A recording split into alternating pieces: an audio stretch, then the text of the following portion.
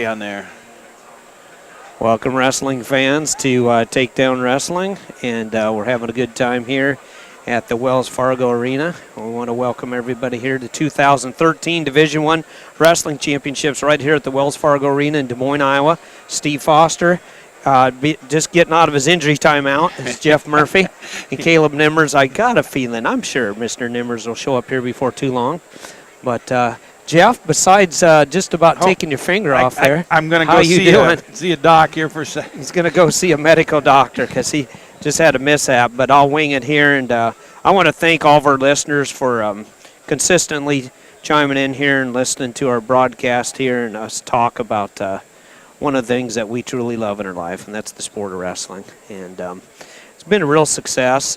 Been some upsets. People love to keep track of the upsets, obviously, in the team race. I'll go over the top 20 here. I'll try to run down the top 20 teams here in this session, and this is obviously the session where you kind of make it or break it.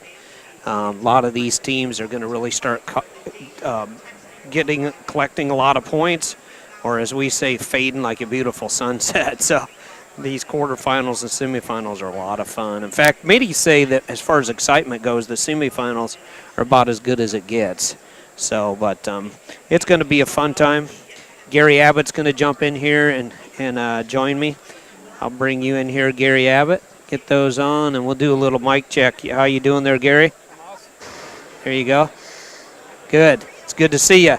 2013 Division I Wrestling Championships here in Des Moines, Iowa at the Wells Fargo. And, Gary, it's always good to hear from you. And what do you think so far? A great tournament?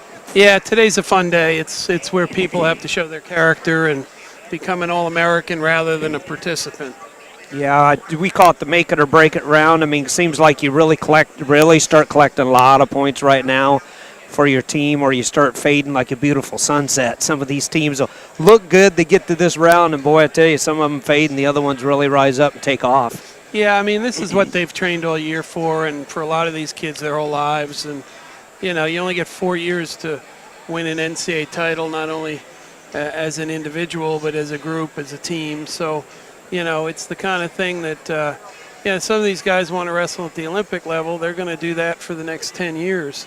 But the college deal, you got 4 shots at it if you can get in. And, you know, every person in this tournament is a quality wrestler capable of winning any match on any day. So, and all the guys know that. So they understand what they have to be doing each and every round. But once you get into day 2, you know, people are going to have their dreams finished off, and others are going to still have that opportunity after tonight to be a champion. So, yeah, today's where the intensity goes, and you'll see all kinds of amazing things, and that's what makes it a great drama. Of course, this is the folk-style version of the sport we all love, the sport of wrestling, but you keep track of the Greco-Roman, the women's, the freestyle at a very high level as well. Talk to us a little about that front, if you could, Gary. I'd appreciate you just educating and informing all of our listeners. Well, obviously, everyone's aware that on February 12th, the International Olympic Committee Executive Board decided that they wanted to recommend that wrestling not be a sport in the core program at the 2020 Olympics. And, you know, there's been a worldwide outcry against that recommendation, but there's still a process ahead which has a May meeting and then a September meeting where we will be able to determine whether or not wrestling will have that Olympic future. The whole idea of taking the world's oldest and greatest sport out of the biggest international sport event really is not sitting well with the world. But the decision process is in place. Wrestling has to earn its spot back in. We got a good, strong team here in the United States. CAPOW, it's called, the Committee for the Preservation of Olympic Wrestling. And then FILA, the International Federation, is getting together and putting together a very strong effort to make sure that we have our day in court, as they would say. A change in leadership there, a new president. There's some strategy firms involved, public relations efforts.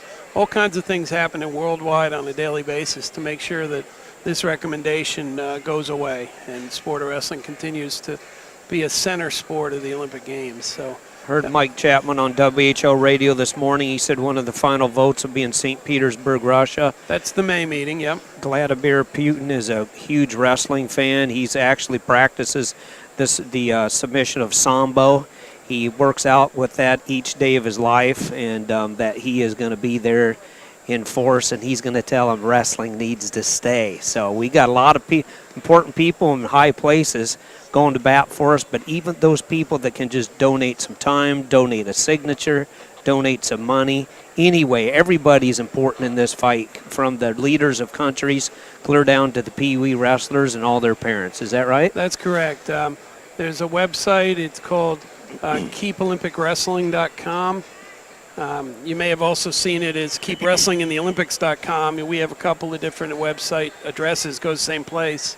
But anyway, keepolympicwrestling.com, and if you go there, you can sign up to be a volunteer. You can sign petitions. You can send in donations. We're going to have to raise a lot of money. We've got to have a defense fund for wrestling, basically, and that is going to be some high-powered activities in the next 6 months. And we're just asking wrestling people to get involved. I know you're passionate about your sport.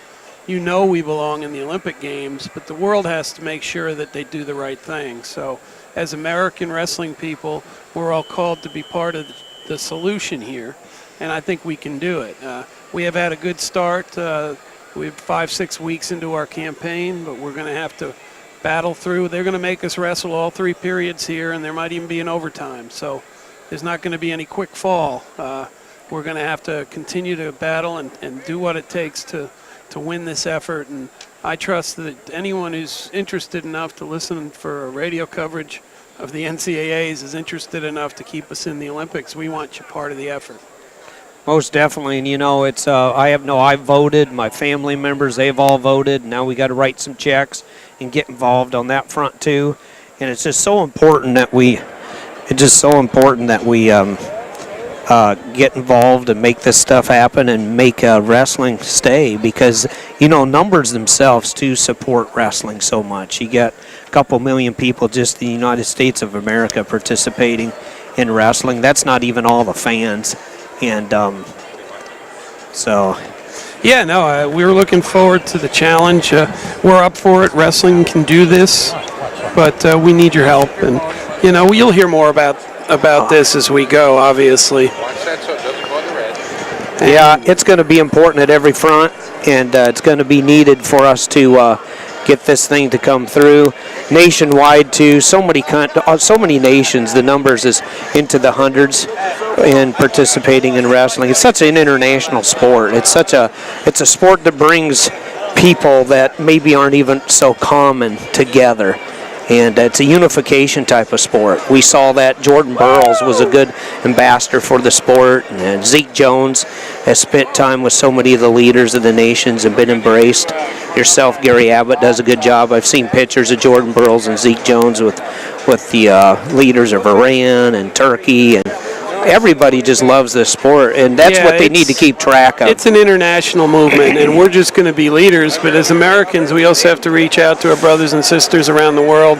There's so many ways you can look at it. We've gotten women into wrestling. It's something we should be proud of, and now they're talking only 4 Olympics in to take the women's wrestling out. It's ridiculous. We're doing the right things in our sport, and the NCAA Championships is a highlight event in the United States, but it also shows what wrestling means in one of the most important cultures in the world.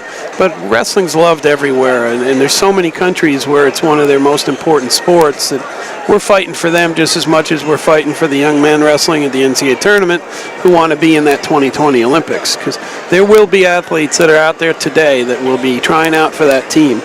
Clearly, some of these guys will be ready for 2016. We are in the Rio Games, but there are athletes that are on that mat right now that might be Olympians in 2020, and we have to preserve that opportunity for them. People take it pretty serious. I think the leaders of Greece or someone's in charge of lighting the torch. I think I heard they said that torch won't be lit if wrestling doesn't. Yeah, no, the Greeks aren't too happy because they invented the word Olympic, and sure, and they're a keeper of the flame, and they want their flame to have wrestling as part of it. So, absolutely, we're going to keep you guys informed, and I appreciate it.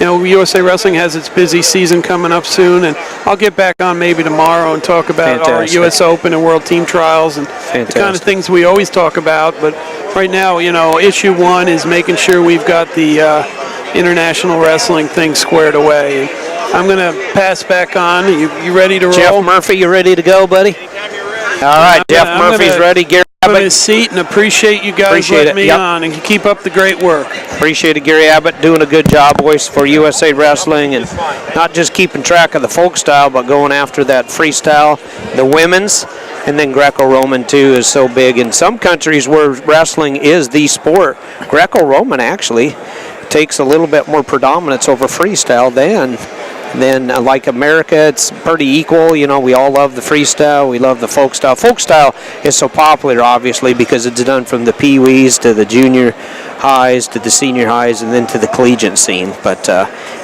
next time we'll get Gary on too, Jeff. We'll talk to him about. They're talking about tweaking the rules and the scoring procedures that are in freestyle too, which I think needs to happen. Oh, it really needs to happen because, so I've heard this example used, and it was a really good example, but we were both there in Iowa City at the Olympic trials last year, and I think it was in Metcalf's match, and everyone in the auditorium thought he'd done something great to win the match at with the that end. Takedown. But because of the rules, the way they were, nope, he wasn't the guy won. And, of course, you got probably the most knowledgeable wrestling fans in the country all sitting in that auditorium, and they're confused. All going, what the heck just happened? Yeah, they were dazed and confused. So that's when you need to step back and say, hey, you know what? It's about the fans. It's about selling tickets. It's about putting people in the seats, the human beings and the fans in the seats. It's about the numbers. We got to keep it simple. We got to make sure everybody understands what's going on, and that's what needs to happen. But we're getting ready to go here, Jeff, and I think we're on, correct? And we need to go over the brackets. Okay, there we are. Let's do top 20. Yep, let's do. Should we do the top 20 teams? Appreciate Gary Abbott stepping in and filling in for Mr. Murphy as he got his medical attention. I don't see a Band-Aid, but there it is. Okay, buddy. Yeah, it wasn't a big deal at the end. It hurt. It still hurts, but it wasn't. You're gonna lose your fingernail, my friend. Yeah, she told me the best thing that ever happened was a chair punched a hole in the fingernail because she said, "Now I don't have to." Yeah. Well, that's the good part of a bad thing. I guess you'd call that a good part of a bad thing. So, Jeff, if you want to go over the team standings, you want to go from about 20 up. Yeah, Central Michigan. I'm gonna start at 21. Something like that. So Central Michigan in 21st place with 9 points. In 19th, two teams tied for 19th, Pittsburgh and Edinburgh at 9.5 points apiece. In 18th place, Virginia with 10. In 16th place, two teams tied again, Virginia Tech with 10.5 and Wyoming with 10.5. In 15th place is Northern Iowa with 11 points. Tied for 12th are three schools, Illinois, Iowa State, and North Carolina with 11.5 points. And now your top 10, two teams tied for 10th place, Boise State and Cornell with 12 points. In 9th place, Oklahoma with 13 points. In 8th place, Nebraska with 13.5. Two teams tied for 6th place, Missouri and Ohio State with 14.5 points apiece. Oregon State in 5th place with 16 points. In 4th place, the Iowa Hawkeyes with 22 points, 22. In 3rd place, Minnesota with 24 points. In 2nd place, Oklahoma State with 29. And in 1st place, the Penn State Nittany Lions with 32.5 points. So, the bonus points that Penn State scored yesterday, all those pins all added up, and that's what's got them in 1st place right now. It is, Jeff, and those bonus points from Wright, and Wright's just winning the matches here, but you got to give hats off to Ruth as well. Just win the matches. Yep. Congratulations to him. He's doing a good job. But Ruth, of course, and David Taylor's just kind of having a pin fest out there, and a lot of the other Nittany Lions won some of their other matches too, and so they're all making. It takes a team, it really does. It takes a team to win this thing, obviously. But you brought up a little bit ago, Jeff, the Oklahoma State's kind of surprising a little bit. They're doing what really they should do on paper. Just real recent history, the last couple of years, they've had those seedings, they've had that billing, but they have kind of faltered in this tournament the last couple of years. They've been having some great dual teams, but they're kind of doing about what they should be, and they're historically strong. And they're 2nd place, then the Golden Gophers, Iowa Hawkeyes, a lot of Hawkeye fans here, this being in Des Moines, Iowa. And you mentioned the Oregon State Beavers doing a good job there, Coach Jim Zaleski and Steiner. Yeah, absolutely. For Oregon State to be in 5th place, I think they have to be really pleased because that's been a building process over the years. And They have an opportunity to continue to be up in those in that elevated rankings. So let's talk for just a minute. So Penn State has 9 of their 10 wrestlers still eligible here, 6 of them in the championship round and 3 in the consolations. Oklahoma State actually has 7 wrestlers in the championship round and 3 in the consolations. Minnesota with 5 in the championship and 5 in the consolations. And Iowa with 6 in the championship and 3 in the consolations. So that gives you an idea, anywhere from 7 down to 5 wrestlers. Oregon State has 6 wrestlers alive, 2 in the championship and 4 in the championship, 2 in the consolations. Now, we talked last night about this being moving day. Okay? Yeah. This next round, the quarterfinals, is the most important. This is where the first batch of really big points get scored. And I was, as I was walking to the training room, I was talking with Cody Sanderson. And Cody, I asked him how things are going here today, and Cody said to me, well, it's like every year, this is the round. This is the round. Our guys who are in this round need to win. And if we win in this round, we're going to be in real good shape. And if we don't come through here, we won't.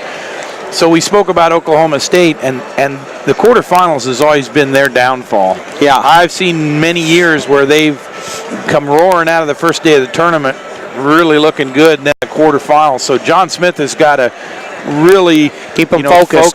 Focus them big time in this round, because this is really will separate everybody. It's important. Now, I would tell you that in my book, this is almost this is probably the most important round of the tournament, and in my opinion, the second most important round is Saturday morning's consolations, because so many times we've seen teams come out of the first day in first place. Obviously, all the points get scored today. Things change, and then at the end of the night tonight, we're going to see someone out in a big lead, but consolation finals tomorrow are going to roar some of those teams right back in.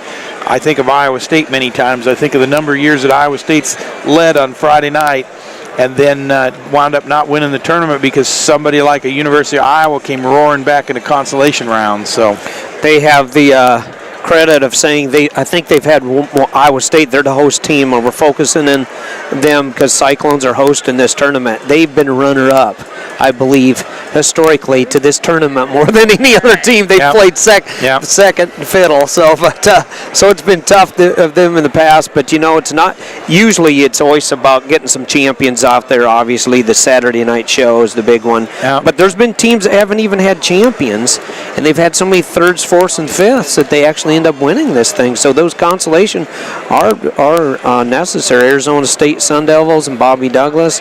I remember Balance, Minnesota up in Albany at the Pepsi Arena. Yep, they had 10 All-Americans. I mean, you go back, it's not always just winning those championship matches. Balance is the key to this thing, and getting guys your whole team to finish real high, to place high. Yep. That is where there's a lot of points. Well, that and the fact that, again, those consolation placing matches it's a pin still worth 2 points. So let's go back to 2000 in St. Louis when Iowa State had the lead after Friday night. Iowa came into the consolation Saturday morning and just kicked everybody's tail, and Iowa State wound up coming in second that year. So. Yeah, and I think they needed 2 maybe to win. They had Cody in the finals, Cody Sanderson, maybe Joe Heskett, Zach Thompson, I believe. And Kale, of course, won. Henick at heavyweight. Yeah, and Trent Henick, too. Yeah, they had a lot of guys in the finals. They just couldn't get it all done. So, who, by the way, did have a victory over Brock Lesnar. Most people forget that Trent Henick, with his Pillsbury Doughboy type of body, he actually went out there and beat Mr. Brock Lesnar. And Bobby Douglas once coined this phrase about Trent Henick from Swisher, Iowa, I believe it was. Swisher, Iowa. He said he is the most overachieve. He didn't overachieve. He actually earned it. He works so hard. He's one of the hardest workers I've ever coached in my life. That young man was amazing because what he came in with, not a lot of raw talent, but he made up with extremely hard work. And I've asked Bobby some of those categories of guys, and that was one of them. Who's really been an overachiever? Somebody you didn't quite think. And his first name he says is Trent Henick. So let's go back here. Let's go over the weight classes, Jeff Murphy, if we can. Right. I know we're going to get some wrestling started. So 10 minutes, so let's look at quickly scoot through right this. along. So if we go through 125 all came through according to seeds, with the exception of Parisi Dominic Parisi from Appalachian State. He beat Jared Garnett from Virginia Tech in the first round, who was seeded 5th, and then he turned around and beat the 12 seed Cox from Wyoming in the second round. So he gets to wrestle Megaludis today from Penn State. Waters, the number 1 seed, against Snyder from Virginia. Bottom half of the bracket, McDonough, the 3 seed, against Garrett from Cornell, the 6 seed, and freshman. Yep, and Kraser from North Carolina, who's the 7 seed, versus Delgado, the 2. So other than that, Parisi joining the crowd. Everybody else is pretty true to form. Kind of has, and Delgado's done nothing but score bonus points the whole tournament.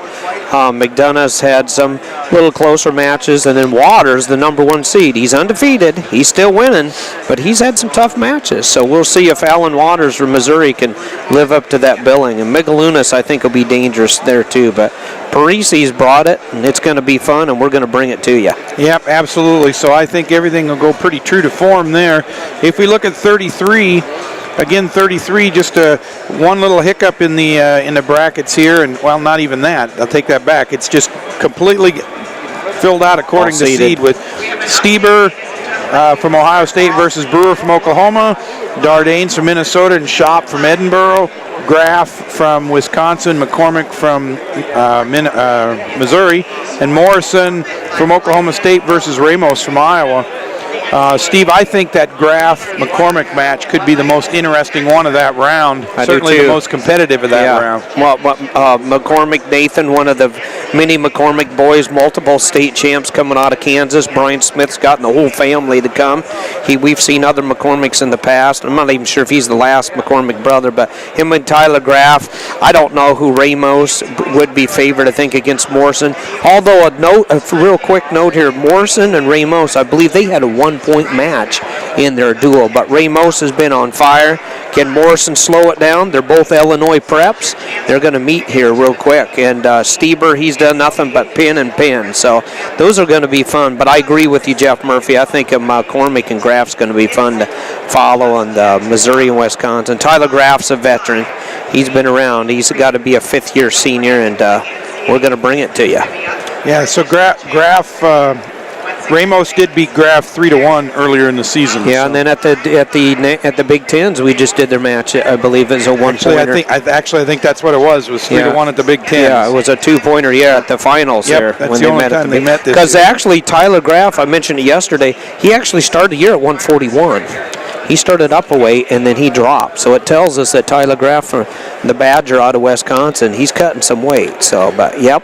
Absolutely. Okay, 141, Jeff. Set the stage, please. Yep, 141. So you've got Logan Stieber versus the 9 seed. So it'll just Hunter. a mild up. Hunter Stieber versus the 9 seed. That's Richard Durso, out of Franklin and Marshall, the lone wrestler here from Franklin and Marshall. Doing a good job for him. Yeah, Durso, the 9 seed, beat Dardanes, the 8 seed, yesterday in sudden victory. So that one, not a huge upset, just a mild one. Everything else in the bracket running pretty true to form here this morning. I think the biggest matchup here in my mind is Ballwig and Maple. If the Iowa Hawkeyes want to have a shot at winning this tournament, I think Ballwig's got to have a real good outing here now. Can he beat Maple? Boy, I don't know. But there's no tag team partners in folk style wrestling, Jeff, so he might need one. But Maple's been on fire, boy. He's been taking it 2 people. So Ballwig will have his hands full. Yep. So the other big matchup I wanted to show you is Michael Manger from Oregon State versus Undrik Bayar Krishniam. See, I only wanted to give you that one because I practiced that last night. Krishniam. Oh, you were in the lazy boy, right? That's right. You were going over that one. That's right. That'll be fun. Actually, that could be a pretty good matchup. That'll be a good match, yeah. Yep. Many call him Oogie when they want to say it fast, not spell it out. But I've been told by his coach, you can just call him Oogie. But he's a good wrestler there for the Citadel. That will be fun. Set the stage for 149, please. 149 might be the most interesting set of matches this morning, or one of them anyway, because we've got Jordan Oliver, the number 1 seed, versus Jake Souflon, the number 9 seed. Then you've got Steve Santos from Columbia. He's a 5 seed versus Cole Von Ahnen, the 4 seed, and I think that'll be a really close competitive match. Then you move down the bottom half of the bracket. You've got 2 unseeded wrestlers who've advanced. You've got Kevin Teo from America, and he's going to wrestle Drake Howdeshelt from Missouri. Howdeshelt got here by way of 4-2 decision over Dylan Ness, and Teo got here by defeating Donnie Vincent in the first round. So 2 unseeded wrestlers. Again, that ought to be a really good match. And then the match that I'm really looking forward to seeing in this weight class, Scott Sakaguchi from Oregon State versus Chamberlain from Boise State. Chamberlain. I think you looked up, they've split this year, Sakaguchi. Wrestled Chamberlain. 3 times. And 3? Chamberlain's got 2 and Sakaguchi 2-1. got So 1. I'm sure Sakaguchi'd like to make it 500 anyway. So he's batting 500, but I'll tell you what, it's going to be a good match. And I know when they wrestle, both being from the Pac-10, so Pac-12 out there at the West Coast, so they've seen each other before, the Beaver and the Bronco, and that's going to be fun. But yeah, Howdeshelt, of course, he wants to score more points because Missouri's they'd like to get up there and get a trophy. Absolutely. They'd obviously love to win the team race, but Penn State would really have to falter, I think. But Howdeshelt's a real important team score for them at that stage, and it's set up for him because he doesn't have to wrestle a seeded wrestler. 157. 157 with several unseeded wrestlers here in the quarterfinals. So we'll start off at the top with 2 seeded wrestlers. Number 1, Jason Welch from Northwestern versus Dylan Alton from Penn State. So that ought to be a really interesting matchup and really important for Penn State this morning as they continue to try on their pursuit of the championship. And then we scoot down the bracket, and we've got the number 12 seed, Jed Moore from Virginia, who knocked off the 5 seed, James Fleming, last night from Clarion by a 4-0 score. He's going to wrestle unseeded David Bonin from Northern Iowa. And Bonin made it into the round last night by defeating Kyle Bradley from Missouri, another unseeded wrestler who had beat James Green from Nebraska, the 4 seed in the first round. So Moore versus Bonin. In the bottom half of the bracket, you've got Georgie Ivanov. Quietly doing things very well, really, for the Broncos. He could be dangerous. Absolutely. And you've got him versus Alex Deringer from Oklahoma State. Deringer, the 6th seed. Some have said that he may challenge for the finals, or at least St. John in the semis. Yep.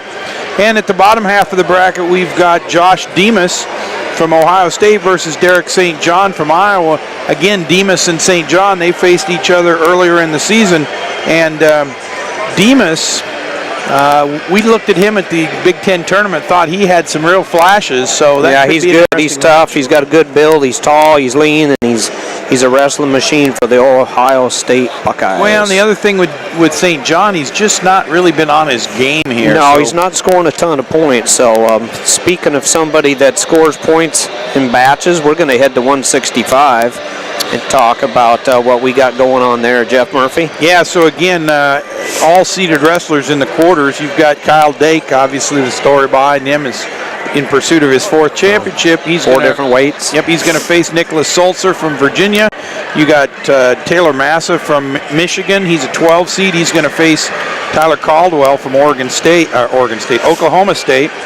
And in the bottom half of the bracket, you've got Peter Yates, another wrestler who's just sort of quietly getting it done. He's a 3 seed, but maybe overlooked a little bit in this really flashy-looking 165-pound bracket. He's going to face Cody Yon from Minnesota. Yon beat Bubby Graham, the number 6 seed, last night. And then in the very last match, you've got Conrad Poltz. Poltz defeated Mike Moreno from Iowa State 5-3 last night against David Taylor. David Taylor with 2 falls on the tournament thus far. Taylor's good. He's a scoring machine, and his matches haven't lasted very long. Him and I think Galagayev has spent the least amount of time on the. Actually, Galagayev, by the way, I looked it up, has spent 52 seconds on the mat so far. Okay. So if we get to 74 and look at 74 again, all seeded wrestlers but one. I've already got one. Thank you, sir. All seeded wrestlers but one, and that is Tanner Weatherman. We'll come back and talk about Tanner in a minute. But, at the top half of the bracket, you've got Chris Perry versus Nick Heflin from Ohio State. Any thoughts on that match, Steve? Well, Perry doesn't score a lot of points, He's kind of got that habit. He just consistently wins, obviously, and that's all you got to do is win them one at a time, 5 in a row, and you're a champ. But he's not scoring any bonus points for Oklahoma State. I'd say he's favored, but if Heflin can keep the pace going, and The problem with close matches is you're always you're keeping your opponent within striking distance. Yep. And that's what's dangerous. So then we've got Josh Asper from Maryland versus Robert Kokish from Nebraska. That's a 4 and a 5 seed. Yes. You get down the bottom half of the bracket. One of the more intriguing matchups is the number 3 seed, Mike Evans. Yeah, from Big Ten Showdown. Yep, absolutely. He's going to face Logan Storley That's from gonna Minnesota. be fun. Now, that's been an interesting one this season thus far because I believe Evans has won, or Storley, excuse me, has won that match when they've wrestled. Nope, Evans beat Storley 3-1 in sudden victory when they wrestled back in 4-3 and 3-1 when they wrestled the 2 times they faced each other this year. So again, Storley had been ranked number 1 in the country for a chunk of the season this year. Kind of took a little, not a complete vacation, but kind of got knocked off his perch there a little bit in the Big Tens. And Weatherman's unseated. He's had a great tournament. Wow, 16-14. Wow, what a match against Jordan Blanton, huh? 30 points, guys. That's bizarre. And I'm not talking 125-pounders here. I'm talking 174-pounders. Yeah, the thing about Weatherman, he beat 10 seed Daniel Yates the first round. He beat 7 seed Jordan Blanton the second round. Now he's going to face Matt Brown, the 2 seed. So we'll see if Weatherman can keep on this tear. And obviously Weatherman and Brown would have been teammates. Brown actually was in Ames for Iowa State for a while, and then he followed Cal to Penn State. And we're got to go through here quickly. Ruth Thomasette. Ruth's just a pinning machine. He's been on a tear. Thomasette's unseated. Lofthouse and Bozak. Last year's national champ will be fun. There's Iowa Cornell. They always fight hard. You got the Vermonster Hamlin from Lehigh against Loader of UNI. That's going to be fun. Ship Talk against Bennett. Bennett is yet to lose yet, you guys. Yep. He's undefeated this year in wrestling and scoring some points for Tom Borelli and Central Michigan Chippewas. Yeah, I think Lofthouse and Bozak is a match to That's really watch. That's going to be fun. Yep. See if Lofthouse can continue on the ways. He's had a good tournament thus far. It's going to be a lot of noise in the house. You got Mr. Kilgore, returning champ from 2 years ago against Burak, one of the 2 Burak brothers for Penn. Meeks, Alfonso Hernandez. That's going to be a good one. I circled that one. Hernandez, Meeks, Welts, Rochalt had a real emotional match with Gatson. Kind of turned it into a track meet, but came out on top. Schiller and Wright, 2 Big Ten wrestlers, Penn State and Minnesota. Yep. Heavyweight, the big guys. Yeah. Mr. Don Bradley's done nothing but win them all so far. And he's tough on top. He's going to be wrestling Thomasette and McMullen, Hankey. That's going to be fun. Northwestern against Oregon State. Galagayoff has been on the map, 52 seconds so far. Yep. Felix, big guys. Being interested, he can throw Felix around. He's big and strong. And then Trice and Nelson. Caleb Nemmers, what's your take on the big guys? Well, I'm picking Trice to actually beat. Trice to beat Tony Half Nelson. Oh, you are. All right. Trice is going to want to, or Nelson's going to want to get on top and turn him. But you're right with Trice. He's hard to move around. Yep. We'll actually do some action there. So let me suggest this, gentlemen. Caleb, why don't you take mat number 3? I'll take mat number 4. Steve, you take mat number 6, and we'll all work on 5. How about that? Yeah, that sounds good. Yep, and so I got Garrett down here, I believe, correct? Yep. So we're off at the 125-pound class. Wrestlebacks. Well, wrestlebacks on the outside 4 matches, but on the inside are the quarters. I'm going to actually stay. Usually we kind of stay with the quarters, and then we'll get to the wrestlebacks from time to time. Yep, absolutely. That's why I suggest everybody watch a match. Yep, I'll get up to 6 here.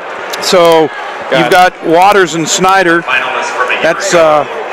That's a match that Caleb's watching right now. Waters from Missouri and Snyder from Virginia. I've got Parisi and Megaludis over on mat number 4. Is that right? Mat 3 with McDonough and Garrett. Where am I at? Waters is on 3. Oh, they moved him around. Okay, never mind. You got McDonough and Garrett. Yep. I've got, that's got to be the Illinois wrestler.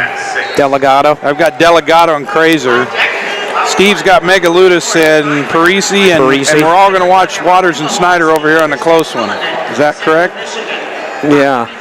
And I don't see Waters, though. The officials over here, early action here with McDonough and Garrett. They're reviewing right here already. Yeah, right there on the edge of the mat. If you guys can see that on the replay board. Yeah.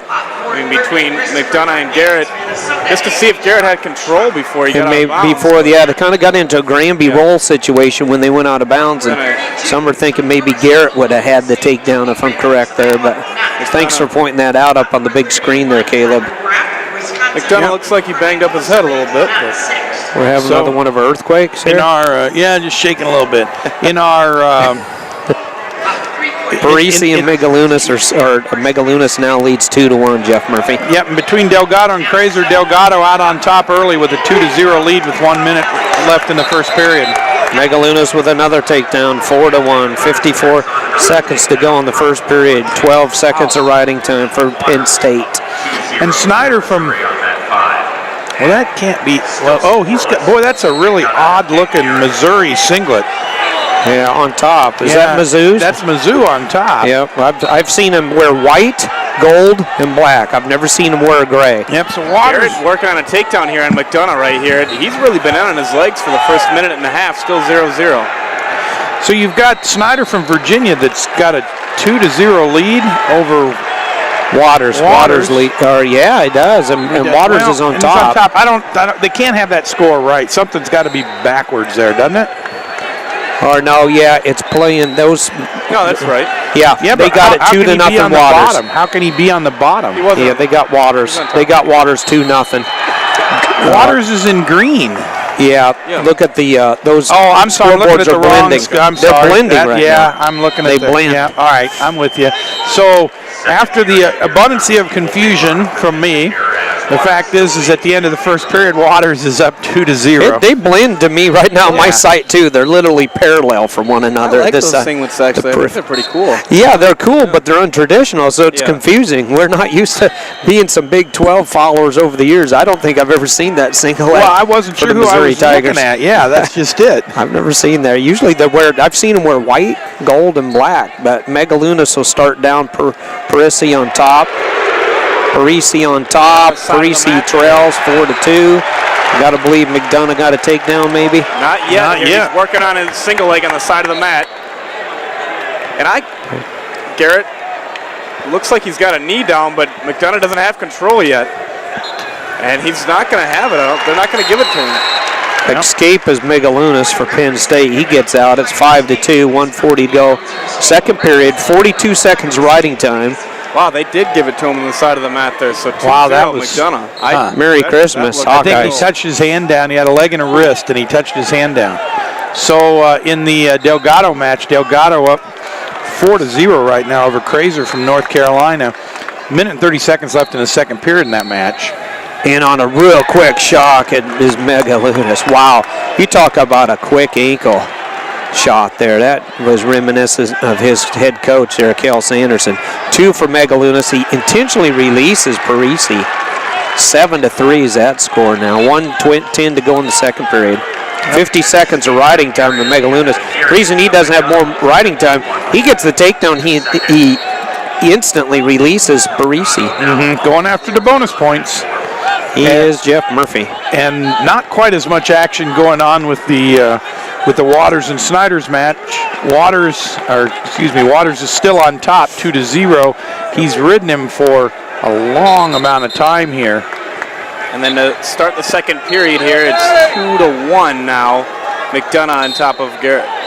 Boy, I tell you, coming around the corner here is Parisi, just trying to cut the corner. If he could get 2 points right now, it'd make it awful close here.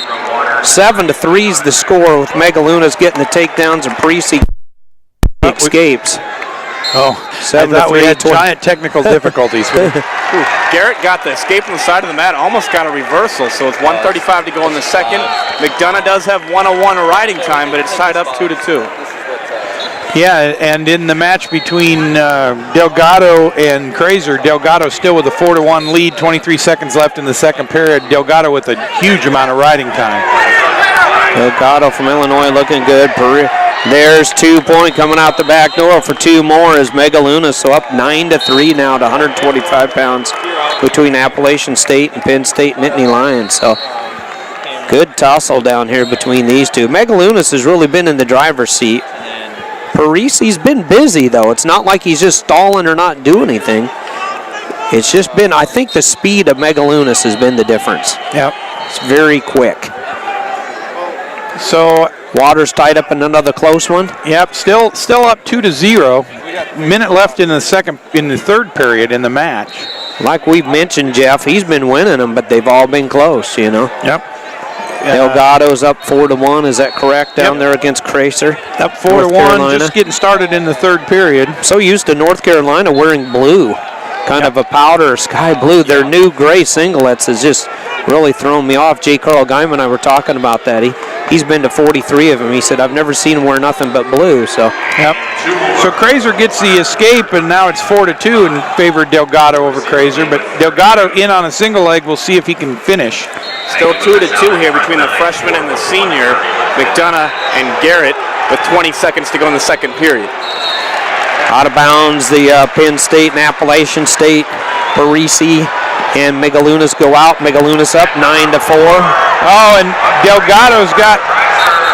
Crazer's got Delgado on his back.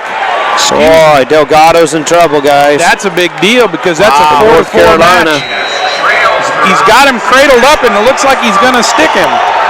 Boy, I tell you, Delgado bellied out just in time, but he's still in the on his cradle. back again. I think he's going to get him out. He's got him settled in pretty. Nope, going to roll out.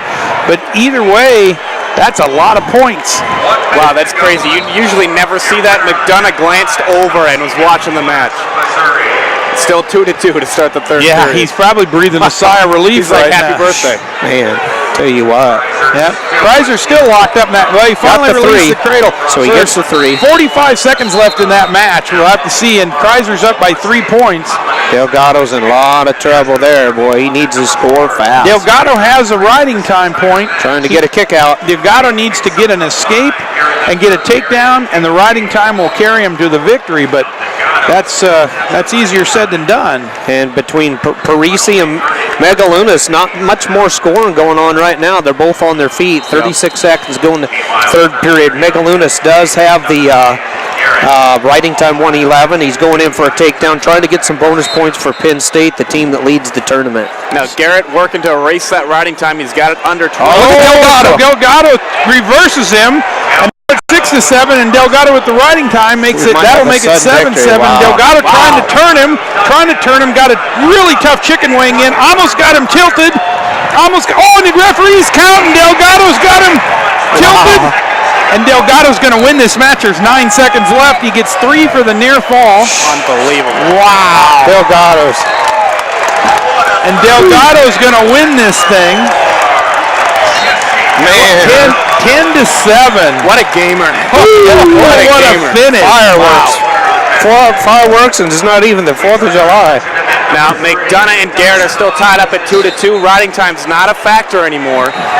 If Garrett continues to ride him out, actually, Megalunas just short. 1 second. He'll 1 be second just short short. of riding time. So we've got 20 seconds to go. Garrett can't let McDonough get up here now, so it's going to be 2-2. Yeah, they're hanging right on the edge. You know, this is what McDonough's really struggled with towards in this season, is really getting up out of the bottom. People have been able to ride him a lot more than I think any other year. Boy, they're going to go to overtime. He missed the riding time by 2 seconds. Wow. 2 So seconds. overtime for the number 3 seed McDonough and Garrett from Cornell. McDonough, the defending national champ. Garrett's just a freshman. 2-2. Good looking. Now, Garrett in on it. In a single leg here, trying to work up. McDonough.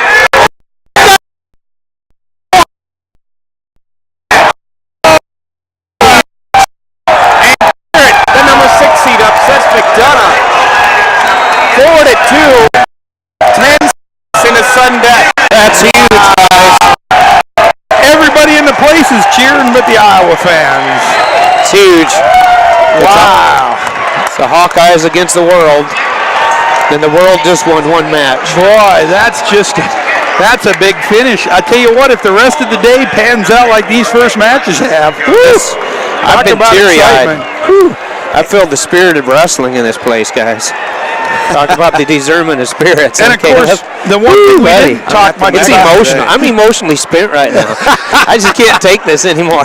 This is fantastic. The one thing we didn't talk You sure I about shouldn't was pay for my media pass? the number 1 seed, Alan Waters, That's bizarre. won his match as well, folks. He won it with a 2. I feel like I should throw money out on him. Flowers? No? That's just Yeah, fantastic. my goodness. Megalunas did win by a major, by the way, 12-4. So Penn State picked up some bonus points there. But wow, Delgado too. I tell you down there, Waters won nice and quiet. Correct? He was victorious in a nice quiet way. So something like that. So, but boy, these other ones, they were all bombers. Especially North Carolina's Cracer and Delgado with amazing stage. You talk about staging a comeback, guys. That's just phenomenal. Knowing where you're at, what you got to do, and then getting it done. What a Putting gamer icing there. on When the you think cake. about it, he's down 2. Well, the scoreboard said 3, Bizarre. but he had riding time. With how much time was left there? 15 seconds.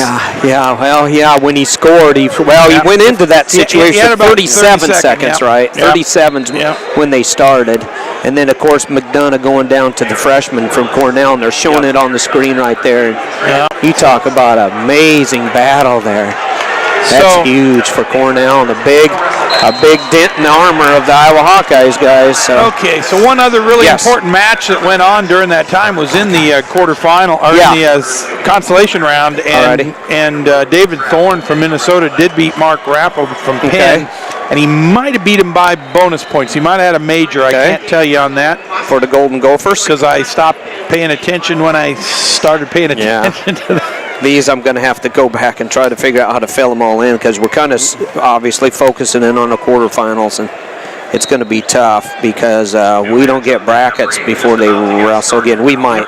There's one session I remember where if you don't write them down and you don't know their face, you're not going to know who's wrestling. All right, so setting the stage at 133 pounds, we got Cody Brewer from Oklahoma. He's the number 8 seed. He's going to face Logan Stieber from Ohio State. Caleb's going to call that one. I'm going to look at Chris Dardanes from Minnesota. Dardanes is a 5 seed. He's going to face A.J. Shop from Edinburgh. The Shop, the 4 seed. We're all going to work together on the Tyler Graff from Wisconsin. You want me to do that one? Well, if you would like. Yeah, I'll do Graff McCormick. Well, you do. Stay on 6 like last time. Well, 6 is not Graff and McCormick, is it? Yeah, there's that funky, it's that funky Missouri. They move things around on me here. Okay, so Steve's going to do Graff and McCormick. Yep, McCormick and Graff. Nathan McCormick from Missouri, Tyler Graff from Wisconsin. We're all going to look at the John Morrison versus Tony Ramos match. Ramos in a stare-down mode. Ramos as a 2nd seed, Morrison from Oklahoma State as a 7. And then there's also one match of importance here right in front of us, fellas, on mat number 7 right now, and that's Jordan Conaway from Penn State. He's wrestling against Harlow from BU. Obviously, that'll be important for the team race.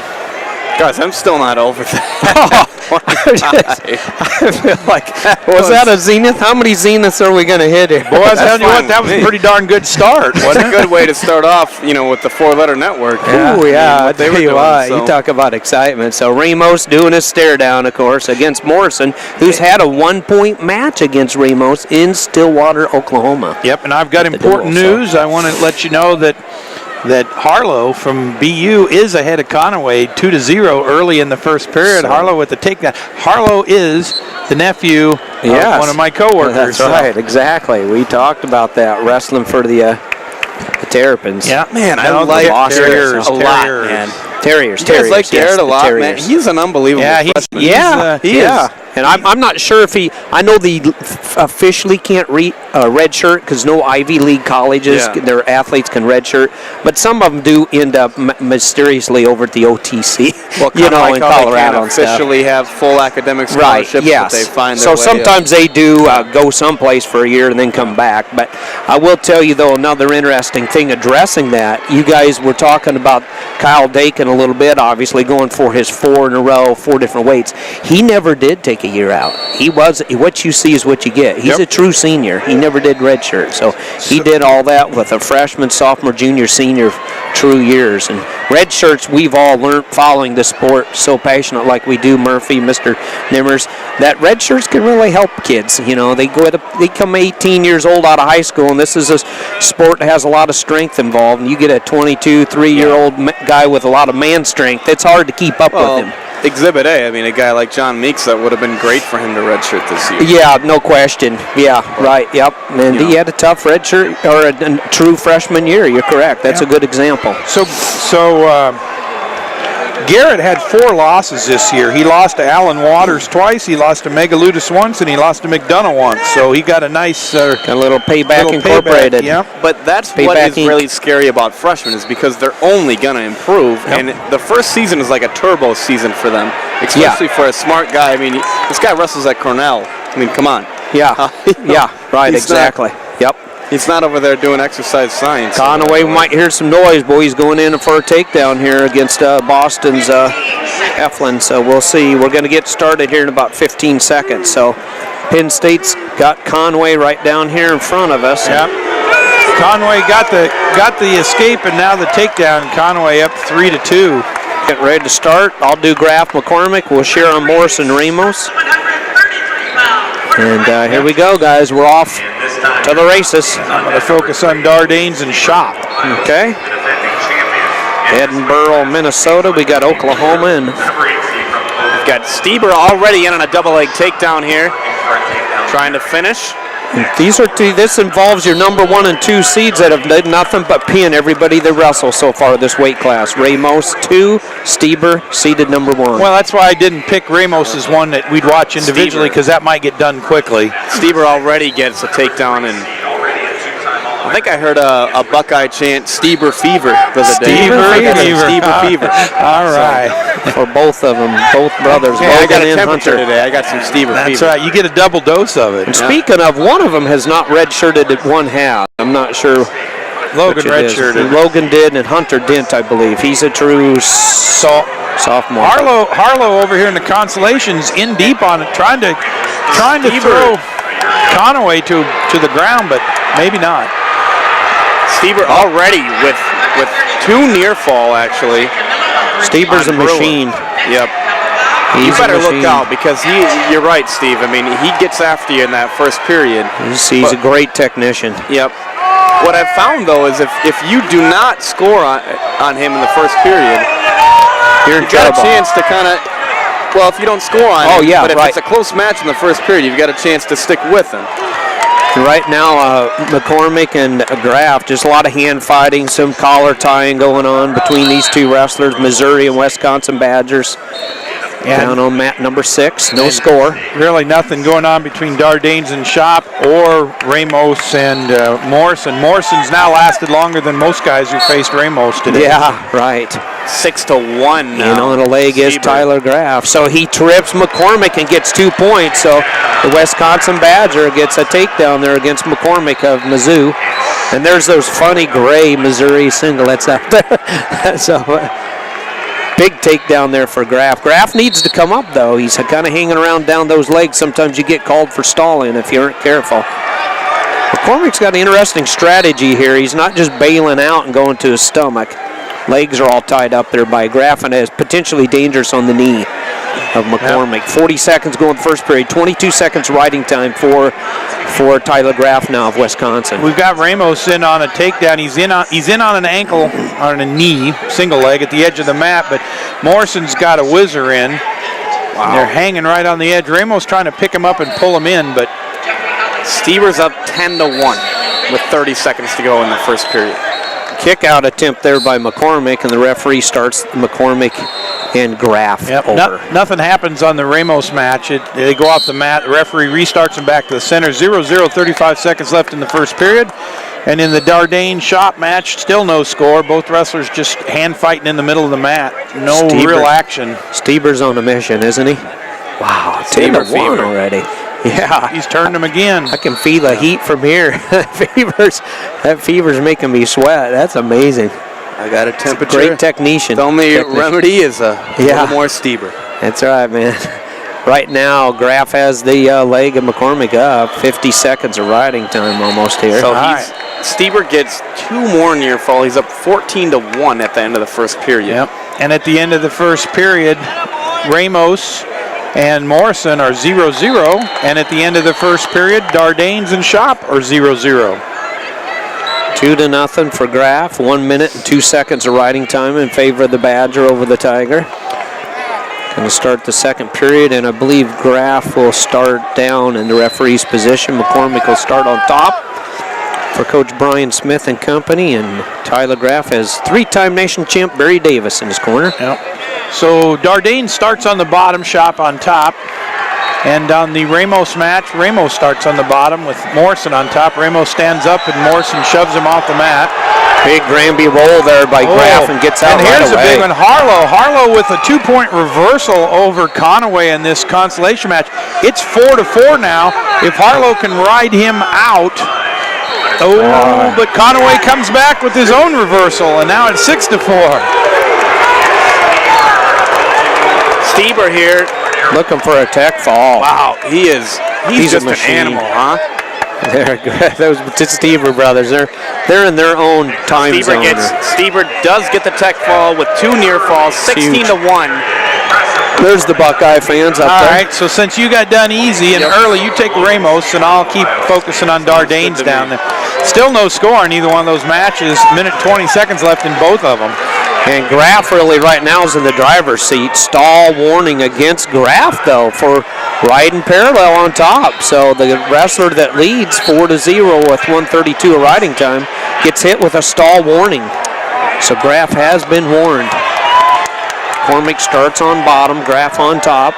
It's crazy seeing Barry Davis actually on the sideline. Yeah. On the side of the mat. Sometimes he stands. Tony Ramos gets another takedown on the edge of the mat.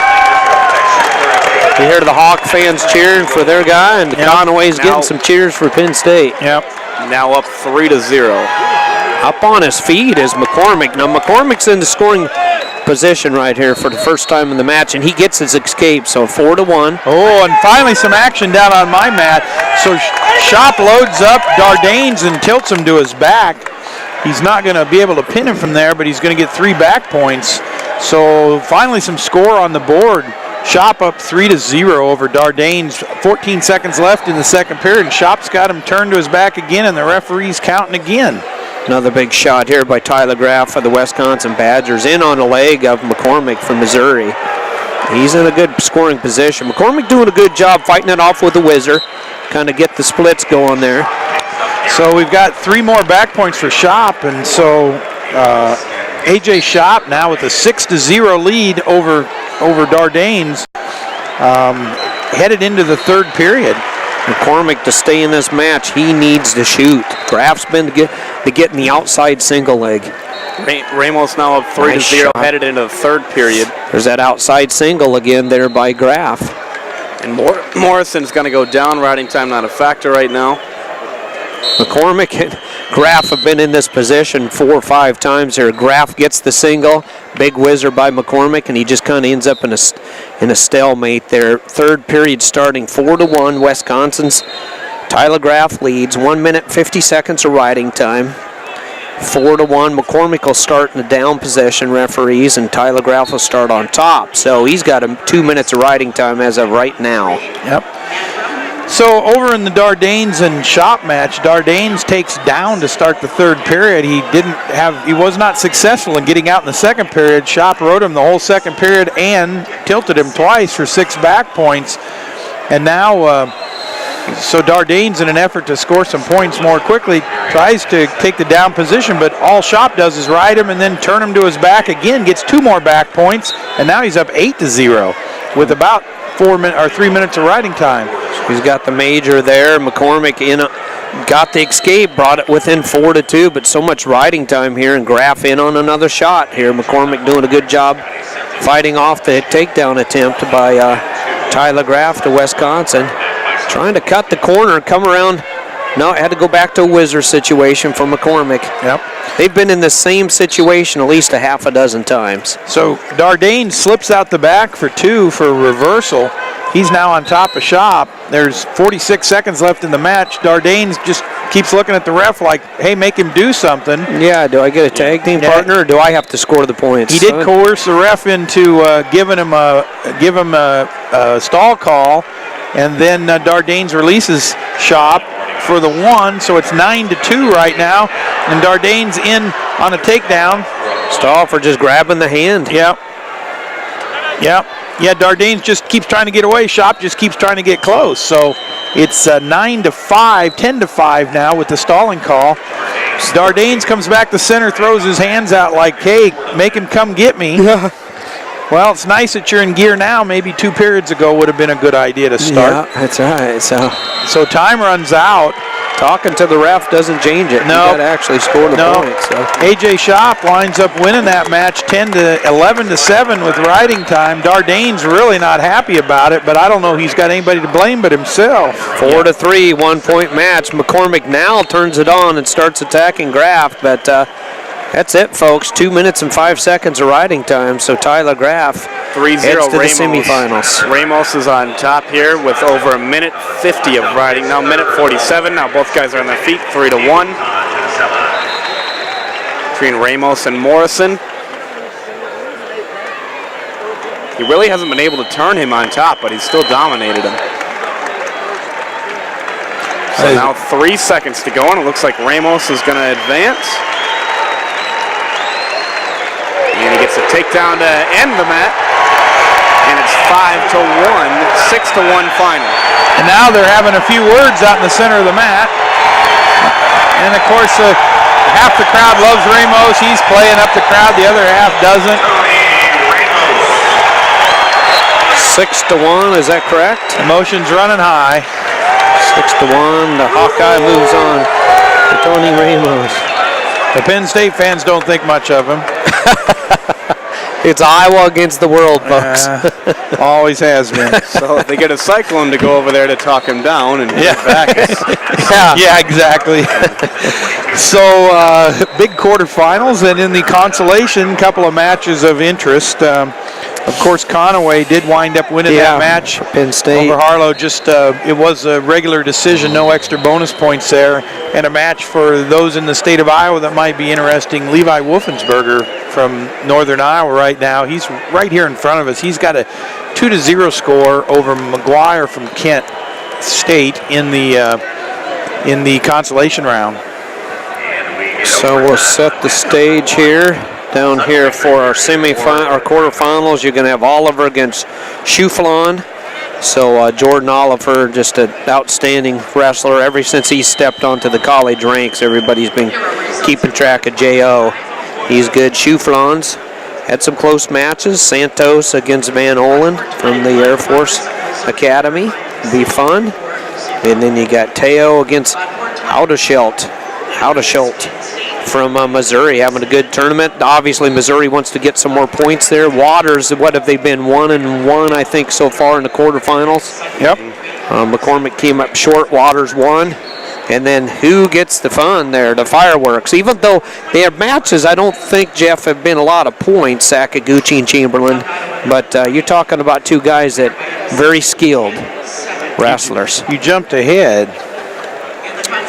Oh, I did, didn't I? Yeah, yep, I did jump ahead. You can't be talking about 40. I kept looking up the scoreboard going, who are you talking about? Let's go to Stieber. We got another Stieber. Let's try a 30. Well, I was baiting 41. the fans. You know, you got to get the saliva glands going. So let's get them all excited. So you got Hunter Stieber, the older or the younger of the Stieber brothers. You know what that means, don't you? When we go to 149, we can all go do a restroom break. That's right. It won't be necessary anymore. Steber's got is a number 1 seed. He's wrestling against Richard Durso from Franklin and Marshall. I think you said that's their only entry. That's Is that their right, only Jeff? entry. He's a 9 seed. They're going to be on mat number 3. Caleb's going to look at that one.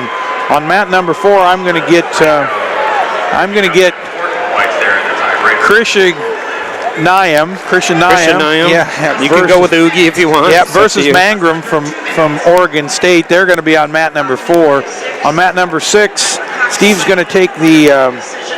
I got to see here. Steve's going to take Matt, you take that mat 5 this time, Steve. On mat number 5, Steve's going to take the Ballwig of Iowa versus Maple of Oklahoma. That's a 2 seed for Maple and a 7 seed for Baldwin. And the other match that we'll keep you posted on is Henderson from North Carolina. He's a 5 seed versus Port from Edinburgh. He's a 4 seed, and he'll be over on mat number 6. I think Baldwin's green and Maple's red. I like it when they get the anklets on and we can they're doing TV timeouts actually, obviously, is what the pause is, and then you can kind of set the stage and know who's wearing what. You know, since they've got everything up on the ribbon board, I haven't looked at an ankle don't need the last 2 days. Those just look up above. Ticker tapes are perfect. It's hard to pick out those ankles sometimes, especially at that far end. Yeah. I don't even know if those guys have ankles. They're so far away. Yeah, that's right. Wolfensberger, the Trice doesn't have physical. You and I here up 4-1, Wolfensberger. Yeah. On right in front of us on 355. So, like you said, some local guys here in Iowa might be. That institution, by the way, has won a National Division I title back in the day. It was called Iowa Teachers College back then. Correct. It's now referred to as Northern Iowa, the University of Northern Iowa in Cedar Falls. So there'll be some guys on the consolations. Well, we've got a minute. Coming up real soon here. In fact, coming up right now on mat number 8, Joey Lazor from Northern Iowa is going to wrestle Julian Fikert. Fikert? Yeah, that's it. I always get that one wrong. And Fikert is from Oklahoma State. The two wrestlers both the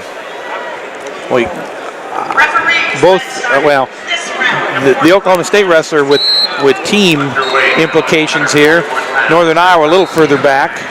Yeah, they were in 12th, or what was Northern Iowa Panthers? I think they were 15th with 11 points. We're underway here at 141 here now. All right, here we go. Might be some fireworks down here on the one I get to do. And Caleb Nimbers, you're covering which one? I've got the number 1 seed, Steve. Oh, yeah, and good. Durso. Great. Green and red on that. No points between the Baldwin and Maple. These are two storied programs. There was about a decade or more where it was Iowa, Iowa State, Oklahoma, and Oklahoma State, by the way, that always won the national title. Yep. But it's been good. The parity's been nice. Yeah, people forget that Oklahoma was part of that, too. Oh, they won a lot of titles back in the day. They had a lot of great ones over the years. Schultz brothers, and I'm only leaving out about 400 wrestlers because I don't get them all memorized, but they've had some superstars. And they got a good one right here at Kendrick Maple. Yep. Stieber in on an early shot.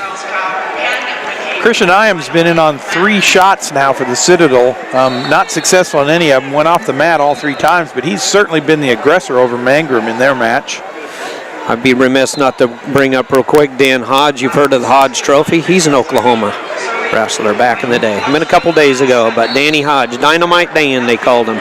Out of bounds they go. Stieber up 2-0 right on the edge of the mat, so 1:37 to go in the first period. I think this sport's great, though, because we like to recognize our past superstars as well, you know. And it's about the present and the past. That history is so important. Mike Chapman does a great job. Jay Hammond, the historian, does a good job of keeping track of the past. Now now is what's happening right in front of us, and there's been no score. They've gone out of bounds. Maple and Baldwin has once. 1 minute 9 seconds to go in the first period. So Mitchell Port from Edinburgh takes a 2-0 lead over his opponent, Henderson from North Carolina. I think Baldwin, if he can keep this a slower pace, it's a feather in his cap. And he went in on a big double-legged takedown there on Maple and didn't get the takedown. But Oklahoma, by the way, is in 9th place, and Iowa was in 4th place. So they're both 2 top 10 teams right there on mat number 5. And a lot of times these coaches get paid bonuses for what they get. Top 5, top 10. Yeah, it's important. Yeah, there is some financial incentive. They don't. Yeah, so absolutely. So Henderson with the reversal in that match, and he's all tied up now 2-2 with Port. And the match that I've been focused on is still a 0-0 match between Christian Iam and Mangrum. Stieber already with 2 takedowns. He's up 4-2 over Durso. And Baldwin and Maple gets them with the speed. Maple gets the first takedown, so he draws first blood. And he's tilting Baldwin right now. He's picking up some back points, guys. Ballwig bailed out. I think it was probably just a 2, no 5-second count there. So 4-0, just like that. Maple's up. Yep. That is so fundamental. That's what you teach these guys right away. I mean, look, right when you get a takedown, that's when you need to go for near fall points right away. And the other opponent getting the takedown on, he needs to bail out, just belly out, and make sure you don't get tilted. And that was a nice tilt situation there for Maple. You definitely should have freestyled it right there. Henderson gets an escape at the end of the first period, and so going into period number 2, Henderson's up 3-2 over Port, and the score is still 0-0 down on that Mangrum-Christianium match. At the beginning of the second period, Schneiram starts on top, I believe. Yep, on top. Mangrum on the bottom. Mangrum gets to his feet, turns into him, and steps down and gets the 1-point escape. Mangrum wrestles. Mangrum up 1-0. Apologize there, Jeff Murphy, for interrupting you. My bad. Oregon State, by the way, is in 5th place. The Beavers are. So Mangrum wrestles for Oregon State. I'm sure they'd like to get these points, obviously. So Port from Edinburgh gets 2 back points, and Port takes a 4-3 lead. Port on top with 1 minute and 20 seconds left in the second period. And I'm not sure what the timeout here between the Hawkeye and the Sooner is, but Coach Mark Cody and Brands and Morning Star and Michael Leitner. It's good to see Michael Leitner in the corner. Boy, he was a great one, wasn't he? Yeah, well, the refs are all looking at the replay, so it must have had something to do with those back points. Yep, I bet you're right, Jeff Murphy. Yep. I would imagine it had to do with whether he was really exposed or not. He was rocking back and forth, kind of rocking the shoulders back and forth, but Ballwig was, that is. Yep. Maple had him in a tilt situation. Jeff, what else do you see? Well, just a couple of quick things. We talked about Levi Wolfensberger from Northern Iowa a little bit ago. He did win his match in front of us, so he advances in the consolations. And Lazor up 2-0 over Feckert from Oklahoma State. And that match has 48 seconds left in the second period. Still 1-0 in favor of Mangrum over Christianium. And still 4-3 in favor of Port over Henderson. And 4-3 here between Stuyber and Durso. Christianium's good because you know Mangrum's going to bring it. He's the number 3 seed, and I'll tell you what, tough kid. Tell you what, I'm impressed with this Durso kid from Franklin and Marshall. He's wrestled a really good tournament thus far. He has, Jeff. He's done a good job for him. I mean, he came in as a 9 seed, then beat Dardanes as an 8 seed, but he's holding his own with Stieber here. He really is. Hunter doesn't seem to have the point spreads maybe Logan does. And all right, so on the 2 mats that I've been keeping an eye on, time runs out in the second period, and so score still 1-0 in favor of Mangrum from Oregon State, but Christianium starts on the bottom to start the third period, and the score still 4-3 in favor of Port over Henderson. Henderson starts on the bottom in the third period. So now 4-3 here, Stieber over Durso. And that's going to start the third period, and Hunter Stieber is going to go down.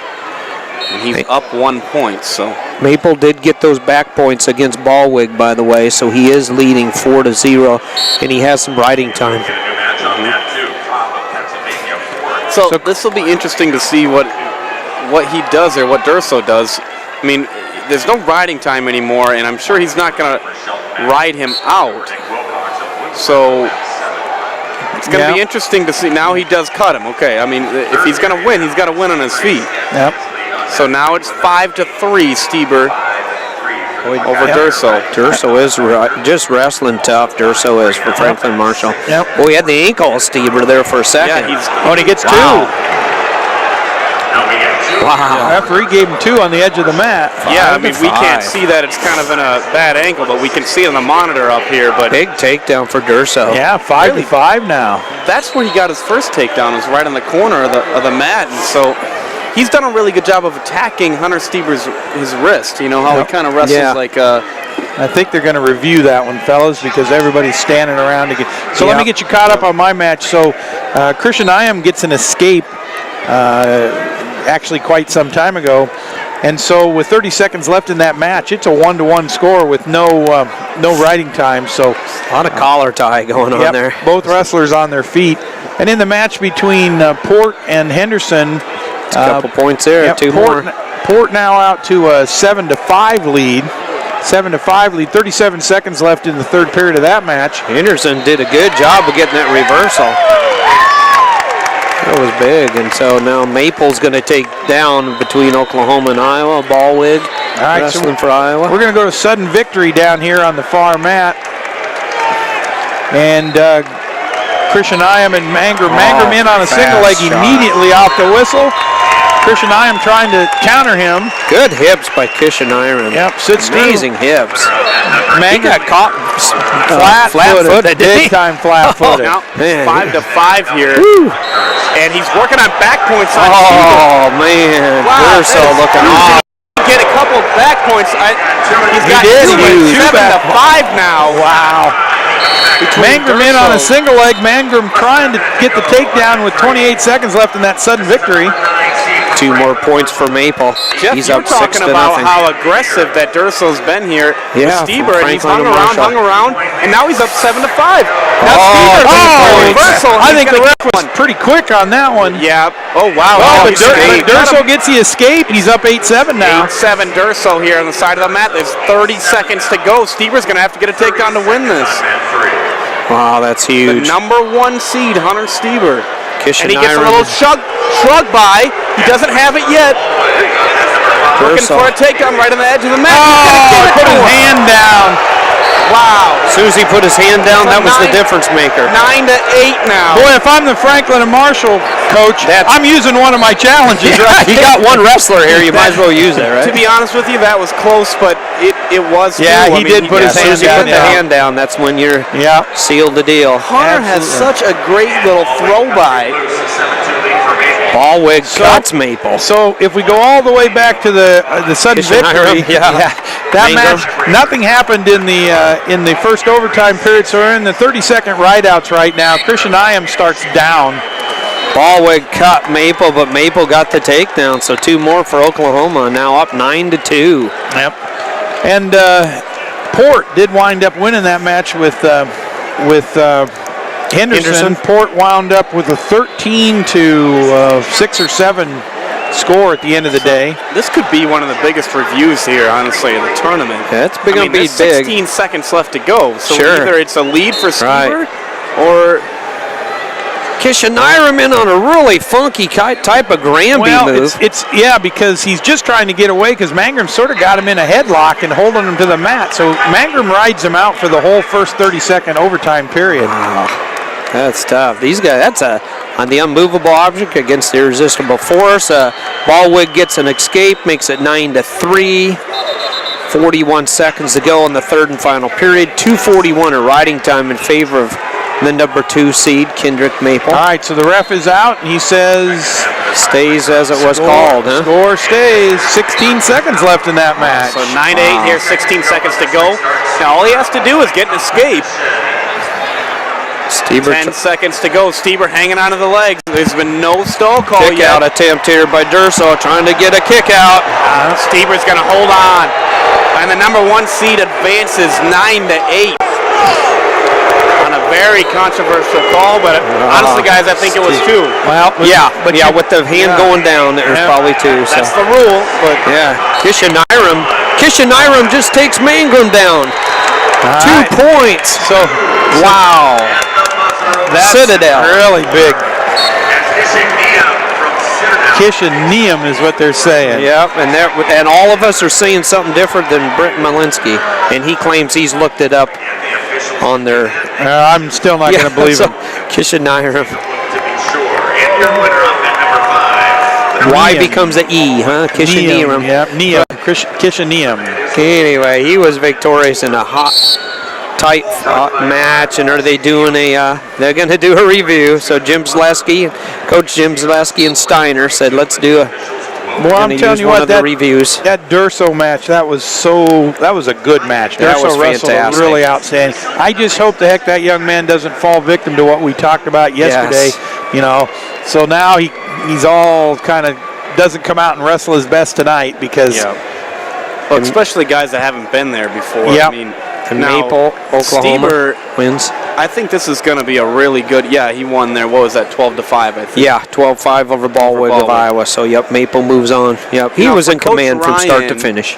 Coach Ryan here during this time, between what they're going to have tonight.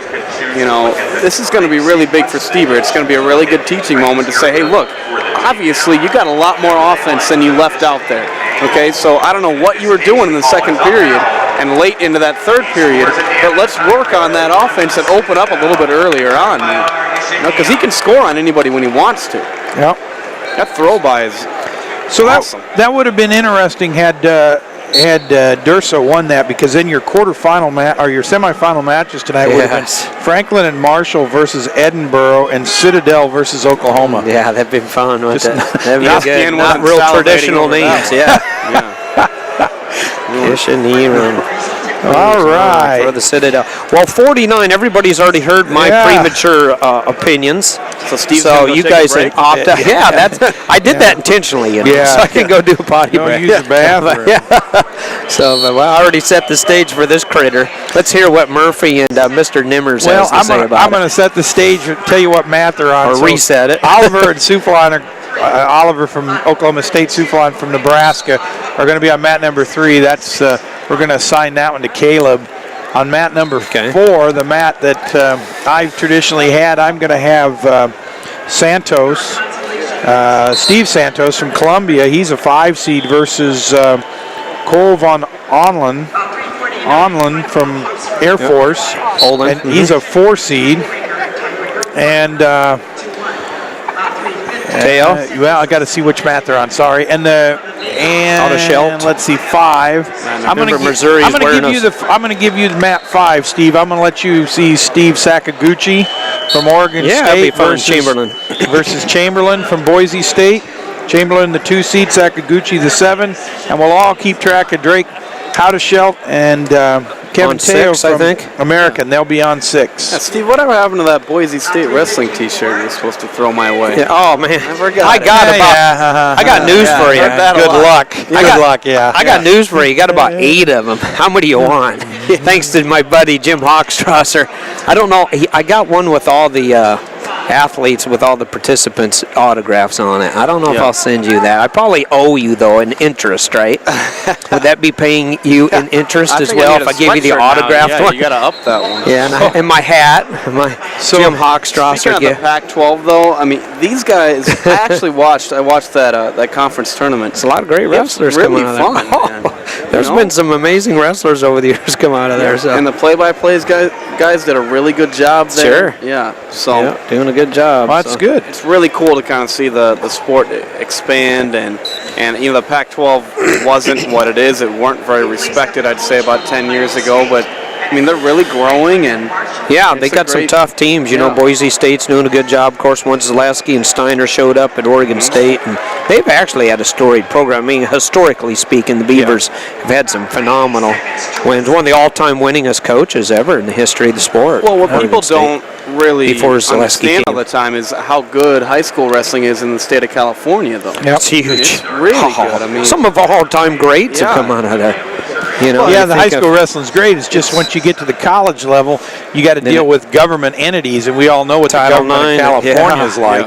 Yeah, they're not going to take on blue collar. They're not going to embrace blue collar stuff. I mean, teams like Arizona State have proven that they can do a lot with a little. I think Guerrero, Abbas, they go back a little ways. The Schultz brothers, Dave and Mark, both came from there. I mean, there's Stephen Neal. I don't know if you two have ever heard of him. Recently, one of the guys who's got a lot of publicity. I mean, Robles and all that stuff. Welch right now in this tournament. Yep, Jake Varner. Jake the Snake. Yep. Yeah, 4-time finalist, 2-time champ for Iowa State, the host team. A lot of good Olympic gold medalist. I mean, and the bad thing when I start doing that, I know I'm leaving out about 50 guys. My hard drive doesn't hold as much as you get older. It's been used up. You know how hard drives are, computer buffs. They only hold so much. Well, as you get older, those hard drives, and you can't just take out this brain and insert a new one. So my wife thinks I should. I mean, I think that'd be so awesome when you think about it. They can wrestle all year round, like with little fan things that they do outside. Sure. And, where in Iowa, you really can't do Well, sure you You can. gotta keep inside. Well, you It's can't all have in. Iowa and Iowa State wrestle a Jack Trice. You just in got December. to pick the right weather. Yeah. Some days it's nice. Citadel, like I earlier mentioned, they did have an outdoor wrestling event this year too, and I watched it and saw pictures of it. A lot Or of just traditionalists still don't photos like of that. it. I think it's awesome. Like It's for the neat. marketing of the sport. Yep. You know, Hey, that's the way they did back in Rome. I Hey, guarantee I you. remember growing up, we had quite a number of outdoor wrestling Yeah, events. you and your My brothers. brothers and I. I knew that. And it really didn't matter what season of the year it was. Down in Washington, Iowa. There's usually something being flung through the air at the same time. And Dad saying, Sort of- "You guys." It was a combination of wrestling and juggling. Yeah, there say. you go. And Dad standing on the porch saying, "I hope these hope my sons have enough energy to put hay in the barn tonight." That's right. If you're going to throw the pitchfork at your brother, throw the blunt end first. All right, well, Let's now go, guys. We're underway here at 149, so I've got Oliver and Souflon. Yeah, Shouflon, yep, Right. from Nebraska. Yep, Shouflon is Shouflon. what Yep. So Yep, Santos Van Olen I'll make and sure that I'm Teo pronouncing against that right. Haudeschelt, and I'm going to do Mr. Sakaguchi and Chamberlain. Right now, they're no score. I'm going to think there's going to be a lot of action in this, but they haven't scored a lot of points in all. I think, Jeff, you said they've met 3 times. Chamberlain has the edge. 3 times this year. Yes. Jason Chamberlain wrestling for the Boise State Broncos, so... You know, I did think of this earlier. If Chamberlain and Oliver end up in the finals, that'll be 2 years that Oliver's had to wrestle a Boise State Bronco in the finals. He had Andrew Hochstrasser just a couple years back. I think that was in Philadelphia, I'm pretty sure. correct. Hochstrasser, Oliver, and we're no score down here. Somebody's got 2 down there on the far mat. Yep. Right off the bat, we've got None other than Jordan, is that right or not? Well, Santos. Yeah, Santos. It would be Santos. 2-0 lead right now. Jordan Oliver on a quick takedown there. Now he's up 2-0, and J.O.'s a stud. Souflon. So, guys, I'm not gonna. Oliver's my man. favorite wrestler to watch. He's He's entertaining. He's got it He's been entertaining. my favorite for a while, just to watch. Pure entertainment. He's You know, can I'm score. He's good for the sport. You know, Yeah, so oh, man. now he's up 4-1 quickly. And he's been good from the get-go. Correct. You know, he walked right out of high school, and it's like, whoa, that's who Jordan Oliver is. Yeah. He introduced himself on the big stage right away. I mean, his learning curve was fast. Well, I think he had learned a lot before he even arrived. Yeah, A lot you're of right. talent. It's a PA prep, is that correct? Yep, he's actually he's from Pennsylvania, so Just no score here. Collar tie between Chamberlain and Sakaguchi. Sakaguchi on the leg here. Nice reaction there by Chamberlain with a whizzer and a crossface. Yep. Minute 15 seconds down on the match between Van Olen and Santos. Santos still up 2-0.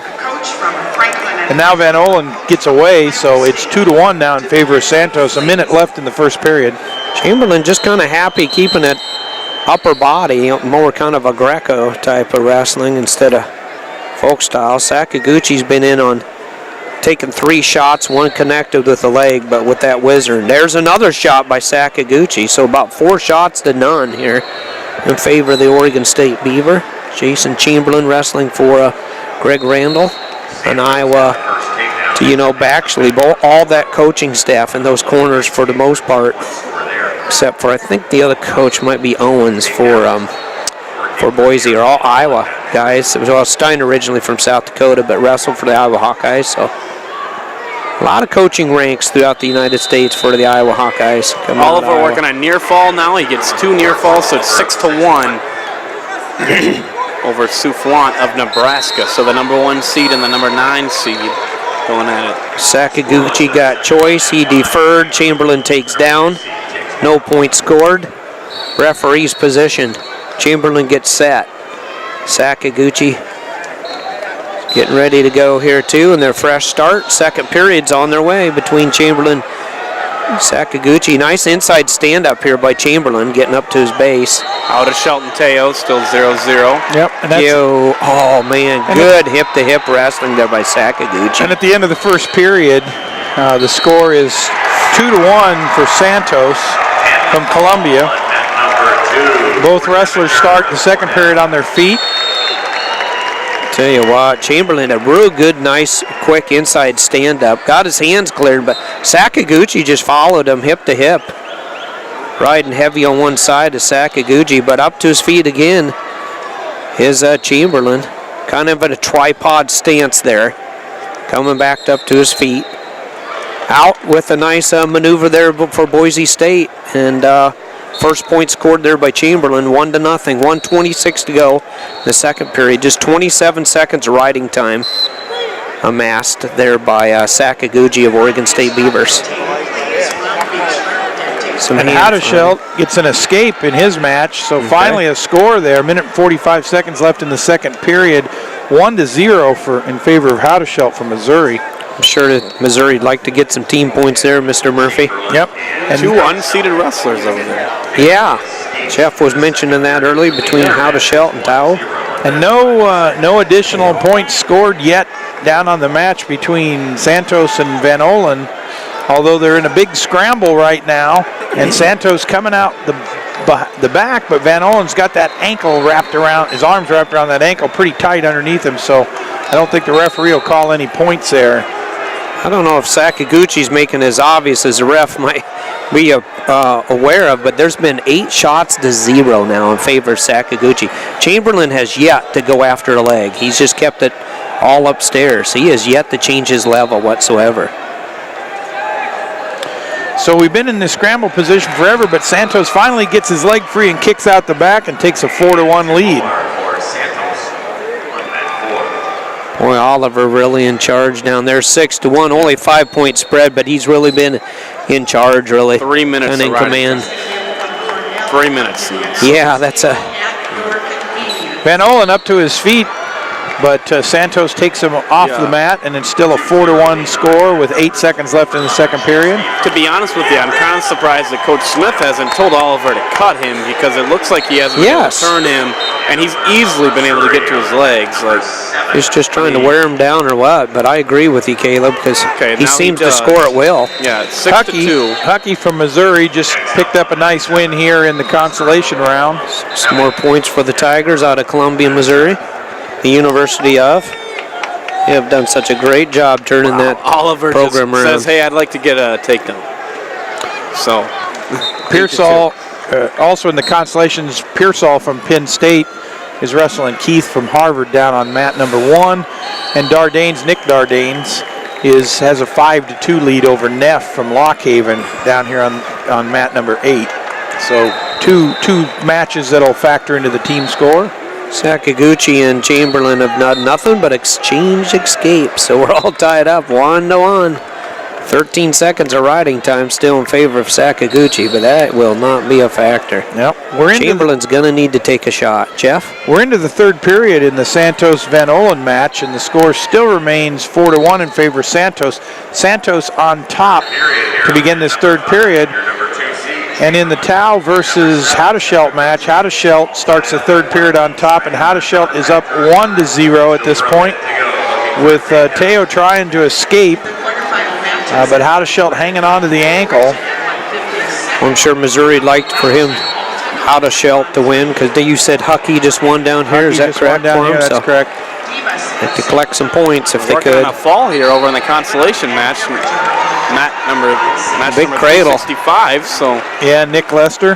Yeah, versus Nick Habit. Lester and Habit. So Habit working on the fall against Lester, and he's going to get it. Makes it. Boy, that's nice cradle. That's a good habit to have. Yeah, it's a darn good habit. 1-1 between Sakaguchi and Neff Chamberlain. Neff from Lock Haven. No, I'll take that back. Dardanes extends his lead to 7-2 in that consolation match. Chamberlain actually took a shot. Okay, Van Olen out from underneath, so it's 4-2 now in favor of Santos versus Van Olen. About a minute left in that match. And on the other match, you've got Haudeshelt just riding really tough, and he's still up 1-0 in that match. Just riding tail really tough. 1 minute left in that match. 8-3 with a minute left to go here. 6 Oliver and Soufflant. 6 seconds to go, guys. We're going to go to sudden victory. So these guys have never had much point spread, and they're picking up about where they left off in their 3 matches. I think they've all been close, Jeff. Yeah, that's the second sudden victory they've had this year. Sakaguchi lost 3-1 in the most recent one. That was back in the season. Just so evenly matched. Sakaguchi's been busy. Chamberlain's actually taking some shots. There's a shot by Sakaguchi. And Van Olen in on the takedown, and he's trying to turn, but he does not get it done. So the match ends 4-4, but Santos has a minute of riding time. So with the riding time, Santos, your winner. 27 seconds. Sakaguchi has a leg of Chamberlain up in the air. Chamberlain's, boy, doing the standing splits here. He's really being stretched out there. Boy, nice. What a recovery by Chamberlain. Sakaguchi had him dead center, almost getting the takedown, and Chamberlain, just like a cat, lands on his feet, comes out of that and doesn't get taken down there. Howdeshelt still leading, is that right? Yeah, Howdeshelt still leading 1-0 with 30 seconds left in that match. Howdeshelt now with a minute and 19 seconds. Chamberlain in. Nice reshot there by, Chamberlain initiated it. Reshot by Sakaguchi, and ready? We got rideouts. Jordan Oliver advances 11-3. Okay. Riding time. Yep, I'm going to close out that Santos match as well. Santos from Columbia. Columbia with a wrestler in the semifinals tonight.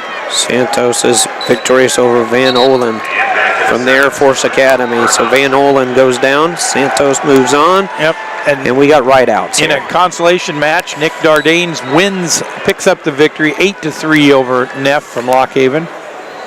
Big win there for the Golden Gophers. We've got Andrew Alton versus Eric Grijalles here in front of us. Alton from Penn State and Grijalles from Michigan. That's in a consolation match as well.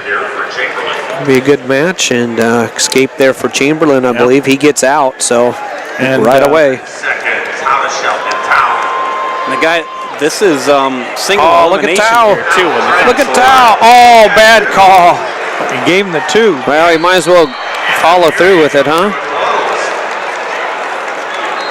And is that it? So Tao with the reversal, it's 2-2 now. 2-2 because of the escape? Yeah, because of the riding time. Oh, so now we got a sudden victory, so no review. So they gave it to Tao. 2-2 sudden victory between Tao and Howdeshelt from Missouri. Yeah. So Chamberlain starts on top, Sakaguchi on the bottom.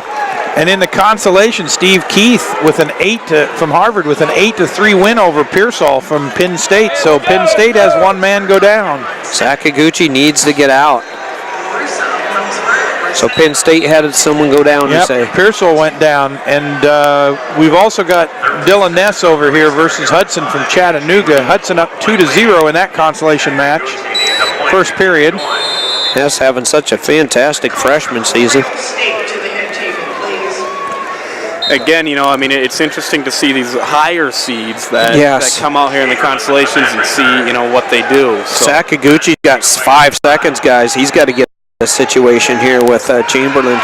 Chamberlain got the escape so quick. He is tough on top. And he's going to win here, 2-1. Chamberlain wins with that great big, real 2-second escape, by the way, for Chamberlain. So Chamberlain for Boise State moves on. And Tao and Howdeshelt make it through the first sudden victory period, and so no score. So we're going to go 2 30-second rideouts here.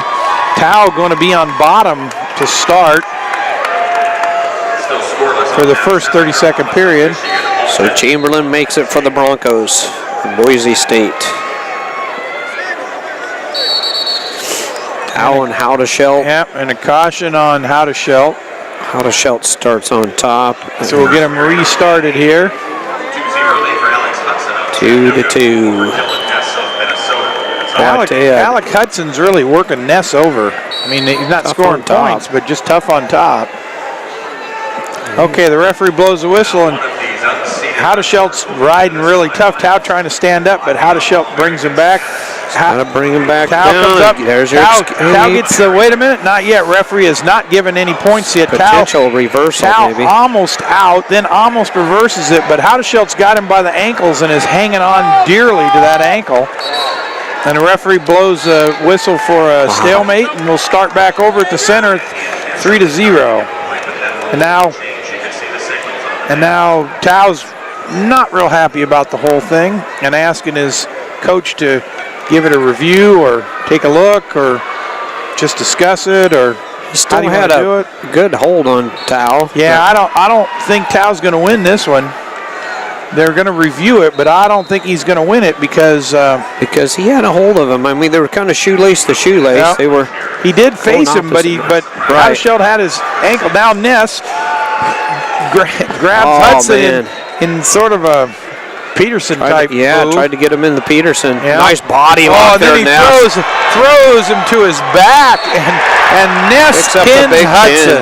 Big pin there for the Minnesota Golden Gophers. Should have done more scouting there. Yeah. He does that. I'm telling you what, Ness just doesn't look good at all until he gets into a big flurry, and then it's all over. He likes to just finish it fast, doesn't he? How many times the Big Ten did we see Ness do that? And he finished it fast, that's for darn sure. It's got to be so hard to coach a guy like that because you don't want to ruin his style. And now I'm not sure what's even happening here, fellas, on this Ness match. Type of review because you can't review a fall. Well, the coach is asking for a review, but I don't always. Oh, and right here in front of us, Gray Hollis has Alton on his back. That'd be really bad for Penn State. Oh, man, Alton just scrambled out of that just in time, didn't he? Remember here, these constellations, you lose, you're done. Yeah, and so now it's a 5-1 lead for Gray Hollis, and he's getting back points again. Alton took third last year. He should be done. He's done. I'd say he's done unless he does something phenomenal here. Alton's a big thrower, though. You never count him out. Well, that's true. Yeah. It's a 7-1 lead for Gray Hollis. You cannot review a fall. I think they're trying to review something that led to the fall. Okay. But I don't. I mean. Well, no, you can't review a fall. I mean, I don't think. SHP, J. Carl Guyman, we've been talking about that. At my house, you should come to my house. You want to learn about rules at night. Man, I know. I've learned about every rule. I don't know. So, but I tell you what, there's just some people I just don't know if I want away from visit with at night. I'm not a real big fan of jumping jacks. Yeah. Commando jacks. Never thought I'd say that on the radio. No. Okay. And Hollis look at picks Alton up and throws him to his back. But they do know the rules. J. Carl Guyman, he should just rewrite the rule book. I think he could by memory. Ness wins the review, so he gets the fall and the bonus points for the Golden Gophers in Minnesota coming down here. So Alton behind the 8 ball really here, giving up those back points. He's got his work cut out for him. Left. He's going to have to pull a Dylan Ness or Jason Welch or some of those guys that seem like they're in trouble. Next thing you know, they have their opponent pinned. Crazy seeing Nick and Fanthorpe in the we're all corner standing around here now looking at all these constellations, but Haudeschild Tower out there. Haudeschild up 3-2. Got one of those Boston Marathon matches going on.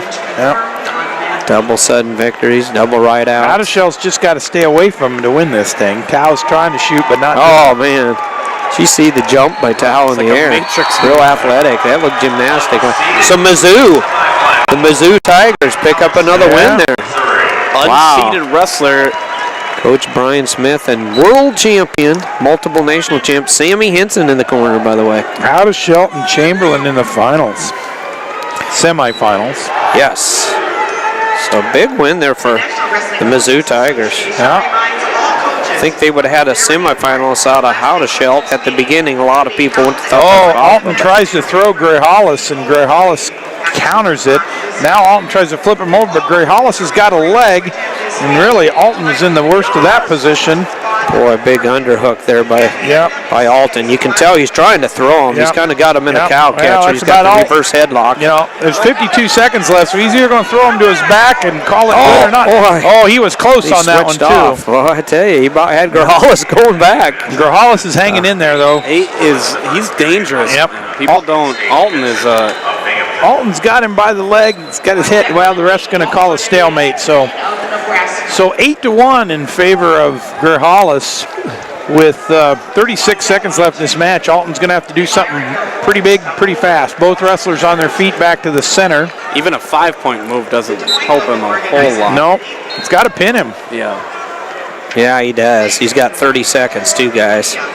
Should we set the stage 57? I'll let you guys, because knowing me, I'd jump 65. I'd skip away. So let's set the stage. So on mat number 3, Caleb's going to call the other Alton brother. He's going to call the match between Dylan Alton of Penn State and Jason Welch, your number 1 seed from Northwestern. That ought to be a really fun and exciting matchup. Big Ten showdown. What do you guys, real quick here, what do you guys think about that? I'm calling the upset here. I think the 8 seed's going to upset the 1, man. I do too. I'm with you. I kind of, this morning I looked at that and said that'll be fun. could. Oh, look at this. Good. No, not quite. Not Good. quite. I've followed Welch just enough, hanging out around the Midlands every year. I've learned, don't underestimate him. Oh, I'm not underestimating. I respect him a lot, but yeah, I mean, right. Oh, yeah. It's feasible. It's feasible. It's there. It's possible. So Andrew Alton finishes the tournament and finishes the tournament a lot earlier than he wished. That's it. And that's done. Gray Hollis with the big win.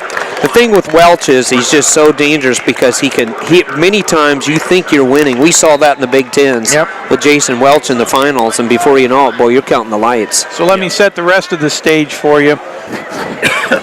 I'm going to take mat number 4. I'm going to take a match between David Bonin from Northern Iowa and Jed Moore from Virginia. Okay. That's over on mat 4. On mat 5, Steve, I'm going to have you take this match between Derek St. John from Iowa and Josh Demas from Ohio State. And our 4th match that we'll keep track of here collectively is Alex Deringer from Oklahoma State and Georgie Ivanov from Boise State. Ivanov just quietly doing stuff very well. That's how I'd describe his tournament. I mean, he's just been in a workman fashion.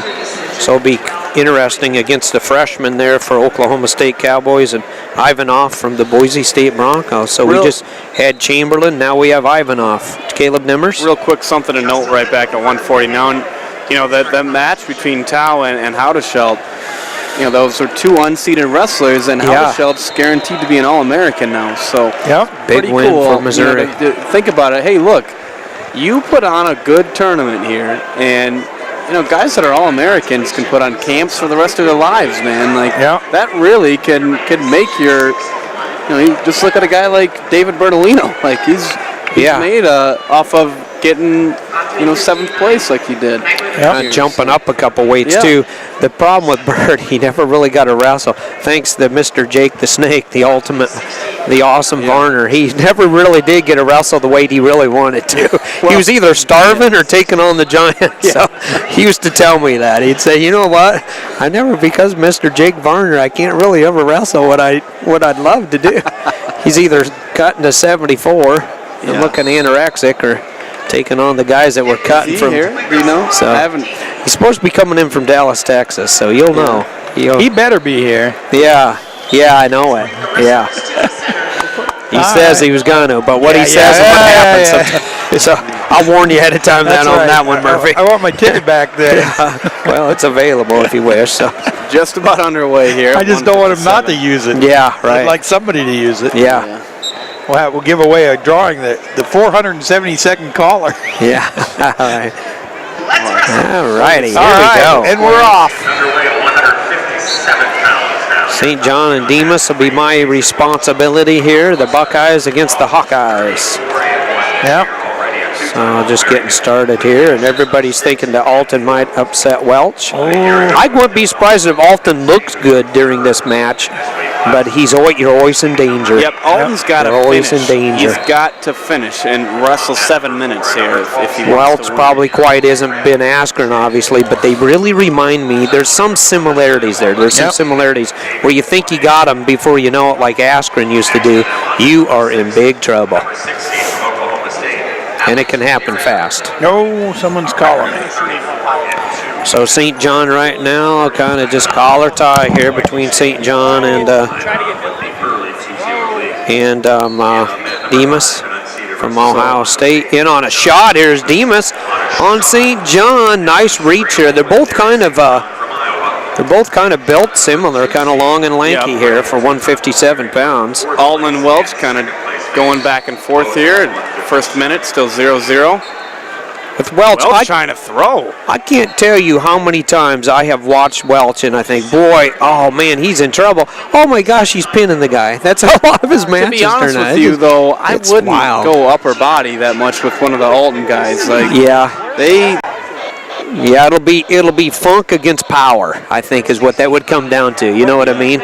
The funk of Welch against the power of Alton. And it's really mat savvy with those kind of guys. You get a guy that knows how to wrestle funk. He just really knows how to be mat savvy. So St. John now in on an ankle, trying to bring Demas back in. Demas really fighting on the edge. Now working on a takedown here on Welch, and he's going to get 2.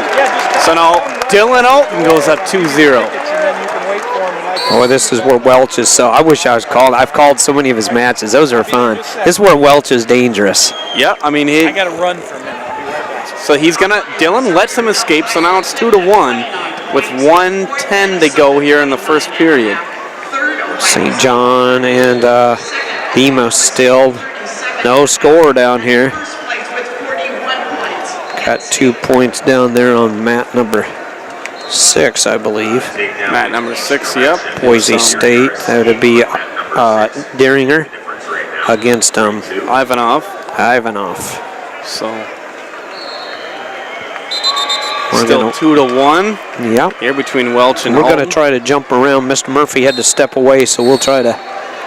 Going to have to move around a little bit more. Keep track of what's going there in the Bonin and Moore. Bonin. Believe it's pronounced Bonin. Is that correct? Yep, Bonin, the unseeded wrestler, and Moore from Virginia. Bonin from UNI. So Coach Doug Schwab over there in the corner. Still no score here between St. John and Demas. And St. John's only had the 1 loss or 2 losses this year. So I'm not sure if Demas and St. John has met, but Demas really frustrates people at 157 because he's just tall and lean. He's got a great sprawl. It's hard to score on. He's real quick. He has a lot of speed. St. John just kind of trying to stalk Demas. Collar tie into the period there. Who gets choice? Demas gets choice. Edie first. St. John's going to start down. Chooses down for the Iowa Hawkeyes. St. John. Demas will start on top.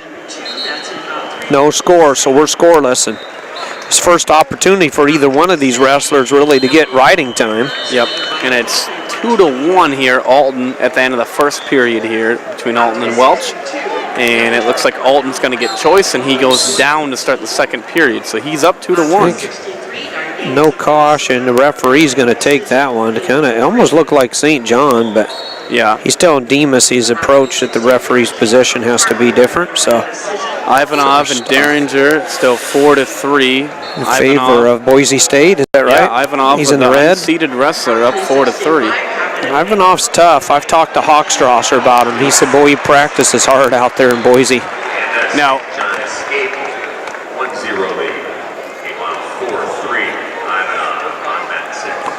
so quick escape there for Iowa Hawkeye at St. John. He's up 1-0. A lot of action on the side of the mat there between Welch and Alton, but no change in what's going on and who's on top. Welch wants to get that leg in. Boy, when he gets the leg in, he is dangerous. Alton here with a nice job of using his hips, but no change at all. Still Welch is on top. Oh, that's when he gets that leg in, Welch. This is danger zone. Alton's in a little bit better position, to be honest with you. If he can get his hand out there, he's going to get a reversal. He's in danger. He's going to get a stalemate. Still Welch. He's in danger. Welch sets you up with that I know stuff. you think so, but these guys have wrestled a couple times. Ask Murphy about the finals at the Big Ten. He said, Welch is in trouble. I said, no, he's not. And 3 seconds later, Murphy looked at me and said, wow, he just got a pin. I said, yeah. The thing about Welch is, though, the difference between him and Askren is Welch is beatable. Askren. Yeah, Askren he was more solid. He was he didn't. Yep, his risk and chances didn't giving up much. Yeah. Giving up much. So yeah.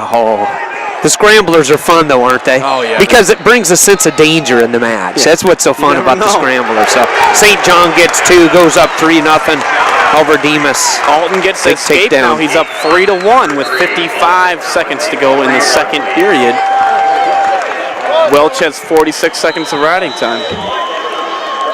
St. John riding tough on top. Getting 7 seconds of riding time. 12 seconds go in the second period. St. John with that escape intake now up 3-0. Oh, Welch just put Alden on his back and they go out of bounds. No change. Boy, he had Alden all locked up and ready for the big count, but they went out of bounds and Penn State still leads 3-1 down there. Dalton's no dummy though. He knows how to wrestle well. Yeah, he does, doesn't he? Yeah. And now Alton here on a shot attempt.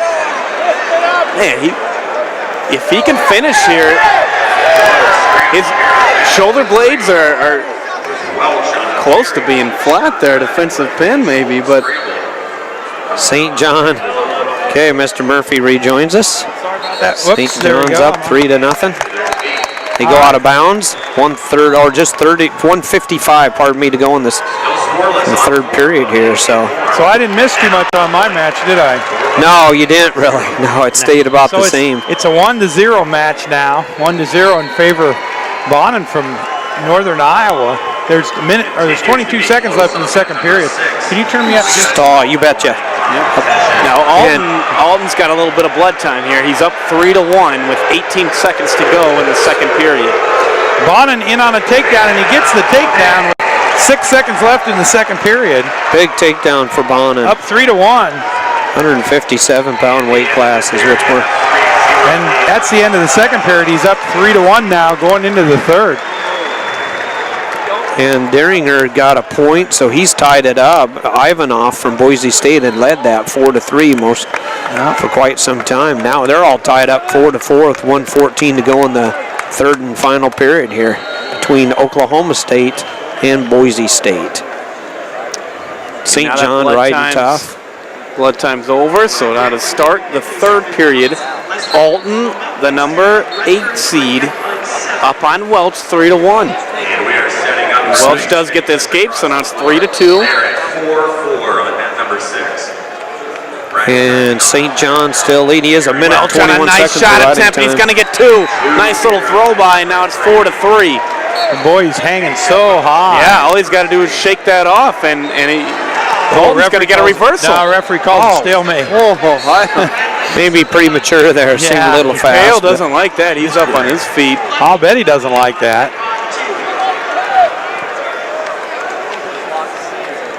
Penn State contingency not agreeing with the referee. 49 seconds to go between St. John and Demas. And a minute and 30 seconds of riding time for the Hawkeye. And Deringer in on a big takedown with 10 seconds left in the match. He's up 6-4 now. That's huge. Just 6 seconds to go. Yep. So you're hearing the Cowboy fans wearing orange. I think they're wearing orange because their athletes aren't. Yep.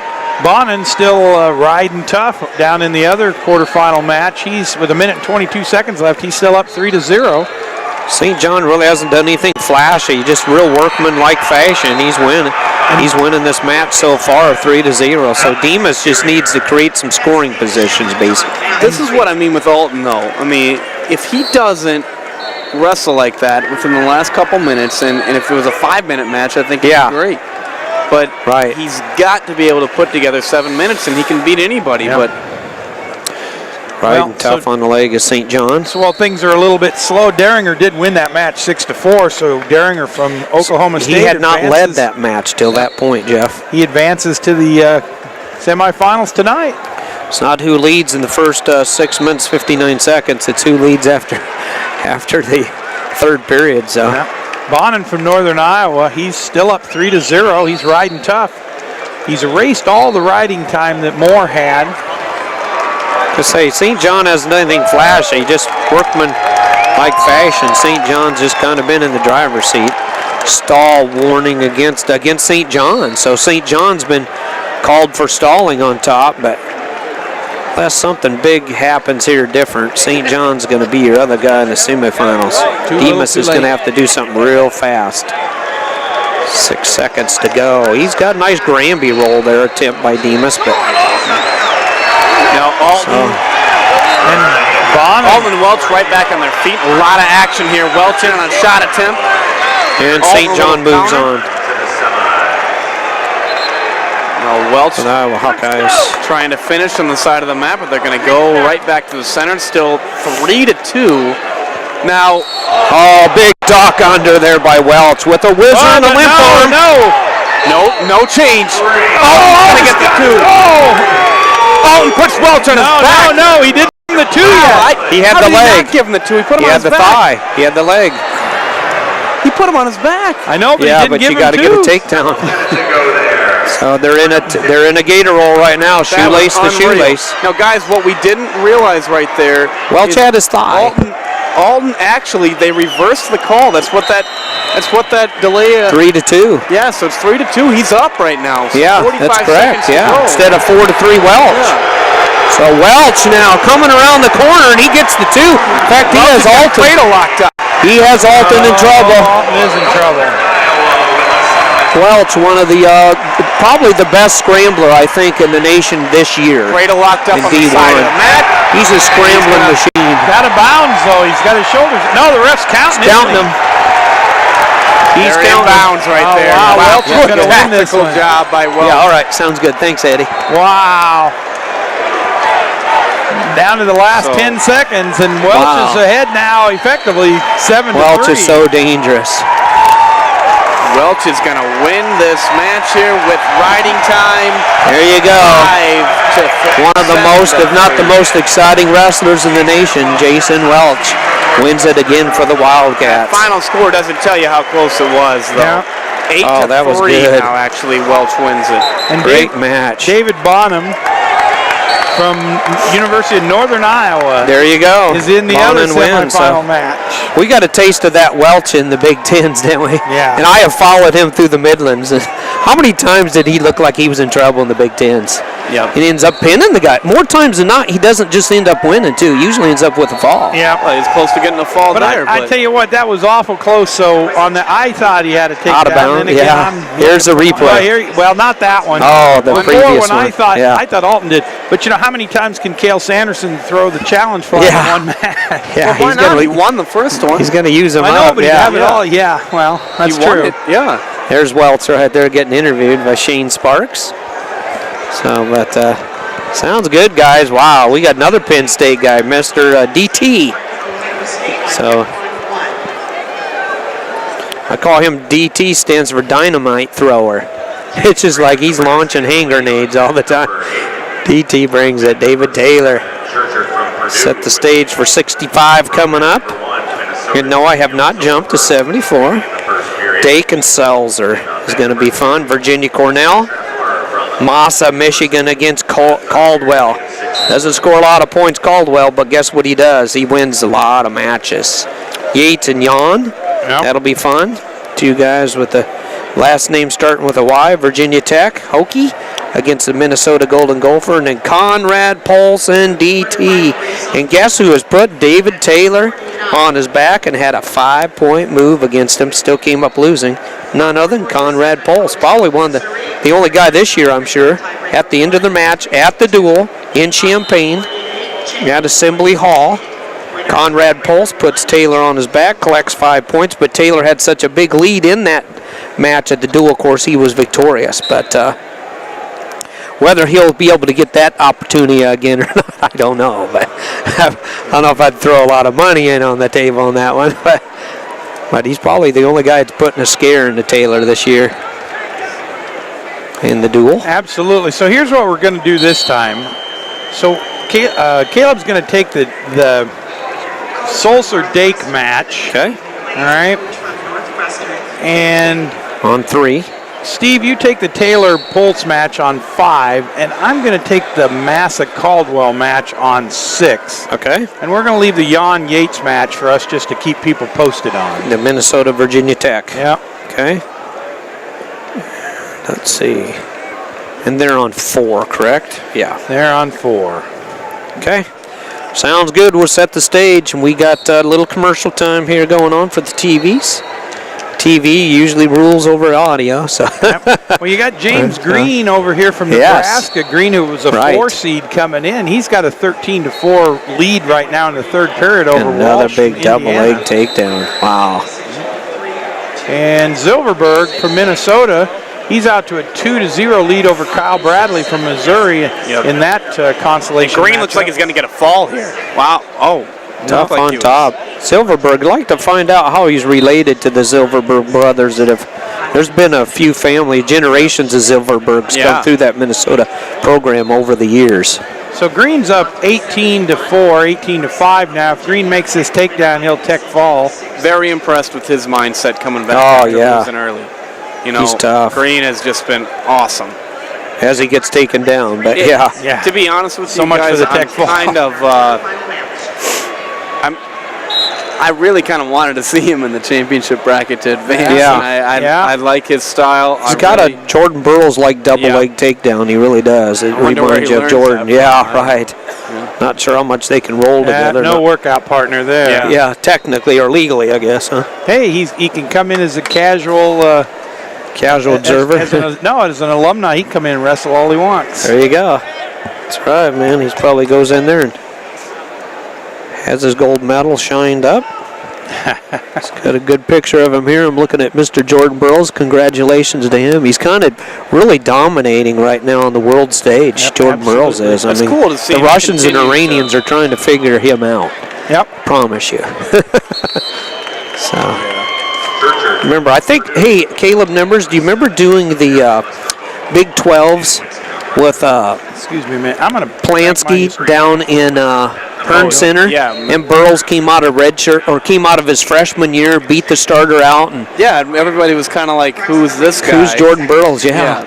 We got to see him, fresh jumping into the college scene. I remember you and me and Polanski were doing the Big 12s down at the Herd Center back in the day. What was funny about he was a Burroughs, freshman. I remember the first time that I saw him, I'm like, why don't people just chicken wing him? And right. he comes in like a hawk out there. Like, why he don't they does. just, underhook arms out. Yeah, why don't they just underhook? And then once you get up next to him, you're like, oh, well, I see why. I see why. Now that he's won everything possible. Well, I remember we got to see him his freshman year. Yeah. He actually, can't remember who he beat out, but Tony Ersland, I did an interview with Tony Ersland that day, and he said, I think this Jordan Burroughs could be something special.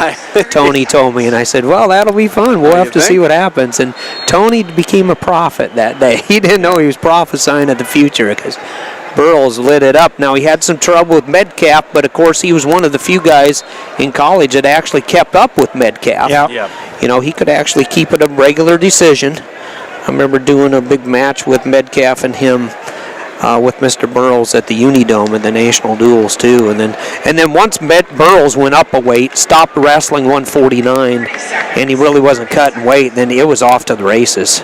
Oh, he's unstoppable. But, I mean, that is a style that you can't just figure out. I mean, it's kind of like, how do you stop a freight train? Yeah. I mean, that freight train double. It's going to come, and like. It's Caldwell did cool. a pretty good job, though, of figuring that near the end. Yeah, he did. In fact, they had a match at Hilton Coliseum a couple years back in the Big 12 finals. He couldn't stop it, but he could slow it down. Yeah, it was a close match. I think that came out to riding time, actually. It kind of reminds you of like a high school football team, that just says, hey, I'm going to run the ball down your throat. I don't care what you're doing. You better talk fast. Taylor's got pulse on his back already. Big cradle situation here by Taylor. He's gone from a cradle to... He picks up this pin there for David Taylor. Big pin over Conrad Pulse. Wow. 24 seconds into it. Steve, you gave that match all that build-up for Pulse, and it just didn't quite work for him. No, it didn't. You don't do that against David Taylor. All right, so guess what, Steve? You get a look at the Yates and Yawn match down there. Sounds good. Won't be much yawning in that one. No. Big win for might have just told Taylor, okay, now that you didn't break a sweat, let's go work out in the back. Absolutely. Big pin, man. That's huge. That's quick. Conrad Pulse goes down fast. Yep, Massa in on a single leg for Caldwell. Got that leg way up in the air. Caldwell bouncing on one foot. Massa drags him back to the middle. Is that the fastest pin? I know Galagayoff's had some quick ones. It's the fastest one this tournament. Yeah, right. Ruth and Galagayoff has been putting guys on their backs real quick. Yep. 2-0, Dacon, the number 1 seed over Sulzer. Yep, Massa and Caldwell go out of bounds, so no score. Caldwell, 33-4 this year. Those bonus points are going to win the tournament for Penn State. Oh, absolutely. I mean, that... something like that is huge. That's just it. I mean, so you lose a wrestler here or there, but who cares? You're getting 2 bonus points every time Ruth and Taylor step foot on the mat. And the big showdown, boy, but I don't know if Kyle Dake looked over and saw what happened or not, but he's been victorious twice against David Taylor, but they were right next to each other. Yep. That could be the showdown everybody's here for. Also, Dake's putting his man on his back right now. Oh, he said, I'll just pick up where... working on it. Oh, but I thought he was going to be in trouble there for a minute. So he Tough got on 2 top. near falls, so he's up 4-0. Yep. Caldwell in on a deep single. Martin from Iowa State. Massa's got the whizzer in. Jan leads down there. No, he trails, actually. Right now, Yates for Virginia Tech leads Jan there. Caldwell Cody comes around Jan. behind. Caldwell gets a 2 for takedown. So what match are you taking now here, Steve? Are you taking Yates and Jan. He's got Yates and Jan. All right. Map 4, 53 seconds ago. Minute and 14 seconds of riding time in favor of Yates of the Virginia Tech Hokies. So Dake has those python-like legs in there now, and he's working on a minute 25 of riding time. Yeah, he's Up got like the 4-0. perfect build for wrestling. He's got these really long but real strong arms, and Yeah. Yeah. He's got perfect able to legs take in for a lot of crab air. ride. Yeah. so he does a good job. Didn't know how else to word that. Yeah. Onward. Yates riding tough on top on Jan. 2-0. 29 seconds to go. Ready for riding time. 1 minute and 42 seconds of riding time. For Yates, Virginia Tech. Caldwell continues to ride Massa. Caldwell up 2-0.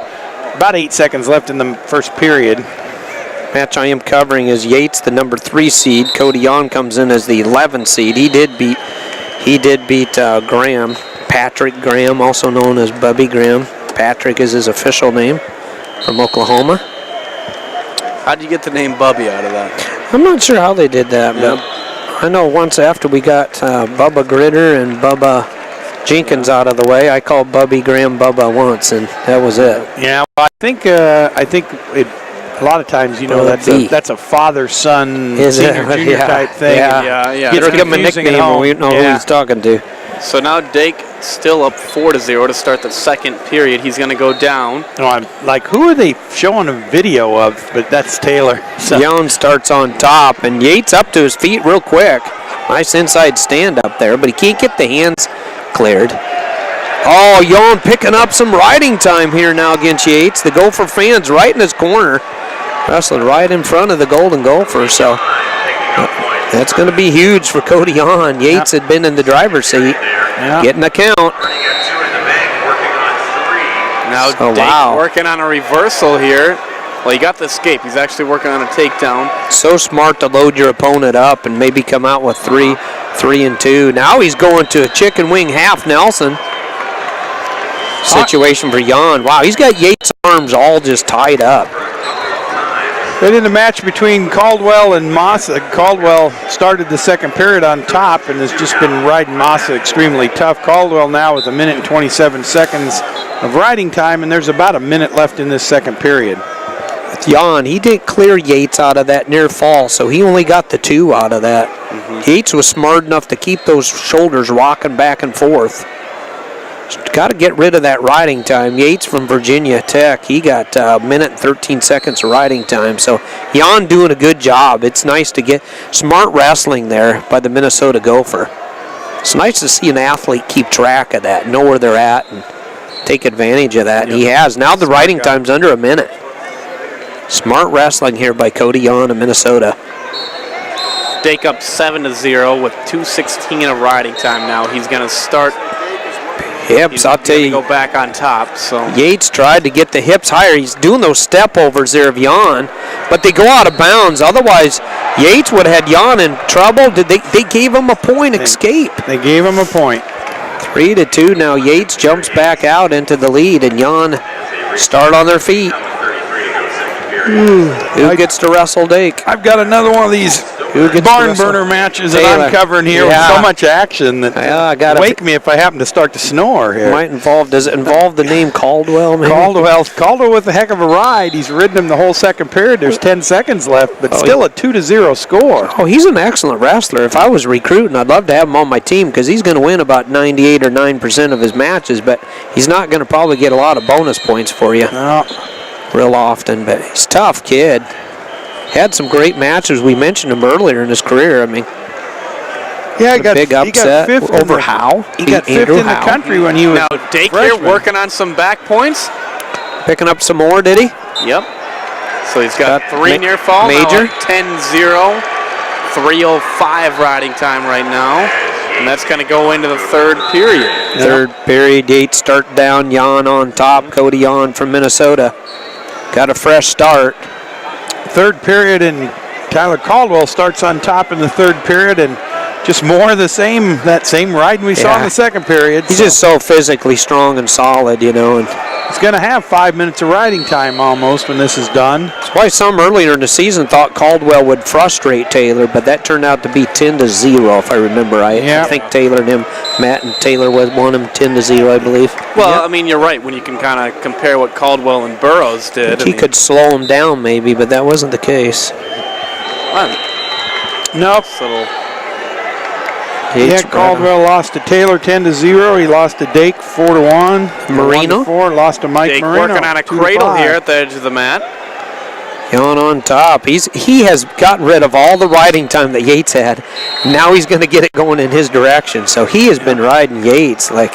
Speaking of Mike Marino from Iowa State up there in his consolation match versus Baumbach from Stanford, all the way down on mat number 2, far into the auditorium for us. And now he's got the riding time going his direction. Urbandale Jayhawk. So with a minute left in this quarterfinals match between Tyler Caldwell and Taylor Massa, the Tyler over the Taylor by a score of 2-0. That's what's happening. So, I think Winston just beat one of the Lester boys down here in front of us, maybe? Yeah, beat Matt Lester.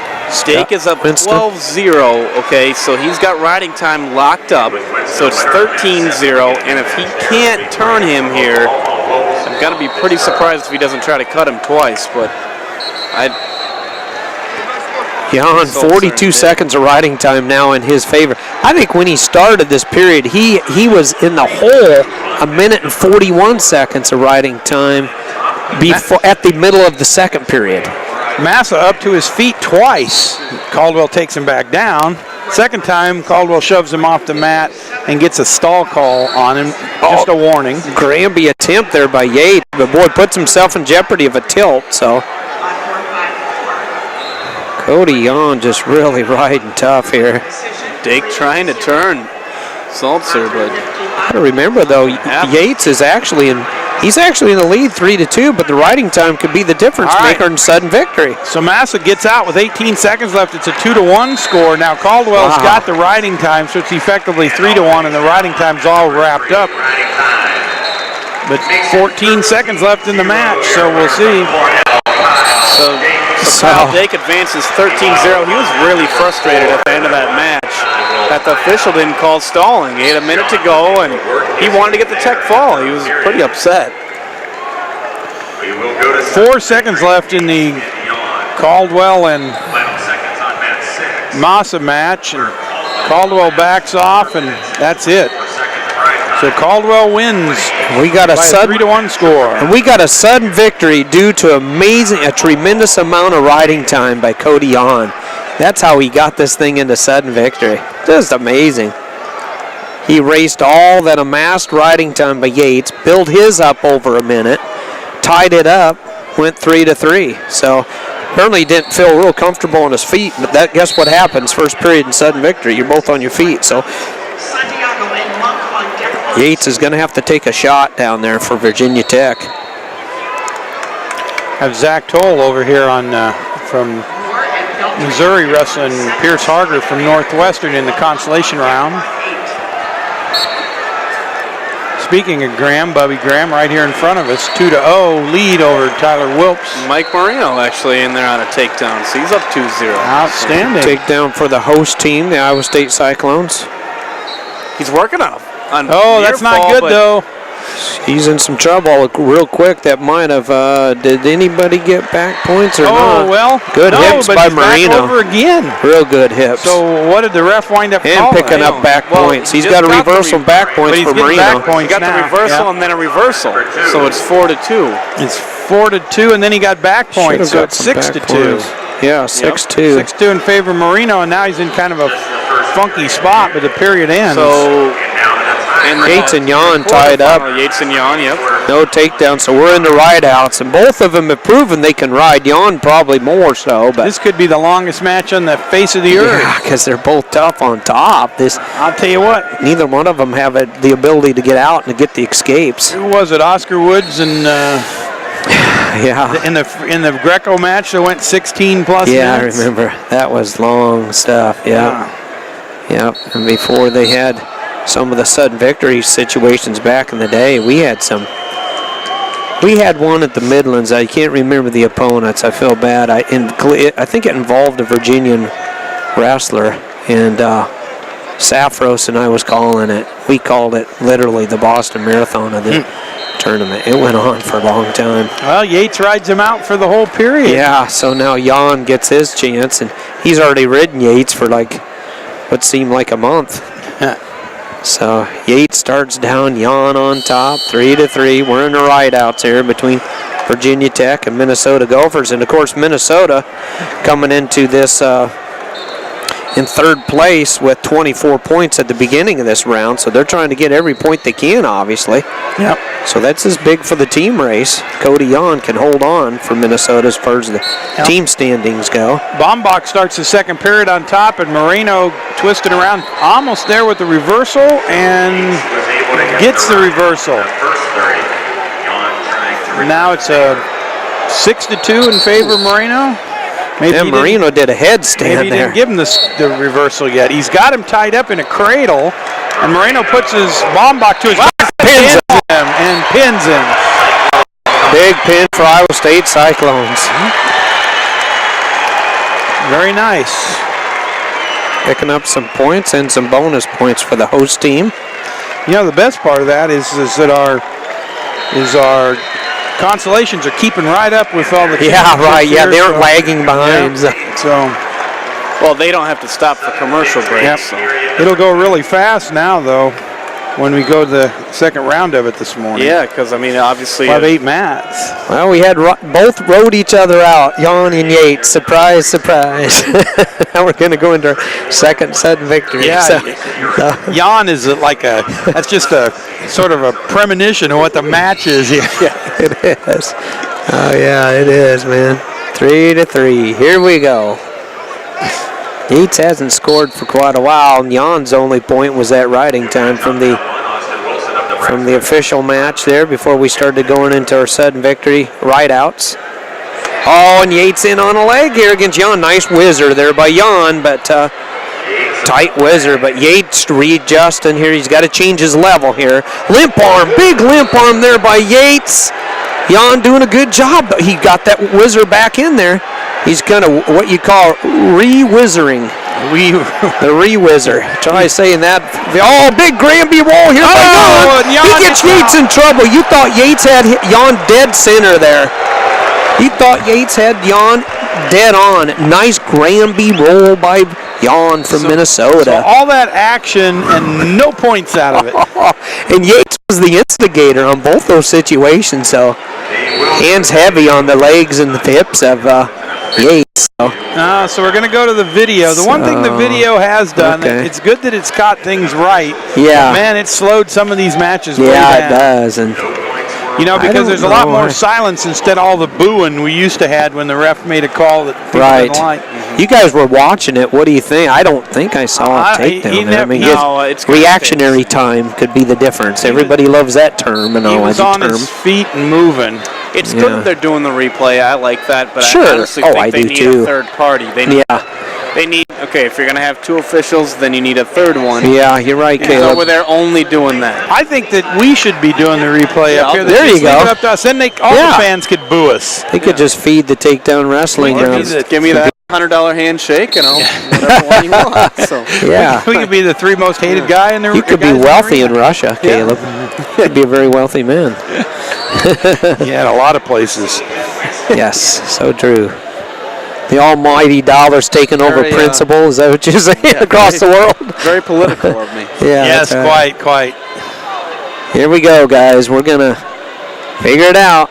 We're going to wait till they review the TV screen. Well, that re-whizzering by getting those whizzers back again. Jan did that 2 or 3 times, and then Yates elevated Jan up into the air. He went to throw Jan down. You thought, well, Yates has a takedown, but nope, big Granby roll by Jan. Speaking of re-whizzering, yeah, this is probably a good time for all you folks at home to go take a little break. Yeah, we got a few minutes here. That's right, buddy. So I haven't been drinking as much water as normal because I've learned can't fill up. What's that mean? Oh, yes. So much fun to fill time. Redefinition of it all, huh? Yeah. The redefining now, of Jeff Murphy's terminologies. Look down on mat number 2, Stephen Monk from North Dakota State University versus Santiago from Ryder. Monk, the big pinner, and so you could Cradle see some machine, explosive maybe. Action down there. Yeah.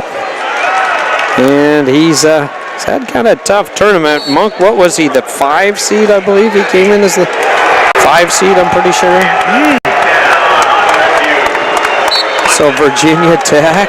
Referee called a takedown in favor of. Yep, in favor of Virginia Tech. I wish they would show us so the much replay on the big so much for the reactionary time. Yep. So Yates gets the takedown in the Jan second goes down. sudden victory and moves on to the finals tonight. Crazy.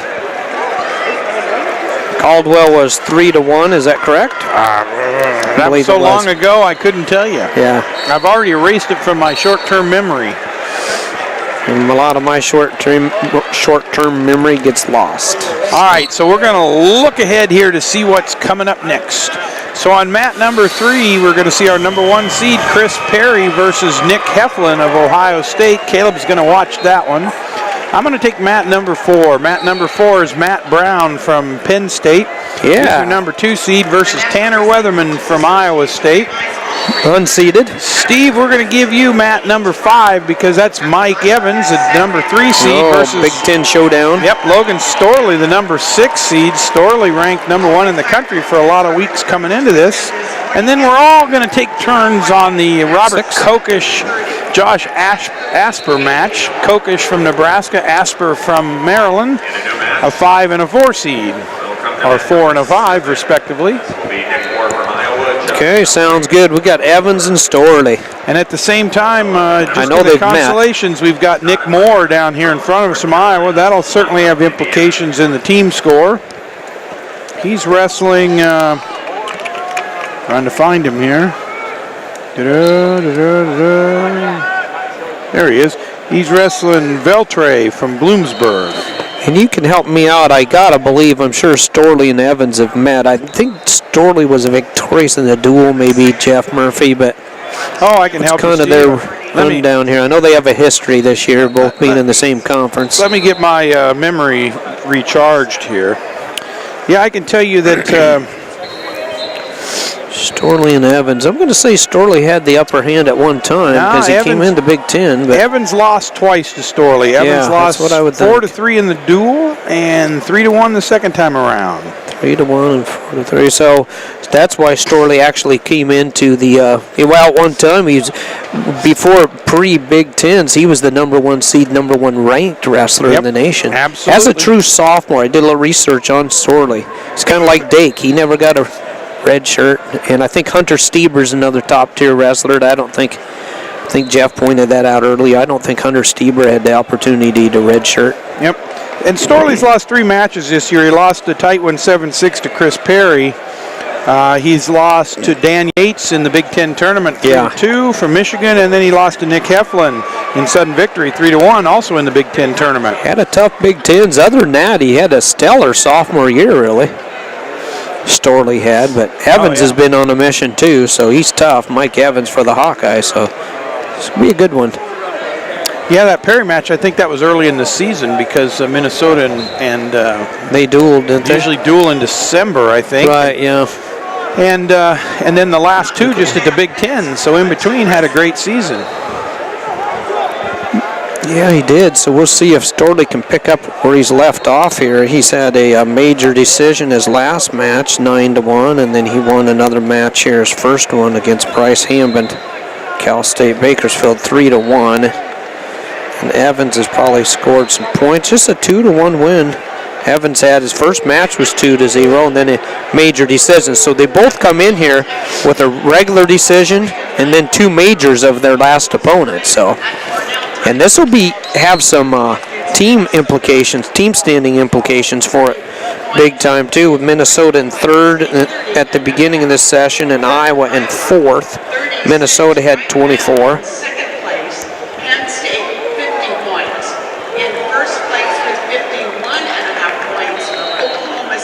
So Oklahoma State has taken a temporary lead with 51.5 points over Penn State with 50 Penn State's points. in second. That really surprised me considering the bonus points that David Taylor just put up. Yeah. Oklahoma State. Jordan Oliver scored some bonus points. But you got a lot. You still got 2 more guys that are going to put up some big points potentially for 3 more guys that could put up. Bright Ruth. And Brown be wrestling Tanner Weatherman here Perry's in coming second. up right now for Oklahoma State. Yep. And Galagayev is still He's in there. done nothing but just showed everybody the lights. All right, so Nick Moore is wrestling Veltre from Josh Veltre from Bloomsburg right in front of us. The first period ends with a 0-0 score. As they start the second period, Moore starts on top. Moore from Iowa. I like to keep track of what Mr. Nimmer says, though. He's calling Trice over Tony Half Nelson, right? Yeah. Tony Half Nelson. So you're going to say the Pillsbury Doughboy's going to pull it. I like it. Yeah. All right. Pull it off. It's his time. Good. So whatever happens, doesn't matter what mat they're on, we know who's calling that match. Yeah, that's right. Yep, Mr. Nimmer. So all the wrestling's underway. Yes, they are. And Brown and Weatherman, I'm not sure if they would have ever rolled or not. They both in practice together, possibly. I don't know. I think Brown probably exited before Weatherman came to Ames. Yep, that is correct. Weatherman throws Brown completely off the mat. They come back to the center against each other. Brown's real powerful. He wins his scrambles with power, but Weatherman's a real funky wrestler. He's unorthodox. He has real unorthodox style. The problem with Weatherman is it seems like he lets people get to his legs way too easy. Yeah. Just collar tie here between Evans and Storley down on mat number 5, the battle of the Big Ten. Perry and Heflin still 0-0. I wouldn't expect a whole lot of scoring over there. Brown takes a little bit of a half shot. Weatherman fights him off. This is probably one of the first times Penn State, Iowa State's maybe showed at a showdown between once Kell left, maybe. Yeah, there was the one year they wrestled in the high school. Remember that? Penn State. That was when Phil Davis was still. They wrestled at Ames High School. And Brown with the takedown on the edge of the mat with Weatherman. Weatherman gets in those long leg positions, and then he tends to bail out instead of doing a splits and keeping that leg away, and that gets him in trouble a lot. So Brown with a 2-point lead, 2-0, minute and 41 seconds left in the first period. I guess I didn't understand your answer. So Kell's coached against Iowa State before, you say? No. That was my point. Iowa State has not met since Kell was the coach, Yeah. Storley gets the first takedown 2-0 and leads Evans. Weatherman up to his feet and gets a 1-point escape. Now it's a 2-1 match with a minute and 21 seconds left in the first period. Still 0-0 between Perry and Heflin. Veltre in this consolation match versus Nick Moore. Veltre with a 5-1 lead. And Brown with a really nice takedown on the edge of the mat. Weatherman tries a shot. Brown counters him. Now Brown's up 4-1 over Weatherman. 1 minute left in the first period. Storley riding Evans tough. He's got just 20 seconds riding time, but boy, he's following Evans right around. And leads 2-0. Kokish gets first takedown, I believe, there for Nebraska. It's up 2-0, 52 seconds to go. 2-1 now. He just got an escape. Okay. Asper gets the escape. Yep. Yeah, you're right here. This matchup between Evans and Storley, I mean, the Gophers had to really kind of like that matchup. Oh, big roll there. Nice somersault roll there. Wasn't even a real Granby. And 1 point. Backus is calling for 1 point for Evans, but.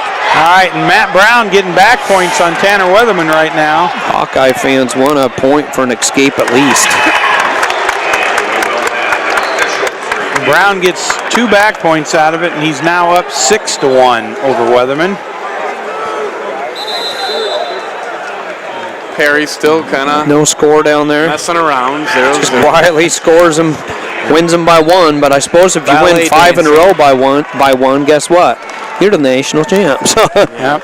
You're not going to win any Hodge trophies. But Yep. No. Kokish from Nebraska with another takedown, so he's up 4-1 now with 15 seconds left in the first period. And the Brown and Weatherman match goes to the second period with Brown up 6-1. Brown starts on the bottom, Weatherman on top. Nick Moore here in this consolation match in front of us. Nick Moore from Iowa coming back. He's brought it back to a score of 6-4 now. Both wrestlers on their feet. Veltray ahead by 2. Veltray in on a single leg. I'm not Perry sure. goes on top to start the second Oh, period. Weatherman in 0-0. on a nice, sorry, I didn't mean to talk over you. Weatherman in on a nice single and takes Brown down for the takedown. So that score is now 7-3 in favor of Brown. Weatherman hasn't proved that he can ride here. Action on your match down there. Yeah. Reversal. So you got a reversal, so it's 2-0. Perry on top. Heflin, No, I'm sorry, that was Heflin. Heflin. I'm Yeah. getting the red and the... Ohio State Buckeye. Yeah. We're in a the black is still screwing me up with Oklahoma all State. of us. And we're in a review here between Storley and Evans, obviously. That's been the hold up here, and I think they're trying to see, I don't think Evans had the reversal, but they're trying to see if he cleared himself and he gets the 1-point escape. At least that was the initial argument. I could see Kurt Backus putting his one finger up like, hey, guess what? We got an escape. So, gonna review it. Brown with an escape, and now in deep on a single leg, but Weatherman's got a whizzer trying to split it out so Brown can't get that other leg. I think Perry got Weatherman's out? going to be in trouble. Perry got out, got the 1, so it's 2-1 now. Weatherman bails out again. He's just not comfortable in that splits position. Yeah, Well, there's so Perry- much power with Brown. He's so physically strong. Perry's going to have to get a takedown here within this period to make up for that reversal. So So Nick Moore right here in front of us goes down to defeat. So another Iowa Hawkeye steps out of the tournament here today. It's tough for Moore. There won't be a Marino Moore quadruple Pete, or three-peat. No. So Matt Brown, Evans 16 seconds left in the second period. Brown up 10-2 now. And the 10-3. Iowa Hawkeyes. So And they- Evans looks got like they won the- They got the. They won the review. So they got that escape. They're both on their feet. Evans gets the point. Storley got the initial takedown, 2-1 and 2-1. Both mats there have the same score. yeah, Perry and Heflin and Evans and I Storley. think Kokish is up 4-2. 4-2 here But against he's some. got almost 2 minutes of riding time, so. Perry working on a single leg. If he can suck that in, he's got 20 seconds to do it. End of 2 periods. The score is 10-3 in favor of Matt Brown over Tanner Weatherman. Now Heflin can be dangerous. We've watched him wrestle for Ohio State. He can be dangerous, or he can be thrown to his back. I've seen both things happen with Heflin of Ohio State. Evans in on us. Boy, I tell you, there's a lot of scrambling going on here between the Golden Gophers and Iowa. I'm going to have to go to the screen up above to see it once they head into the tarmac there. Yeah, they get It's a kind of little harder behind to a see, yeah. huge crowd of people down here. And Evans starting on top here in this period. 1:47 to go. 13 seconds into the second period. Storley is real quick, nice stand-up. Good Granby roll here by Storley. Evans really tough here, though. Storley trying to come across. A cross face there by Evans. Oh, cut in the corner, trying to come around as the Minnesota Golden Gopher. Perry's going to go down to start the third period. Storley trying to lean Evans back and get him in trouble. Oh, Evans with a nice Boy, it may have been a locked hands there. now Storley has Evans in Storley's- trouble, yeah. maybe. Does he at least get the escape? No points there, I don't think. Escape there. There should be an escape. 1 point, so 3-1 now. Yeah. Both on their feet. Good exchange there. Kind of a set-out switch, a roll and a re-roll. So Perry ties it up, got the escape, 2-2 with 1:50 to go. Yep. And Matt Brown just dominant down there, takes Weatherman down again. It's a 12-4 lead with riding time on top of it. Brown's got that massive power. Weatherman, it's too easy to get overpowered there by Brown. So much strength involved. Collar tie between Evans and Storley. Storley's been in the lead from the get-go, but Evans, you know he's going to bring it. Mike Evans for the Iowa Hawkeyes wrestled at 165 his whole career and bumped up to 174 this year. And he's looked real good. He's looked real solid. He doesn't have to run into David Taylor anymore. Yeah. I think he was getting tired of that, maybe. You know, Brown kind of having a good, we got some radio guy coming in on our frequency here. Yeah. So Perry and Heflin still 2-2, a minute to go. Both guys on their feet. Riding time not a factor. There's a 1 second riding time advantage. Okay, he's got 1 second riding time.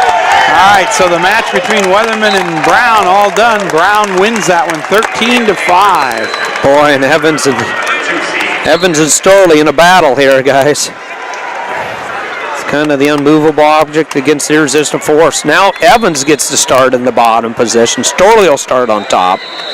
Just 11 seconds of riding time in favor of the Iowa Hawkeye, Mr. Mike Evans. So now 30 seconds. It looks like Perry nice maneuver there by Evans. Be content to go into overtime, but Evans gets out immediately.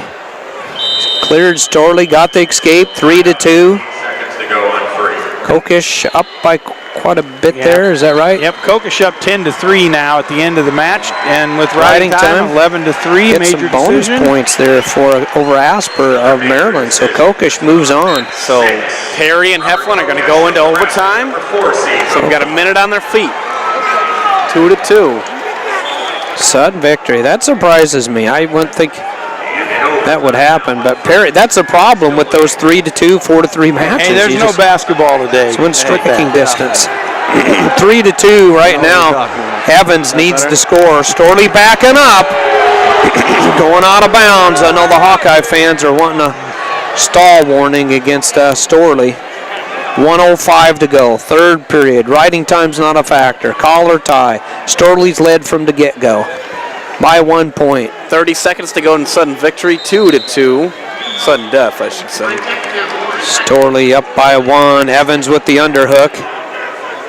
Storley just needs to stay busy. Smart wrestling, but oh boy, they go out into the tarmac here. Hard to see. He's only got one ankle though. Whizzer there. Now he's turned back. Oh, nice sprawl hips. there by Storley. That was smart, getting his hips out and facing Mike Evans straight on. Nothing like being here live and having to watch it on TV. Yeah, once they get over there into the tarmac area, we got a fresh start. So, wow. The thing that helped Storley there, that ate up time. We're going to go in the first criteria of overtime, 2-2 between Perry and Heflin. 20 seconds left in this Storley and Evans shot match. there by Evans. Storley doing a good job just underhooking him. Doesn't want to get hit. I don't think there's been a stall warning even to either wrestler, if I remember right. So the first one would only be a warning. 3, 2, 1. Golden Gophers have a semifinalist in Storley. The Iowa Hawkeyes are not having a good round. Been a tough run here for the Hawks. Storley of Minnesota. So a big win for Storley from Minnesota. So a little bit of a reprieve from the Big Tens. He gets to go. He's Storley and Brown. going to be an All-American, that's for sure. And I don't know if Storley and Brown actually wrestled in the Big Ten tournament. I think it was Evans and Brown, correct? Evans threw Brown, So or Brown threw Evans on his back. Here. So Brown and on top. So Storley pinned Brown earlier in the season. is that a fact? Well, Brown's been on a tear, so maybe it'll be payback incorporated there. What happened, Caleb? What do you see? Getting real high there, actually, riding, but he rode him out for the first 30 seconds. So Well, we called it earlier. He's keeping these so close. I mean, it's just so dangerous. They showed John Smith. I think he had a couple extra gray hairs there from these Chris Perry matches. Penn State's now back on top. They're showing it on the TV. They're ahead 58-51. Of course, each one of these matches worth 17 points. So. Yeah, right. And that was 17 points. Not 17, but I know you said 7. Yeah, 7. Might have sounded that way. 66 sheep. Yeah, there you go, man. Right. Say that a bunch of times, just like the re-whizzering. Yeah. Re-whizzer. Oh, man, what? Oh, the people don't like what they're seeing, huh? Apparently, they didn't like the stalemate right there. Evidently. So it's going to be still 19 seconds to go. 19 seconds in the Perry second. down. Will the number one seed go down, or will Perry, he that not? had to be a caution on Oh, Perry. big. That boy, I thought he came out of Big that escape. early. Now, Perry just has to stay away from him. He doesn't have a 10 seconds. He's a got to warning keep at all. busy, though. Yeah. Can he pull a Rochelle? Stay away from his opponent? Perry's going to keep this one in. He's going to win it in typical Perry fashion. Yeah. You know, it doesn't look good at all. In fact, he kind of He's backs hard. up the Yeah, whole he gets a time. stall Already backing warning. up a So lot. 3, He'll get 2, 1. That's it. Yeah, but he'll find a way to win it. 3-2 final. The top seed moves on.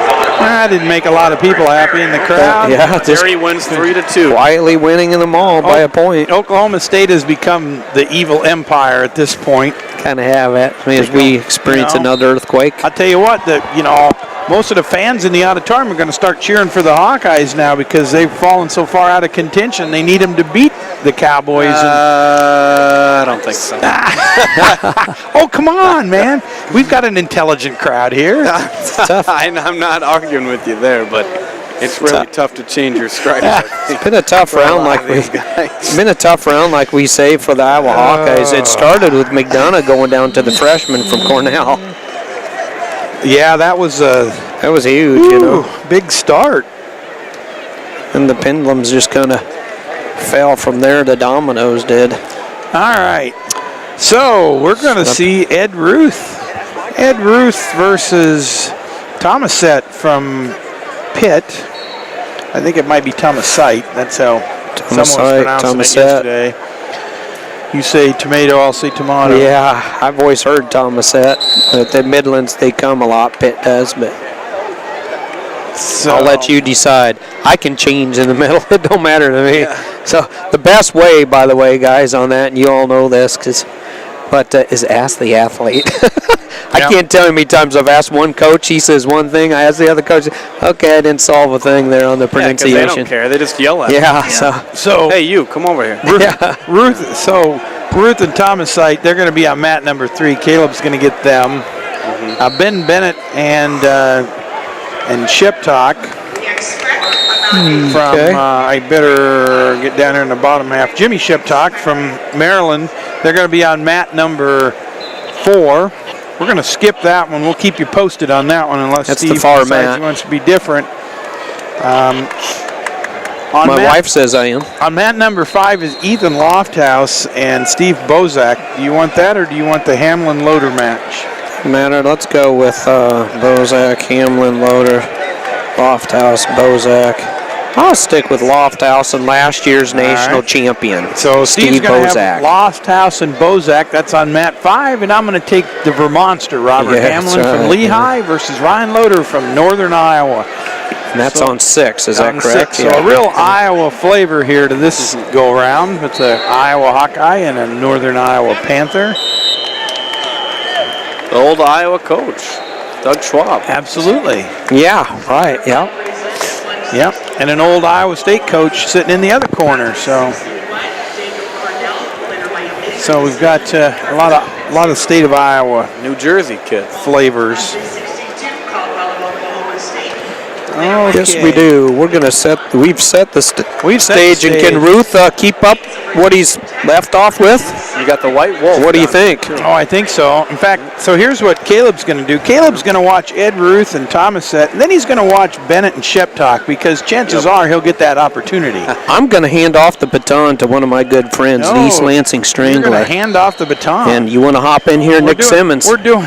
Well, you had some fun. It was you, me, and Nick last year doing the play-by-play. So we'll get Nick Simmons in here. You're in the track now. Gonna go. Are you going to go get something to drink? I'll get you guys. Oh, that'd be a good man. Here, take the debris when you go. Nick, how are you? Good, how are you guys doing? Oh, good. Thanks for having me. Oh, yeah. What's new today? Anything? Not for me too much. On the backside of a lot of this right now, so hopefully my heavyweight can turn it around here in a little bit. Well, he wrestled pretty good at the Big Tens, I thought. Yeah, he did. So he did. And, he had a tough one with Mullen, Mullen yesterday, and so hopefully he comes back, bounces back with this Bucknell kid this afternoon. That's good. So we're going to let you call the Ethan Lofthouse, Steve Bozak match.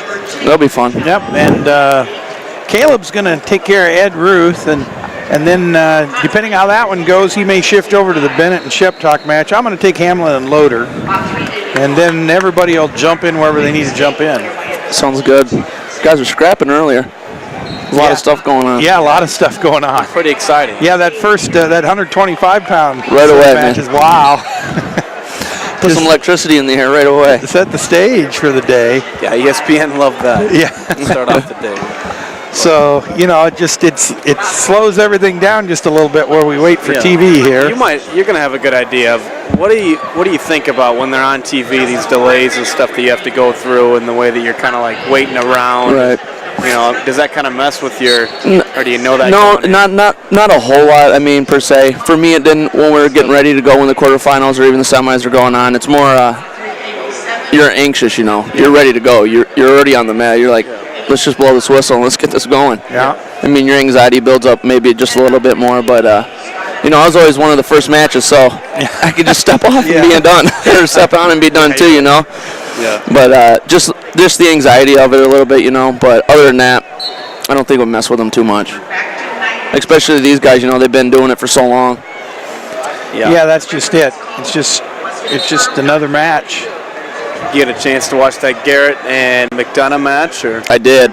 Yeah, because I was sitting over here, because I wanted to watch those little guys. I knew they were going to be scrapping. I mean, that was a good match. Between that one and when I was trying to float between him and Delgado there. Yep. Yeah, Delgado, boy, oh boy, coming back at the end of that match like he did. That took some guts. Absolutely. That dude impressed me. It made me a fan of him right then, even if you weren't. Yeah, we were laughing. We said, McDonough was sneaking a peek over going, ooh, I might be okay. Well, maybe not. Yeah. Spoke too early on that. Yeah. You can't look forward. Got to deal with the task at hand. Yep, absolutely. Garrett's a really good-looking freshman, though. I don't know if you've had a chance to kind of look at him throughout this year, but he can move, too. Yeah. All right, we're going to start the matches, so let's get underway. Got the Penn State fans all around us, chanting Ruth.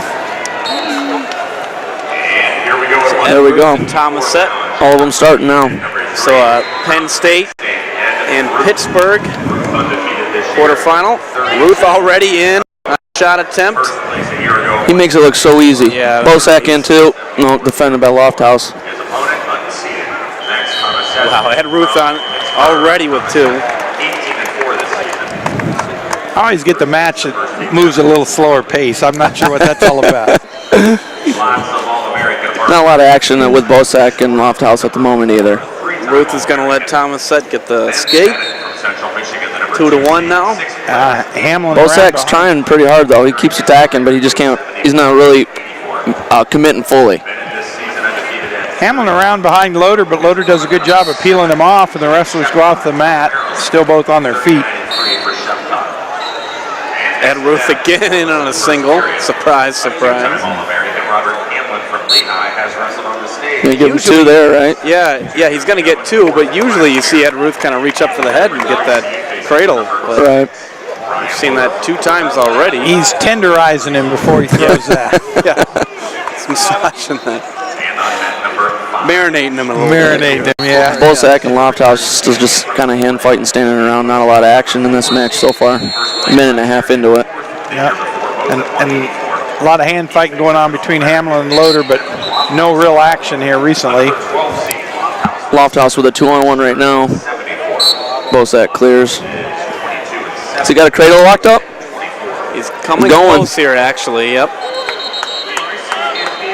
He's cranking that head around to get it. He's so powerful, and he'll do a suicide cradle over there too. He's done that a lot. Yep. You guys know that. Yeah. No score over in the Bennett match. He's gonna break him in 2 right there with that cradle, though. Bennett versus Sheptalk. That's got to be so fun to have to coach somebody like that that's not afraid to do anything. Right. You know. They got a couple of those guys. Yeah. Yeah. So Loader was in on a single leg on Hamlin, but Hamlin winds up spinning out and countering it. Both wrestlers on their feet. 53 seconds left in the first period. So Ed Ruth now still up 4-1. Working on 1:30 of routing time. Bosak and Lofthouse, 30 seconds left, still at a stalemate. Not a lot of action. kind of trading inside positions over here. Yeah, wrestlers just feeling themselves out in 3 of the 4 matches. Ruth still in control here. About 10 seconds to go in the first period, up 4-1. Yeah, all of them about the same right now. Yep. Hamlin tried a little shot. Loader pushed his head down, then tried a little reshot, but nobody with anything of any consequence. Got Sheptok in on a single leg with Bennett, but then time runs out and no score in that. So end of the first period, 0-0 between that match. Same kind of score at the end of the first period between Loader and Hamlin. Same with Lofthouse and Bosak. Lofthouse starting down. Bosak pulls him into a crab. Ed Ruth gets an escape there to start the second period, now up 5-1. In on it, nope. Bosak's riding hard right now. Yep, just in a spiral ride. Loader starts in the down position, immediately jumps to his feet, but Hamlin takes him back to the mat. Loader back up, Hamlin with a single leg, and now There's Loader puts the foot down, and there's one. So Ryan Loader up 1-0 in his quarterfinal match. Ed Ruth with another takedown. Yep. I didn't see it. I was watching these other guys. Yeah, 7-1 now for Ed Ruth. Stalling, yeah. I think they want Bosak to get it for stalling. He's riding pretty hard right now. It don't look like he's stalling to me. No, I don't think so either.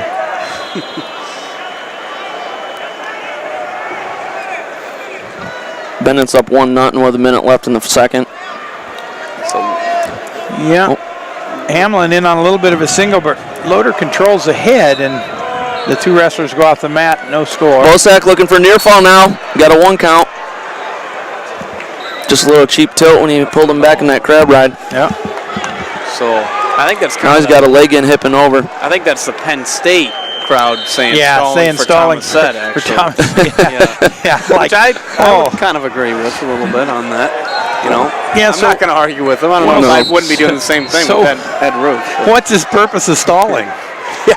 Yeah, just delay the inevitable? Or yeah, I guess. 7-1 Bosak's now. got a leg in looking for a Turk right now.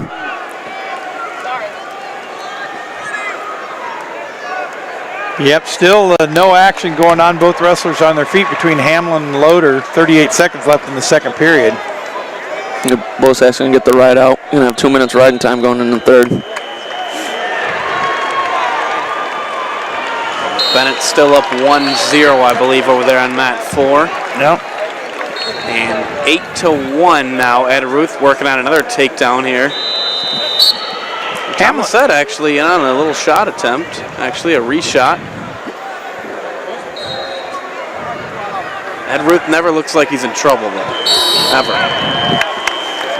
Now he counters and it looks like he's going to get 2. Sorry, Betsy. Nope. 3 seconds left in the period between Hamlin and Loader. And Lofthouse just cuts Bosak. Want to go on his feet with him. Got to get this takedown here. He's got to start picking up the pace. 10-1 now. Ed Ruth on top. Bennett still up 1-0 over Septa.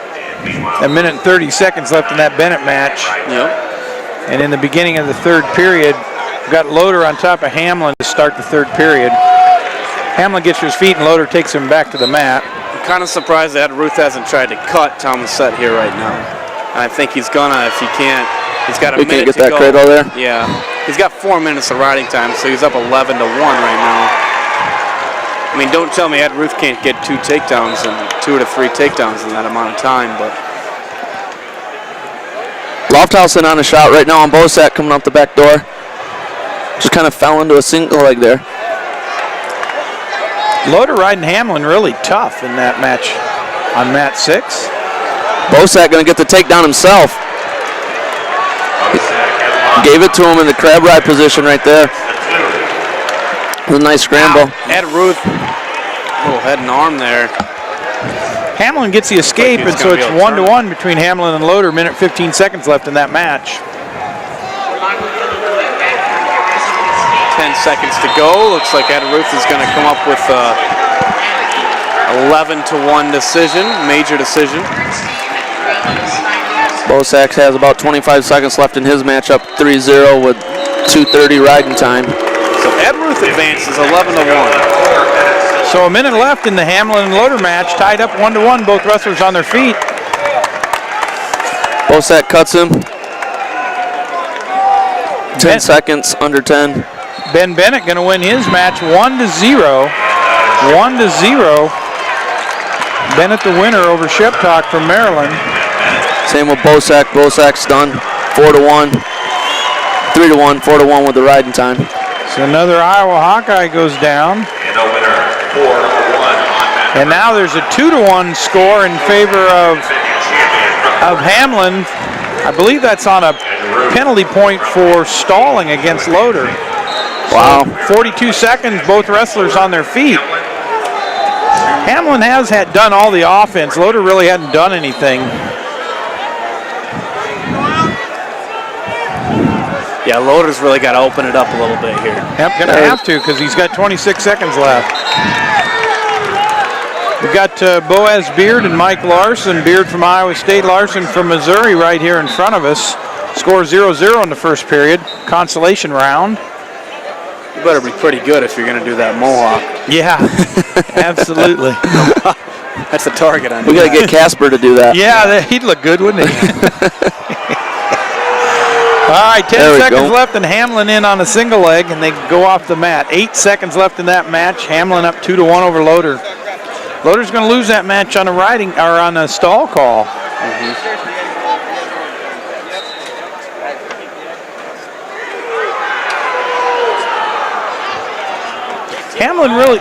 Loader really hadn't taken much in the way of shots, so. No, didn't really put himself out there. No, Hamlin advances. A score 2-1.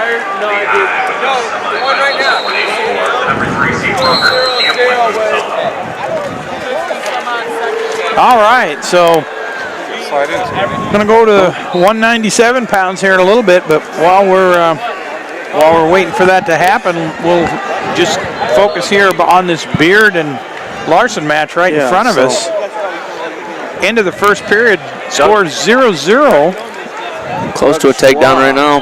Yeah, Schwab really got after it. But no points, so.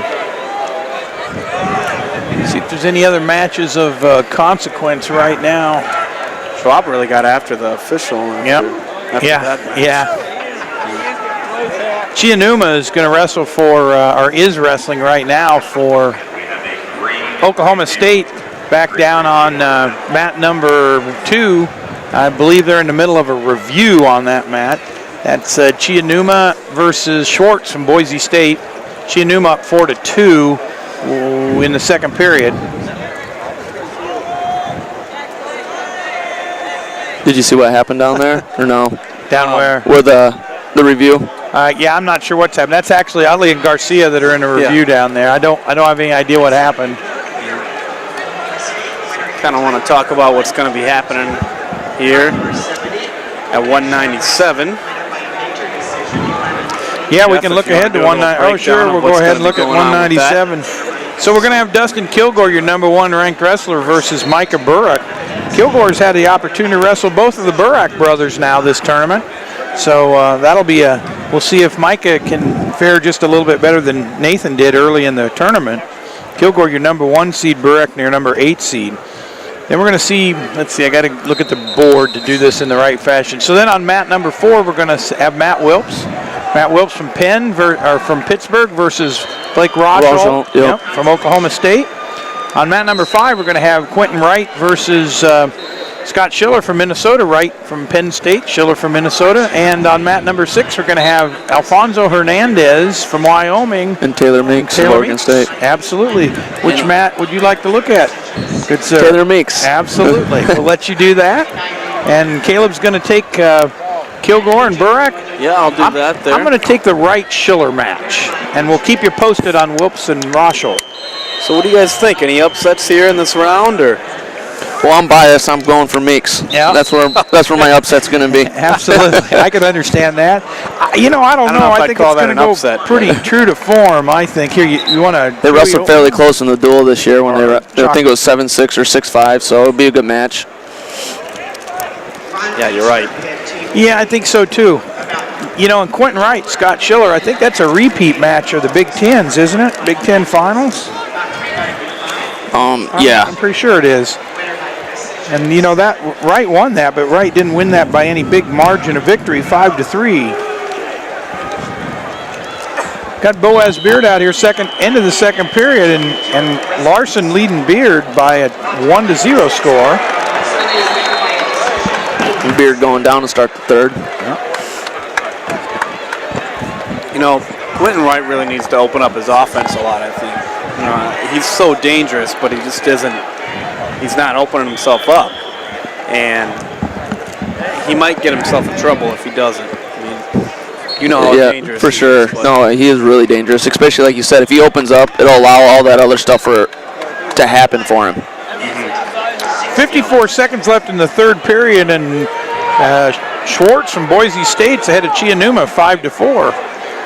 I'm sure that's not one that John Smith wants to lose. Got to call it stalemate there about 5 Where are they at? seconds I'm at 2. ago. Oh, they're on Mat 2. All the way down. I'm at 2. Schwartz almost put Chianuma to his back, but Chianuma fights himself out. Schwartz has riding time as well, 1:30. 25 seconds left in that one. Coach, please, from Stanford when available. A coach from Stanford when available to the head table.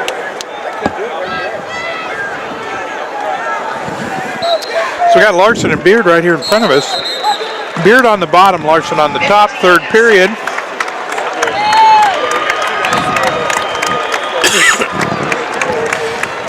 And Schwartz beats Chianuma 6-4. Beard's getting ready to come out too. He was. He about leg slipped him. Yeah. You know, he's having problems getting back up on that tripod and not being able to get out with that leg in. But all right, so we're underway with 197 pounds. So Kilgore and Burak going after. 197 pounds. Jared Thompson on that. Kilgore's a beast. That's one big, strong dude. Yeah. Alfonso in on a shot right now in the corner with Meeks. Kilgore just not be a fun guy to wrestle. Nah. You're No. going to be hurting a lot, Yeah. no matter what happens in the match. Schiller shoves right out of bounds. They come back and start over again at center. Him and John Reeder are actually really good friends. Kilgore and Reeder. Hernandez in on another shot on Meeks. He's elevating back up to his feet now with a single leg. Kilgore in that tough front headlock. Meeks fighting the hands and on a whizzer with it.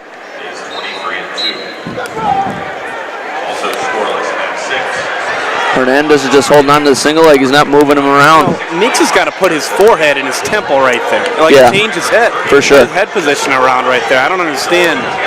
Now right there, Kilgore already there he is. Back points. To Hernandez. And nothing happened between Schiller and Wright. So Kilgore got a takedown and 3 near fall already. So a minute. Whoops with a takedown himself. So 5-0 Kilgore. Didn't see how it happened. Meeks right up and out. Yep. 31-0 for Wright. Second place a year ago, winning 4. Still no action here. Whoop! And does I say that right in on a single leg? But Schiller throws a whizzer Stalling in, call on Meeks. pulls him back out. In that match we were talking about earlier, Boaz Beard right here at the end. He gets a 1-point escape with 7 seconds left, but Larson's got a minute and 25 seconds of riding time, and Larson's going to win that match, and Beard's going to take his departure from the tournament. Man, Kilgore is just beast mode on top. Yeah. There, man. Like, So just pounding on him. another win for Missouri. Still nothing going on here between Schiller and Wright. Just a lot of locking up, tying up, and feeling each other out. Shouldn't be much to feel out, right? They've wrestled each other enough. Absolutely. So now back to the center of the mat here. 5-0. Hernandez in on another Burak. shot. Oh, there it was. There it was, and I missed it. Right through him to his back. He's got Schiller on his back. He ended up in a headlock. I looked away and just caught the end of it. I did He's going to too. get the fall right here. He's got him right on the edge of the mat. He's got him really tight in a headlock, and he's just got. Yeah, he's not moving from there. Got to hip down. Hip down here. I don't. There it is. Big fall over Scott Schiller. Wright advances to the semifinals tonight. About time he opens up. More bonus points for the Penn State Nittany Lions. That's the Quentin Wright we're used to seeing. Like, I don't. Yeah, when he got ready to throw that, I was looking at the far match between Rosholt and Wilkes because the ref had called a stalling call on somebody, and I was trying to figure out what happened, and all of a sudden, thump. Yeah, I just caught it in the corner of my eye too because Meeks was just getting taken down as well. Now it's 4-2 at the end of the first. 20 seconds left. Kilgore is still working on almost 2 minutes of riding time here now. Up 5-0. So as the end of the first period winds down, you've got Matt Wilkes with a 2-1 lead over Blake Rosholt from Oklahoma State.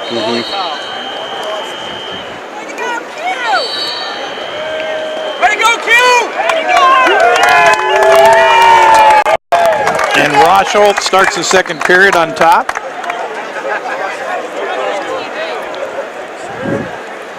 In another match for team points, or in the team race, we've got Kevin Steinhaus with a 5-4 lead over Bernstein from Brown down on mat number 2.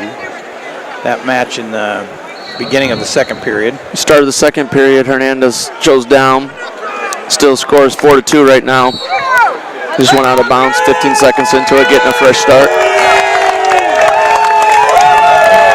We got Delago here in front of us on mat 7. Yep. He's up 2-1 on Redford. I think it's Redford, isn't it? Yep, it is. Kilgore got the escape, 6-0 now. Yep, and it's a 3-1 score in favor of Wilkes down from Pittsburgh. Hernandez with an escape himself, back neutral, in and another shot on Meeks. Man, he's been in consistently this whole match. Kilgore in on another shot attempt here in the second period. Wow, good job by Burek to fight that off. Once Kilgore gets a hold of you, good luck. Meeks almost scored a takedown himself with that. Yeah. He did right there. Gave it to him on the corner, right on the edge. I guess there is no corner, huh? Yeah, right on the edge. So it's just see him on that corner. That's what I was looking at. So Meeks.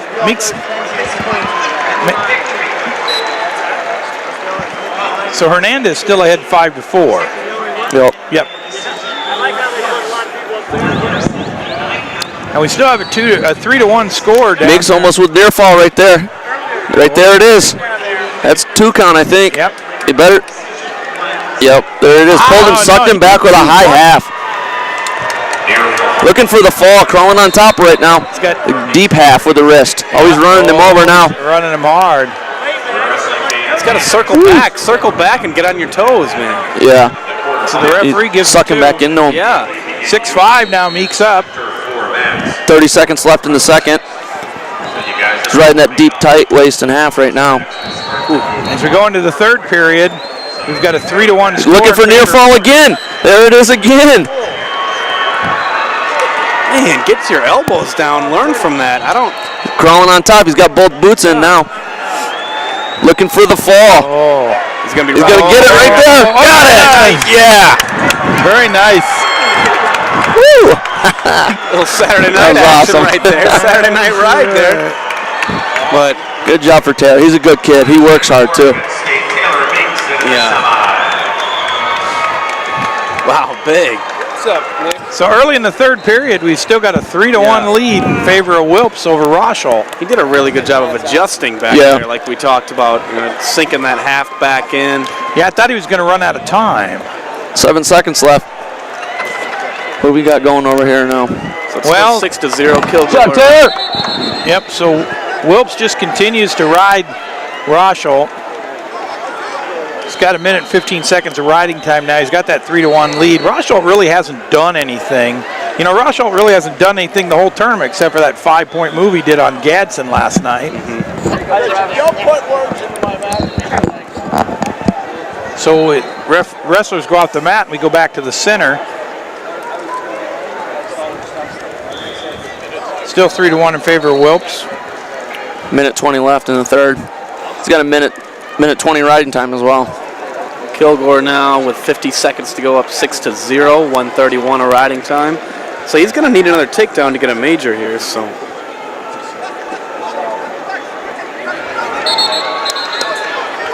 Yeah, just not much happening out there. Wilps riding. Rosholt just content to sit back and let him ride, which Rosholt's going to have to do something here pretty soon. And the referee calls a stall on warning on Wilps.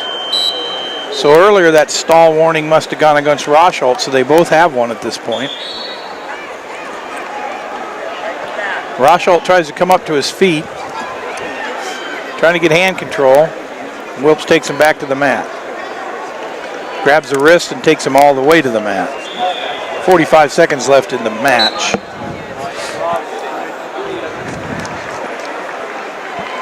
Kilgore too much for Burek. Yeah. No, Burek did a really good job of fighting him off while he was on the bottom, but I mean, trust me, I wouldn't want to get nailed on top by Kilgore, but 7-0. Yep. 25 seconds left in the match between Wilps and Rosholt. Wilps hanging down on an ankle, works himself back up. They go off the mat. Wilps with 2 minutes and 23 seconds of riding time. Rosholt really hasn't done a thing. Surprise, surprise. I mean, but just a thing. He's this whole third period, he knows that he needs to get out, and he knows he's got to take him down, and he just hasn't even acted like he was in a hurry. No, you got to have that sense of urgency. Yeah, and it's not there. Yeah.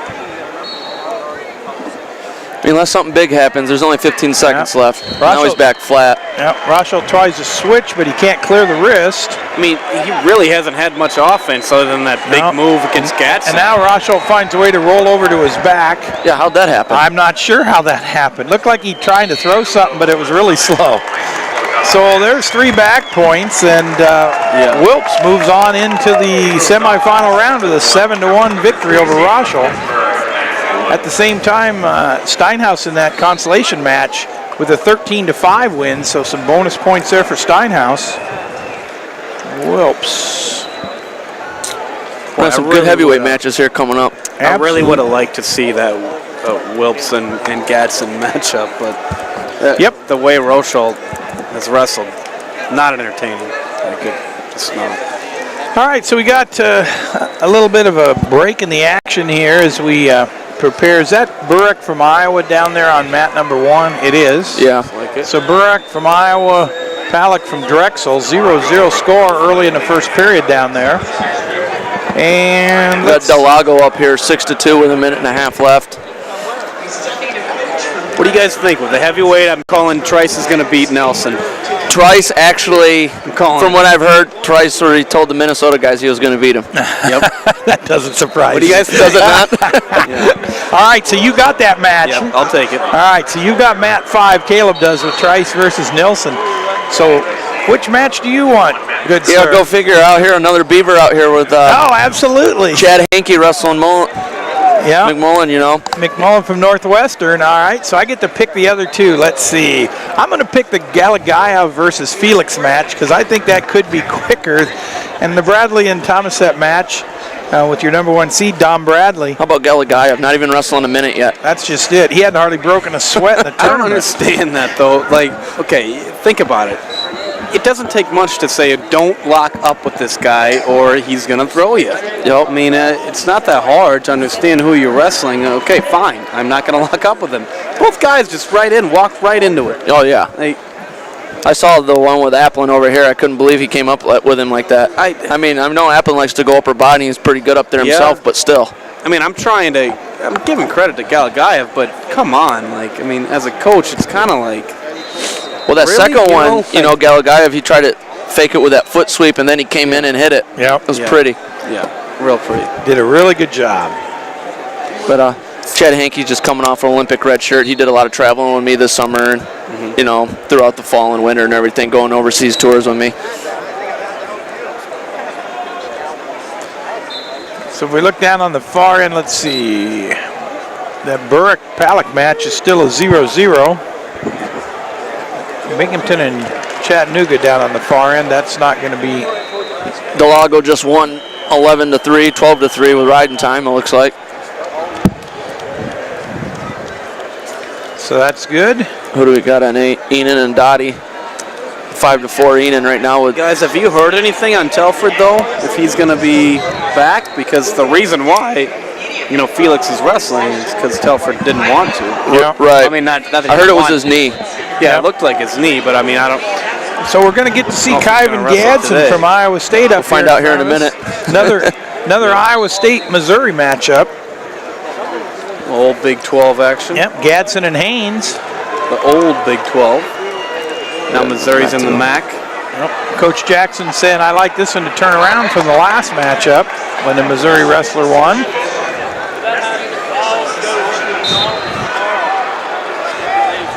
Still no score down there between Burke and Palick. Second period, early in the second period. Palick's on top right now. Drop down to a single leg. They're going to go out. Looks like they're going to get a fresh start. Yeah. He won right at the buzzer here, I think. Oh, no, Enan just secured it with a takedown. Yep. 7-4, so Enan advances. Gadsden and Haynes here in front of us. That was actually going to go in overtime with Dottie and Enan, because Dottie had a minute 15 riding time. Yeah, you're right. So he did. I didn't know that he had a riding time. I didn't see that either. Yep. So he said that's hard with this clock. Right there. Gadsden in on the nice double leg takedown for Gadsden. High low. Less than a minute to the big boys. Yep. So we're getting close here. Now, so you get excited about the big guys coming in. Now, a lot of little guys, yeah, it's boring. You know, but the heavyweights been different this year too. But they're not as many big heavyweights actually. I mean.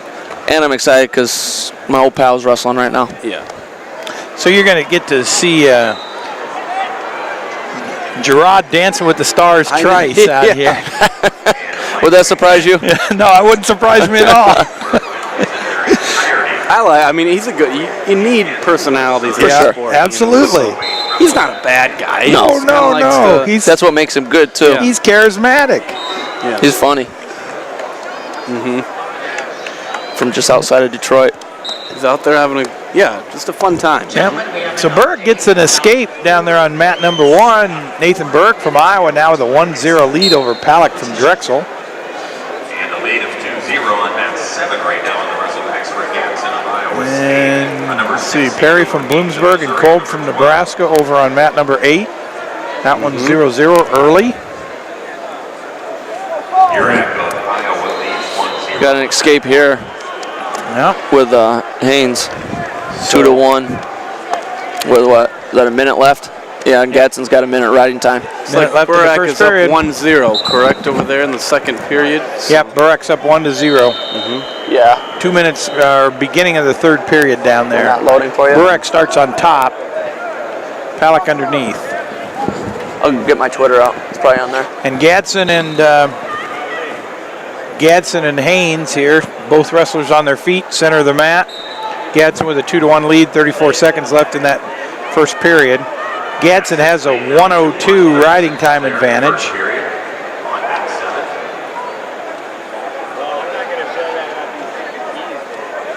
Gadsden in on both legs, gets a double leg and throws Haynes to the ground. No takedown yet, but I'm not quite sure why. Looks like he's got over to that control cradle of me. right there. It's right there. Oh, There you go. there. That's about as much. Two. They're not going to give him two right there. No. Talking about We're it. going to go look at the TV screen to see what we did right or wrong. No, maybe not. See, the bad thing about that is they probably would have given him 2 if it wasn't on the edge of the mat, which really isn't.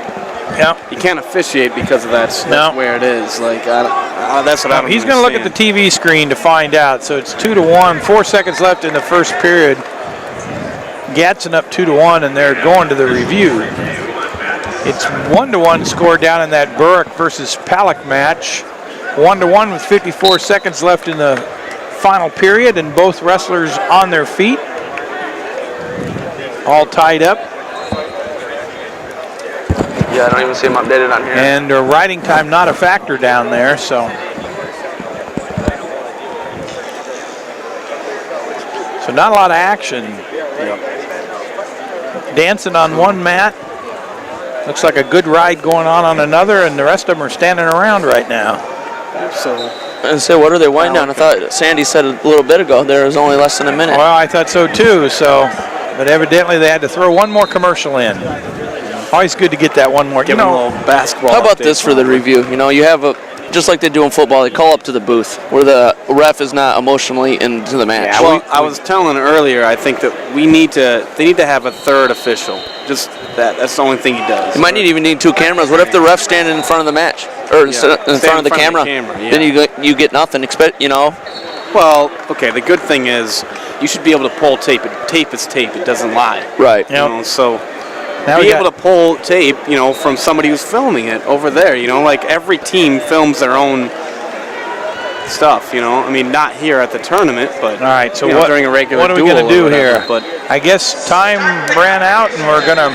Did they give it to him? Got 4 seconds left. yeah, they gave it to him. They gave it to Gadsden. Okay. So, Well, then he needs then. And then they gave him an escape. They did 2 All right, and 1. All right, 2 and 1. 4 seconds left, and all of our big heavies are off to a start. It's been so long ago since I decided which match I'm watching. I got to rethink. You're the 2 far ones, boss. That's right. Oh, Burek from Iowa in that consolation match takes him down at the end, 3-1. Price and Nelson going at it. I don't know yet. Yeah, I don't know yet. All right, so Hanky just gave up a takedown to McMullen over here. JT Felix was in on a shot and ended up giving up the takedown himself. no, he did. Yeah, he just did. Galagayev just took him to the mat. And that might be the longest match that Galagayev's had so far. Yeah. So already hasn't even wrestled a minute. Now he tied his time. Oh, thumped him back to the mat. Hanky needs to clear those wrists and come up. Yeah. Yep. Galagayev, Felix out with an escape. So both wrestlers on their feet. Felix in on a single leg right on the edge of the mat. Galagayev with the whizzer. 2-1 now with Hanky. Hanky with an escape. Had a whole lot going on between Trice and Nelson, but it doesn't surprise me. Shall we wake you in 7 minutes? Yeah, you want to just wake me up in the first criteria. Like not even sudden death. Yeah. Yeah, wait till the first 30 seconds. Yeah, first one on 8 minutes. So give me 8. So Felix in on a single leg, but Galagayev just sitting back on him. Not a lot happening in these other 3 matches right now. A lot of standing around. Referee calls a stalemate and starts the 2 big guys on their feet. Good thing is Mike Allen would call stalling on both guys right here. Yeah. Yes, he would. He would just be like, all right, guys. So Yeah, you've been warned. he'd been doing this for the last, 3 minutes. Oh. I saw it. He was here yesterday. Yeah. So the second period winds down here on this consolation match we're talking about between Gadsden and Haynes. Gadsden up 4-3. Hanky in on a shot right now. Recovering back up to his feet. And Galagayev in on the takedown. 3-2 lead now for Gadsden Galagayev. chose neutral, huh? Who chose neutral? Gadsden chose neutral. Yeah. He's got a 4-3 lead with a riding Why time. wouldn't he try to go with Haynes is pretty tough on top with the legs. Yeah. All right. He rides those legs and throws power halves pretty good. I mean, he's got minute 43 of riding time. Yeah. Yeah. Yeah. Yeah, preserve that point. And he's taken him down twice already. All right, so we get to, I don't know what we're doing down there. At the end of the first period on a lot of these matches, all going into the second. No score between Trice and Nelson. Or between Bradley and Thomasette. McMullen starts the second period down. Hanky returns him to go out of bounds. Felix fresh. Felix almost with the escape, but he doesn't quite get his hands free. Galagayev takes him back down to the mat. 4-1, 18 seconds left in that first period. Nelson gets out pretty quick, so now he's up 1-0, second period. Gadsden in on, looks like he's going to get the takedown, and he does. So Gadsden goes up 6-3 in this consolation match in front of us. Hanky giving up a reversal. That was quick. It was. They were up to their feet. Instead of returning him, he tried to pick an ankle, and McMullen just switched him. So you're right. Gadsden, probably a good decision to go on his feet there. Yep. Second period comes to a close between Gelagayev and Felix. Gelagayev starts down to start the second period. First period comes to a close. Hankey is going to get up some near fall right here. Nope. Only a 1 count. That was close. What does he have shaved in the back of his head, Gadsden? See that? I'm not sure. Maybe something for his father, you suppose? Maybe.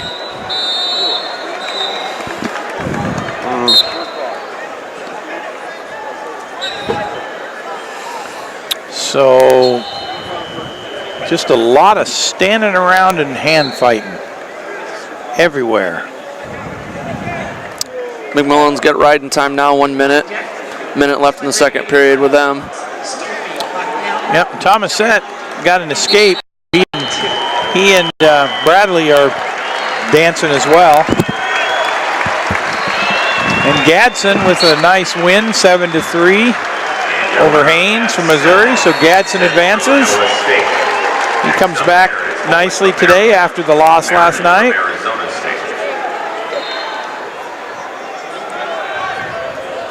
Turns around here and let's see what. Hankey needs to have a little urgency here. He's just kind of standing around in front of McMullen. He ain't creating enough action. And Hankey can shoot and attack.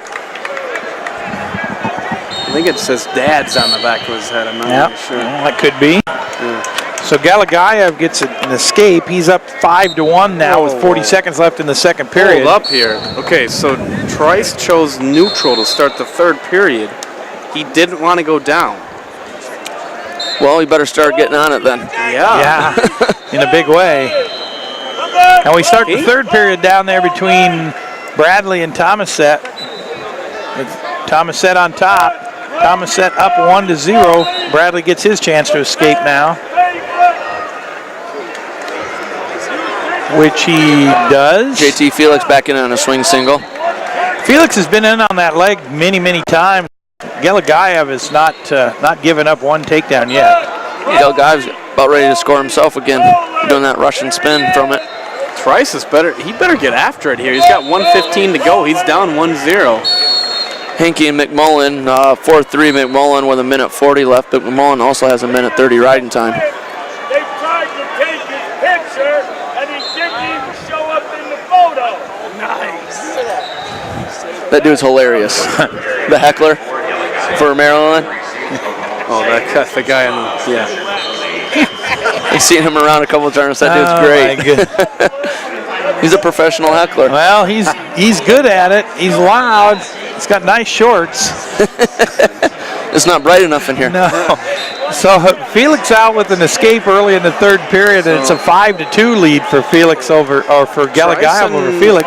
Trice and Nelson 1-0 still. Nelson up, 30 seconds to go. Trice was just feeling him out. He's getting ready to throw the big move. He hasn't even tried a shot attempt. Less than a minute left in Hankey McMullen match right now. Still down 1 plus the riding time. Felix tries a single, and Gelagayev counters him just beautifully, and Gelagayev now up 7-2. Hankey in on a single himself right now, a low level. See if he can finish this. It's coming out the back door. Trice trying to throw Nelson here. Did he? Nope, they went off the mat. 3 seconds left. Still neutral. Yeah. Got a stall call on Nelson with his 3 seconds to go. I don't know. And Gelagayev with another takedown. He's up 9-3 now. So Tony Nelson's, I can't believe that tactical move, why he did that. Didn't you pick that guy to win? Yeah, but he would have at least tied it up if he didn't do that. You better coach him better next time you pick him. 20 seconds left with Hankey and McMullen. What do you guys think? I mean, I know Nelson is good on top, but I mean, you better have tried something. I would have thought he could have probably got to his feet and got out. Yeah. I don't know. So 35 seconds left between Gelagayev and Felix. Felix with the escape, both wrestlers on their feet. Gelagayev up 9-4. Felix in on a single again, but Gelagayev peels him off. Hankey loses 5-3. Or 4-3, 5-3 with plus the riding time there. And it's a 1-1 score in overtime down on mat 1 between Bradley and Thomasette. Number 5 seed from Northwestern. And 8 seconds left. I guess that's not quite done. I'll give it to Felix. I mean, tactically, he's done a really good job against Galagayev, but yeah, just because he didn't get thrown that move. Galagayev spin. Looking for another takedown. Is he going to get it? No. Nope. Time is out. 9-5, 10-5 with riding time in favor of Galagayev. So that will bring up a Galagayev-Nilsson rematch in the finals. Oh, Bradley's in. Was it this the second one? Caleb, it's time to wake up. Oh, yeah. Is this the second ride out or is the first ride out? This is the first ride out. This is the first ride out. So no time or no points scored in the sudden victory. So your number 1 seed Bradley is underneath right now. Thomasette starts off the first 30-second period on top.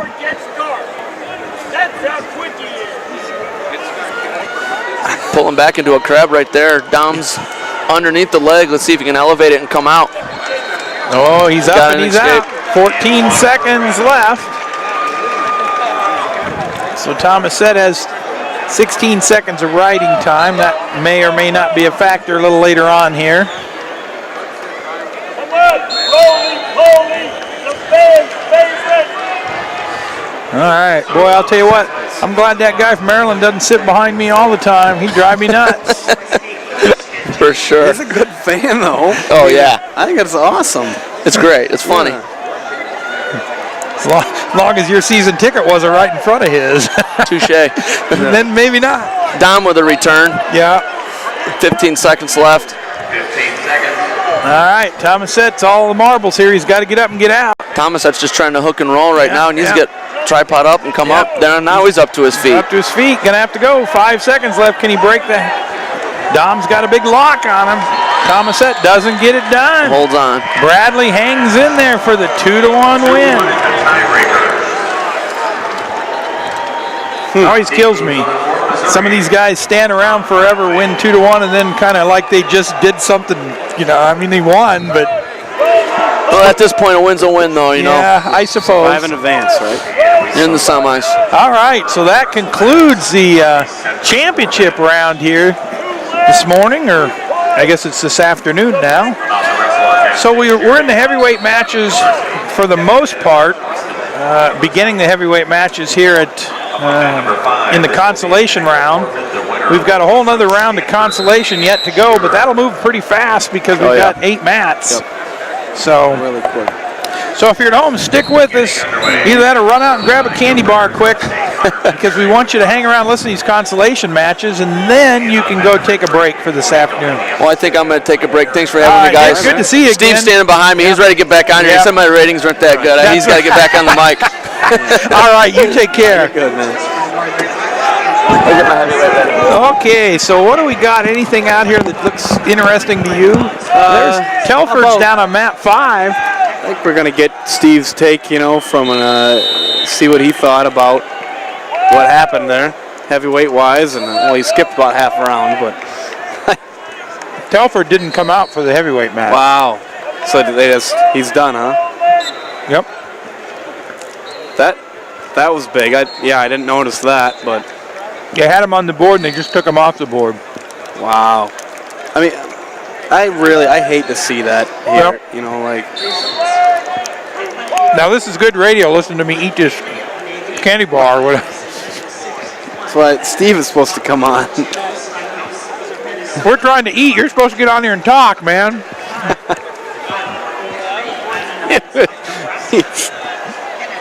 What? I told the folks at home to go get a candy bar. I got so hungry about that, I thought I better eat one of these myself. So the Maryland Terrapins here are right in front of us. In match number 411, it looks like, right? Yep. All right. So we're actually through a lot of the heavier weights, and got some lightweight guys back on the mat. Now Medbury and Cooper are down there in the heavies. Boley and Meredith are right in front of us. So Boley from Maryland and Meredith from Arizona State. Mm-hmm. All you reporters, don't turn your head. And then they've got Trent Sprinkle from North Dakota State and Boyle from Michigan out here, starting the second round of consolation.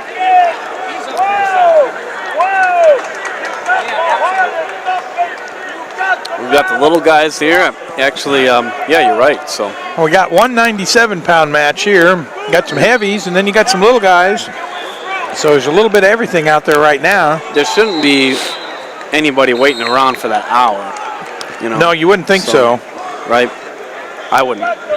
No, you wouldn't think so because they ought to all be able to make it through. Yeah. So we've got some heavies out here. Trying to think of team-wise if there's anything that up here of consequence that we might want to take a look at. No, I was just looking at that, and it doesn't look like there's anybody out there right now that's got much impact on the team race. Nobody right now, so we kind of want to pay attention to the Oklahoma State and Iowa and Penn State. Yep. Gophers. I would hope we'll be able, now that the heavies are all done in the championship, we'll be able to catch a team score here pretty shortly. We'll get that to you as quick as possible. So.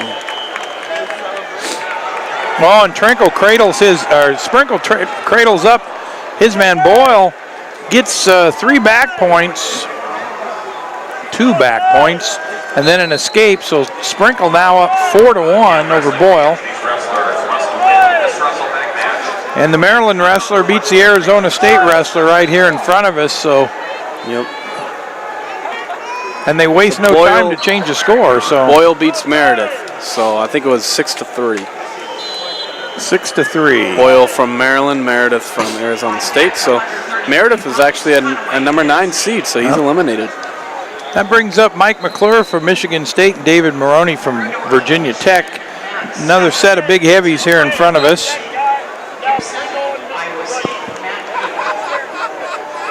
And I know there's at least one more heavyweight match because Iowa State's got a heavyweight that hasn't wrestled yet, Gibson. And then we'll be 100% into the second round of the Constellation. Absolutely. So maybe that's what they're waiting on this team scores to get first round of Constellations completely done. That would make good sense. So the NCAA, what are they, fading to black here in the meantime? They got to shift over to something else, Sports Center or something? The NCAA is in charge, you guys. They are the boss. Oh, and what did they say The now? NCAA. They said, Jeff Murphy, your plaque's in the mail. That's good. Your trophy's coming, buddy. All right. Well, they got that one right. Yep. And Caleb Dimmers, you get one too. Yeah. You're gonna have to polish it though. Okay. It have to stay shiny. Caleb was shirking a bit, Because Trice came up a little short. He got in the heavyweight match, and he wanted us to wake him up when it got to sudden victory. What I thought was that Dom's match when in double. What's that? I don't understand why Trice didn't go down to start. Yeah, the doughboy didn't shoot, huh? No, or he didn't choose. He didn't choose down, did he? Nope, chose neutral. Just crazy. Yeah. And then he didn't decide to really start working until about 30 seconds to go. It's just not good strategy by the Chippewa. Yeah. So, he's a senior. I believe my buddies up there in the stands. Can you pick out some friends here? Yeah, I see the guys I brought the tickets to. Good. They're looking over here. They're looking somewhere. They're not looking at me. They're probably looking at the heckler. The guy in the crowd. The heckler's moved on. Thank goodness the heckler's moved on. Yeah.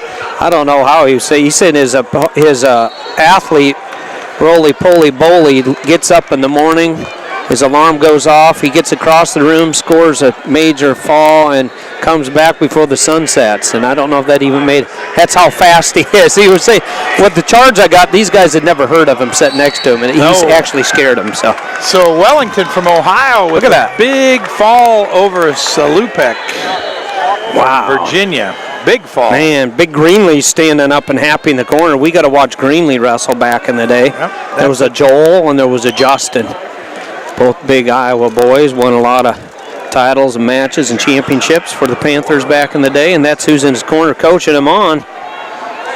Yeah, hasn't gotten any smaller, has he? No, he's a big boy, man. They're huge. You talk about guys with hands. Got another potential fall out here on mat number 6. Yes, and it happens. Got to get around to where that is. So Jeremy Johnson from Ohio, another big Ohio fall. So picking up some points for Ohio. Yeah, 2 Ohio falls back to back. How about that? Going to get in the team race here. Yeah, good job by those guys. I did miss the matches. I was standing back. I bet you had fun with the East Lansing Strangler. Yeah. Nick Simmons, It's always he's good good to have Nick on the air with us. He does a good job. Surprised he didn't stick around for this Michigan State. Yeah, his alma mater. Yeah. He had to he's leave, coaching. doesn't he? He's got to go. He's down at the other end watching his wrestler down. Yeah, is it Chalfont? I think he said he had a heavyweight coming up. Yep. I believe it's Chalfont. Yep, Chalfont's down on mat 2 right now. He's wrestling Stolfi from Bucknell. Chalfont's up 3-1. Yeah.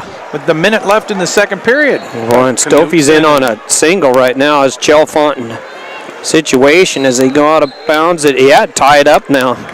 Gibson wrestling, Gibson from Iowa State wrestling Knutson from North Dakota State University. Those two guys met once in the duel earlier this year. The Buffalo and the Cyclones. And I think Gibson got a pin and won the duel. Yep. If I remember it, that was a duel winner. Is that correct? I believe so. Won in the duel because Gatson Knutson's won. From where? North Dakota State. That's good. You're a good man. You got your top. I was going to look out and see where North Dakota University is, but I didn't have time. I'll do that. I'll do that research. Yeah, get on that in between rounds, will you? We probably got fans at home. You know, you can call Steve at. Yeah, call Steve at stevo.com, stevo.org. Yeah. Send your emails to Caleb Nimmers. No, thank you. All right, so North Dakota State is in Fargo. Fargo. See, we knew that. I gathered that one. Fargo. Bismarck, maybe, huh? How far? Fargo. Well, we got as close as Brookings this year, didn't we, up in the duel? Halfway North Dakota State against South Dakota State. Jackrabbits and Bison. Bison came out on top. All right, we got the man of all knowing next to us here. Yeah. He's just checking his own personal hard drive. Mr. Geography here. And then we've got no score up there, right, between Knutson and Gibson. That's correct. So Gibson, I believe he did get the fall. I know Kyvan got the fall at 97 at the duel. Yep, got a good match here in front of us between McClure from Michigan State, Maroney from Virginia Tech. It's in the second period with a minute left, all tied up 2-2. And McClure with 54 seconds of riding time, so just short of what he needs to get a riding time point.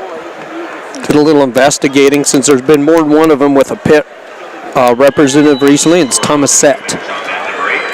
Just like I said. Yeah. Of course. Yeah, that's exactly right. This Spartan is, man, is he strong? I'd love to know what he squats. Ready here? We're ready. Grand Forks, North Dakota. Grand Forks. Jeff's favorite town. We didn't even have that listed on my list of towns last night. So Jeff's favorite town. The fastest growing city in America, by the way, is in North Dakota. Is that Grand Forks? Oh, yeah. I'm serious. I'm not joking. Oil thing. You know your town's growing fast when there's a 3-hour wait at McDonald's. You know, and 60 minutes says that's the truth. I don't know that McDonald's is that good that I'm going to wait 3 hours for. You know, you haven't built fast enough to accommodate all your citizens when you got a 3. Well, no wonder. If you had to wait 3 hours at McDonald's, I'd go in and go, I'd like 2 weeks worth of hamburgers, please. Yeah. I'll you take can always nuke them later. And you know what's funny is they would look the same. Yeah, exactly. And the thing is, in North Dakota, you wouldn't even have to have a freezer. You just set them outside. That's right, boy. But that's quite a town. It's been some interesting stories. I guess they found more oil down there than they ever imagined. Or up there. North Dakota would be north, obviously. So we got the light guy from North Dakota State and the heavy guy from North Dakota State out here. Yeah, we do. Trent Sprinkle. He's got a 5-3 lead over Boyle from Michigan right now. He's had a good little season. Sprinkle has. Boyle's been doing good too. Gibson and Knutson, 0-0. Still tied up. Yep. And we've got a 3-2 lead now for Maroney from Virginia Tech. No, McClure, take that back. McClure from Michigan State over Maroney from Virginia Tech. And a fall on mat number 2, Stolfi. And Stolfi gets a pin. Gets the fall over Chalfant. So Nick didn't cheer loud enough for his man down there in the end. Stolfi got the pin over Chalfant. Chalfant had the lead at one time, 3-1, we know, but caught Chalfant, put him on his back, and pinned him. Yeah, is that Clamara down there on? Yep, it is. From Oklahoma State, wrestling Cox from Wyoming. Cox takes Clamara down, and he leads 2-0 early in the first period.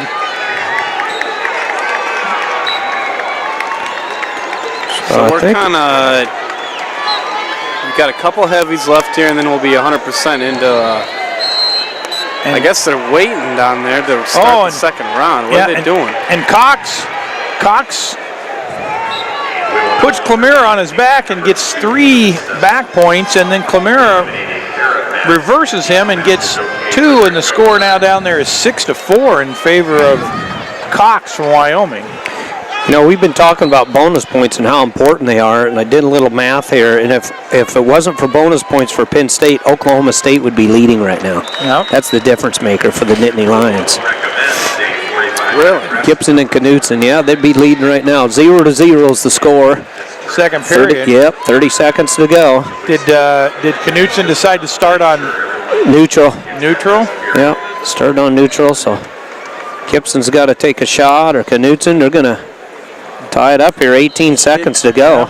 It kind of goes to tell you, I mean, you got guys like Perry, you know, who they're winning, but, you know, not scoring any bonus points. Oliver and I think Galagayoff has been their bonus point is he people. Is he going to get it? Does he or not? No, he does not. No. So 10 seconds left in the match. Both wrestlers on their feet in the center. Referee blows the whistle. Maroney shoots in on a single leg immediately. Michigan State comes out on top. Almost. Big scramble ensues, and Michigan State wins 3-2. McClure, he's got to be, pound for pound, one of the strongest guys in the place. Yeah, he's a big young man. He's a big boy. All right, so we start the other heavyweight match over here with Gibson on the bottom. And Maroney and Knutson gets called for locking in. Oh, and 2 points for Gibson. Yeah, with the reversal. So Gibson has a massive switch there. All of a sudden, it's 3-0, just like that. Turning of the tides there, all tied up for so long. Get to see right here in front of us, Conaway from Penn State versus Bruno from Michigan. Big Ten matchup again.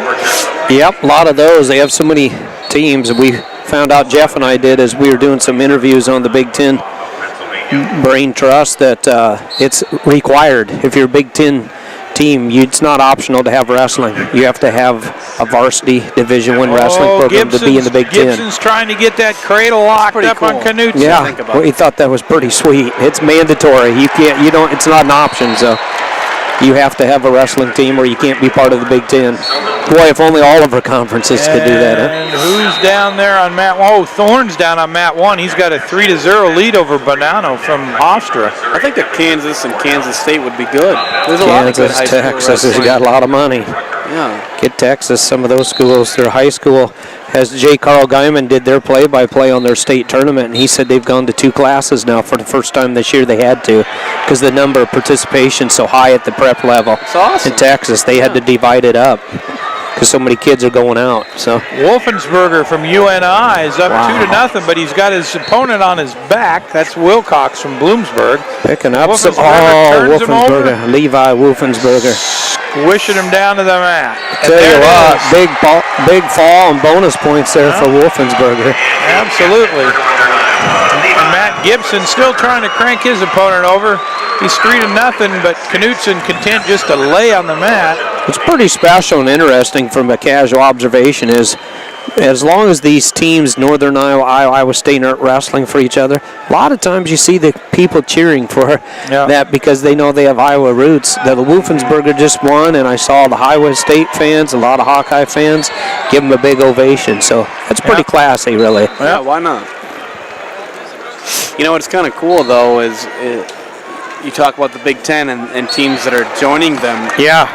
You know, Rutgers and Maryland are coming along, and I didn't realize that. I never even thought about that until just now, Steve. But I mean, that's got to be really good for their programs too. I mean, think about the exposure that. Oh yeah, recruiting. It's going to help them in the recruiting, and Knutson gets out now, 3-1. Yeah, but Gibson wins at 3-1. 3-1 is the final score, with the riding time. So Iowa State gets another win here. So Iowa State comes through the round today with 3 of their 4 wrestlers. 3 wins. Well, 3 wins in the consolations.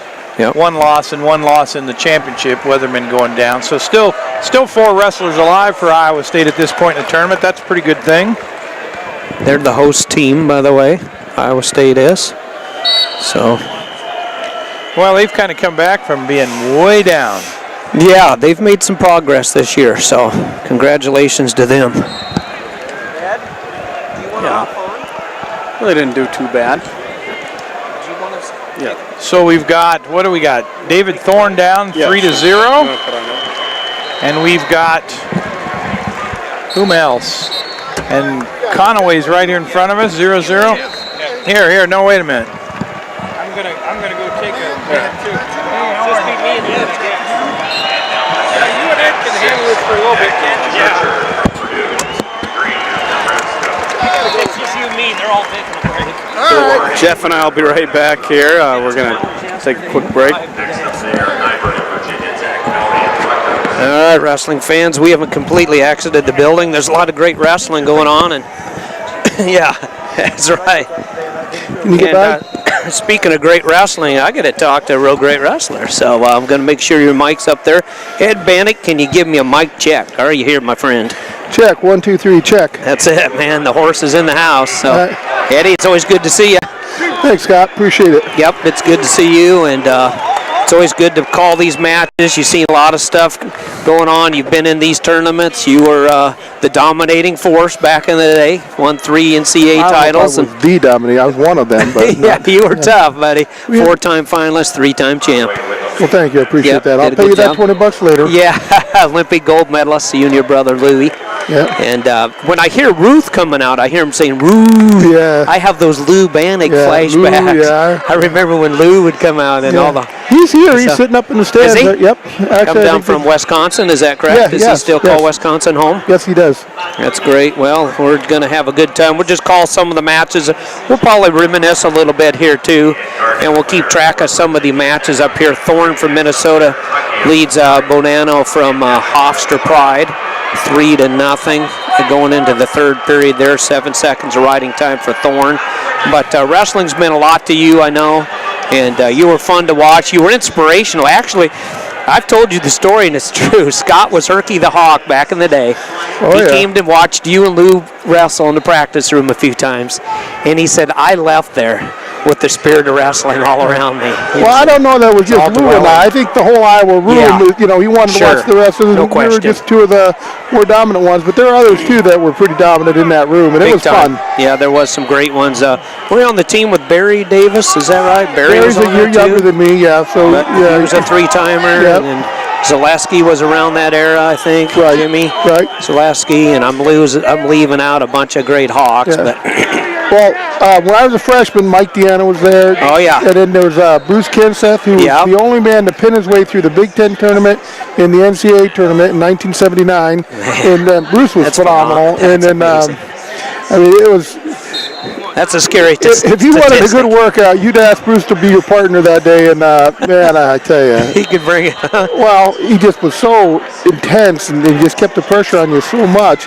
I remember after taking a shower that my skin was rubbed raw, and it hurt to take a shower after wrestling Bruce because he just would rub you and just pound on you, and you'd be rubbed raw, your back, your arms, your neck. I mean, it's just ridiculous. Well, you were part of that dynasty building of Dan Gable, of course, coached under the great Dan Gable, winning 9 in a row, and then what does Iowa have, 20 overall, I believe. So it's close to 20, a lot of them, but they've been dominant. But, hey, talk to me about your alma mater in this tournament.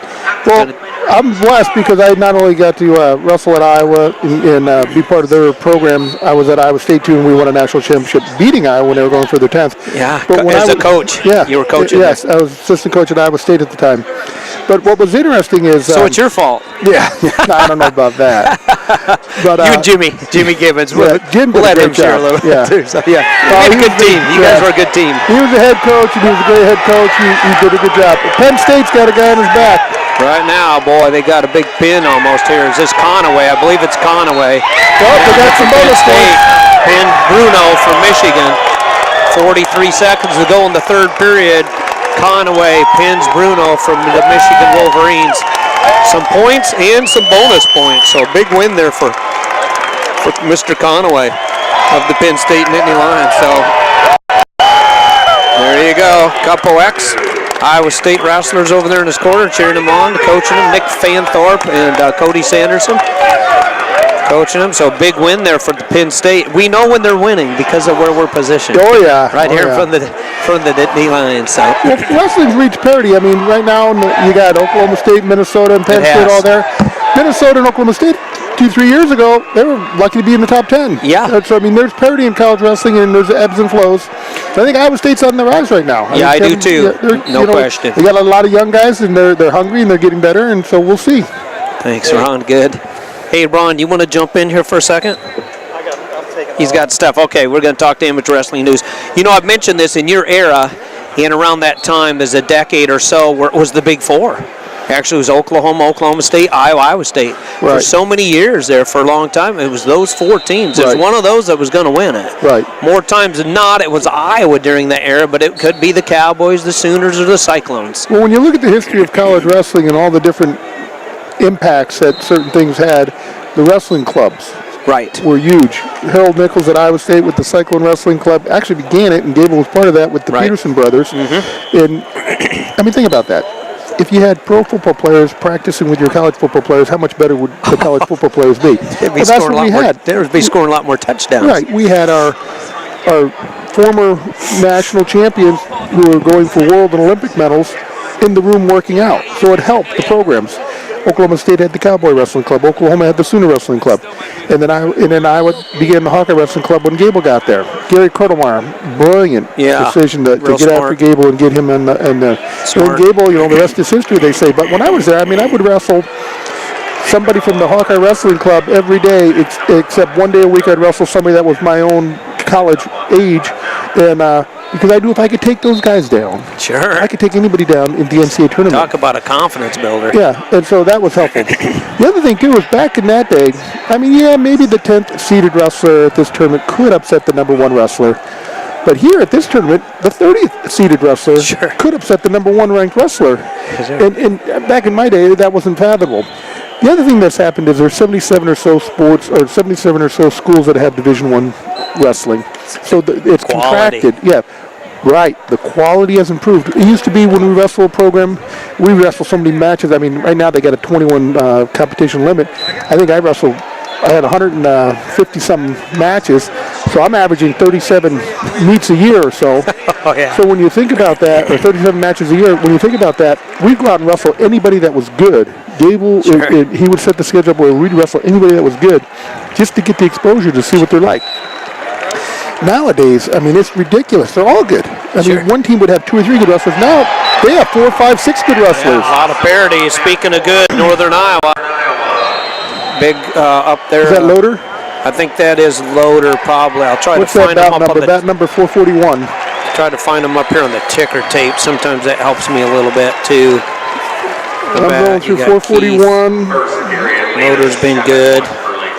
No, that's Laser. Joey Laser at 41. Joey Laser looking tough. They're picking up some back points there. 7-1 now for the Panthers. We were just commenting early how we thought it was pretty classy when the Panthers, Hawks, or Cyclones weren't battling each other. How they cheer for each other. Yeah. You know, one of their Northern Iowa, Levi Wolfensberg had just got a pin. Hawk fans were cheering. Cyclone fans gave him ovation, and it was kind of interesting. You see, when they're going head-to-head, then they... It's a little different when they're going head-to-head. Then they look at the color of their clothes, and they cheer for who they're for. But otherwise, it's like, hey, you know what? And I think that's classy. That just shows that they understand the sport. They're educated fans. Right. The wrestling fans are educated fans. They know the sport. That they are, particularly the ones that attend this tournament. The other thing, too, is interesting to watch all the people. The crowd actually picks sides. Yeah. And so no question. Sometimes it'll be this team against the crowd, you know, and the crowd includes all the schools. So they have their favorites. For years, it was Iowa against the world, basically, is what I used to say. Oh, yeah. It was the world against Iowa, you know what I mean? But now, and you know, what's been interesting about this sport, I think it's just the nature of the sport possibly is green. I think it's another power double takedown there for the Nebraska Cornhuskers after getting upset earlier in the tournament. Bradley from Missouri beating them. But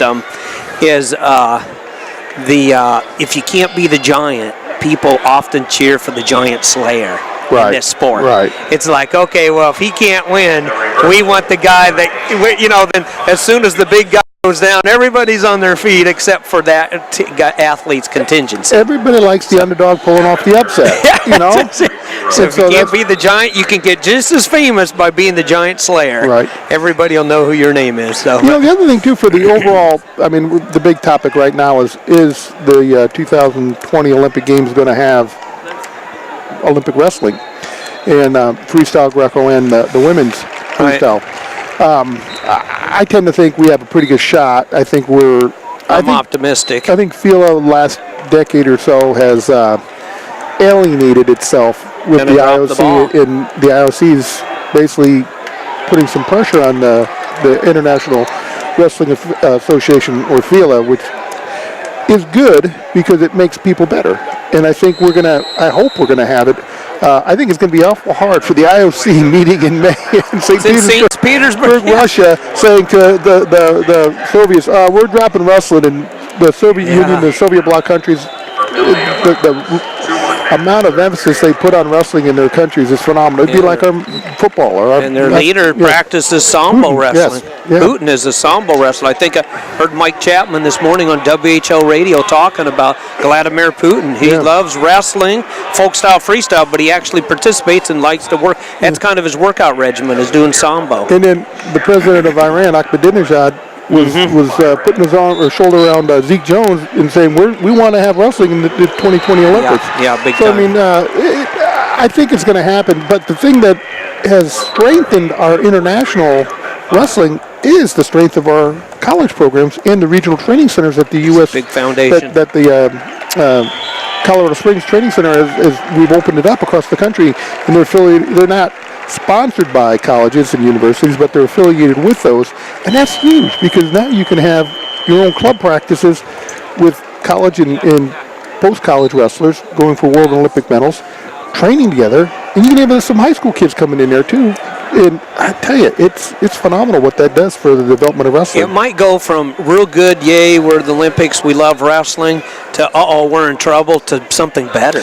It might actually sharpen iron. It might make us that much more polished and that much more better. Some of the things that the IOC brought forth as reasons why to drop wrestling were valid.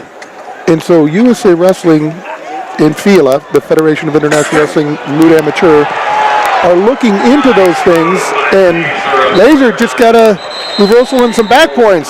Yeah, for Laser. Yep, Laser. Joey Laser, he's got a 92 win, or 92. 92. We got about a minute left in the second period, a little less than a minute. Yep, and Green's up, by the way, against his opponent there, 9-4.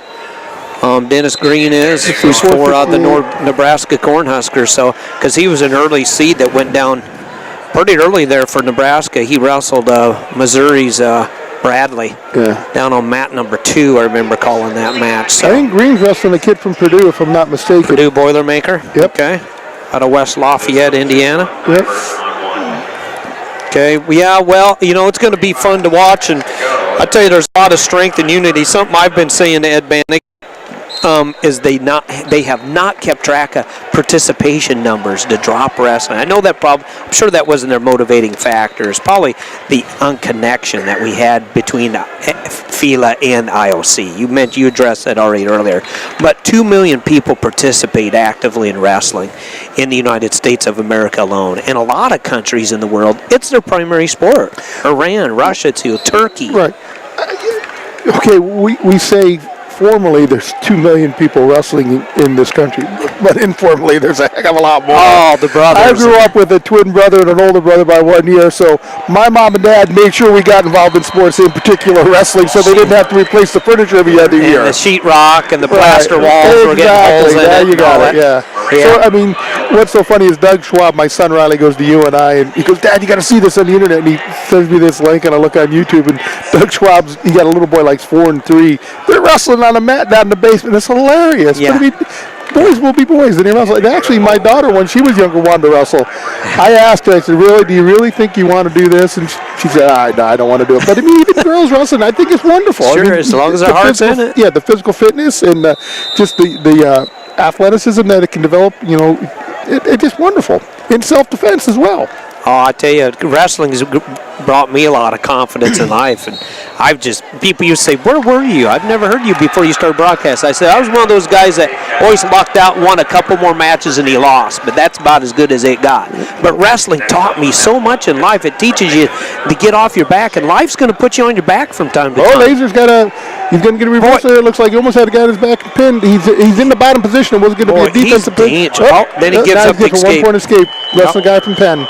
from Penn. So Laser now leads 12-2, 1:23 to go in the third and final period. 2 minutes and 28 seconds of riding time. So he's going to get a point for that. So Yep. So. And I think over here we have Mike Marino. Mike Marino. We'll see who his opponent is. Looks like he's wrestling a guy from Ohio State, I believe. Ohio at State. 165. It is bout number 465. So we'll see here. here. And that means it's Martin from Ohio State. That Mark Martin, I believe, is his first name. Pretty sure it's Mark. Yes, Called Mark a couple Martin. of his matches already today. A little over 500, 18-17 record. Okay, kind of keep track of Marino and Mr. Mark Martin from the Ohio State Buckeyes. Marino had a big win against Iowa and Moore earlier in the tournament, and then he had split with Conrad Pulse, I know, 1-1 on the year, and then came up just a little bit short against Pulse. Laser's in on the leg, head on the inside single leg. It's up 12-2. Wrestlers trying to. Laser might be able to drive through, get a double leg here. He's got a double leg. It looks like he's got two. No, they're not calling it two. Now there it is, yep.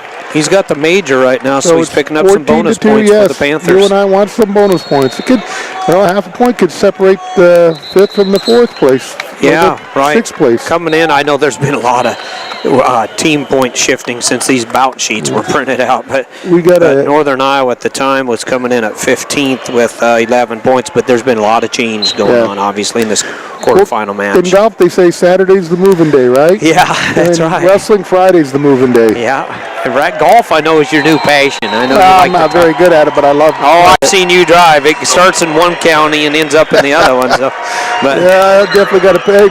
Joey Laser, 15-2 winner. Big win for the Panthers.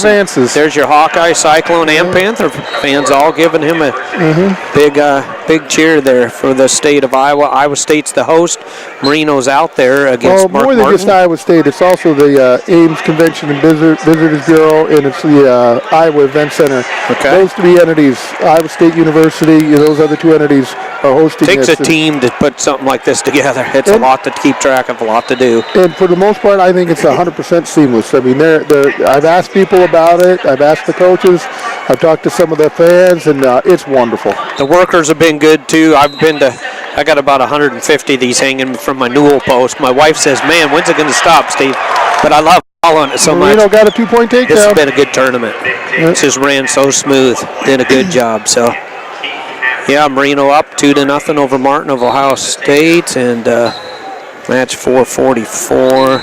Got Virginia Tech down there. Jesse Dong coming up. 457. I'm not sure who Jesse Dong's going to wrestle. Let's see what it says we'll here. 457 says, let's see, is it?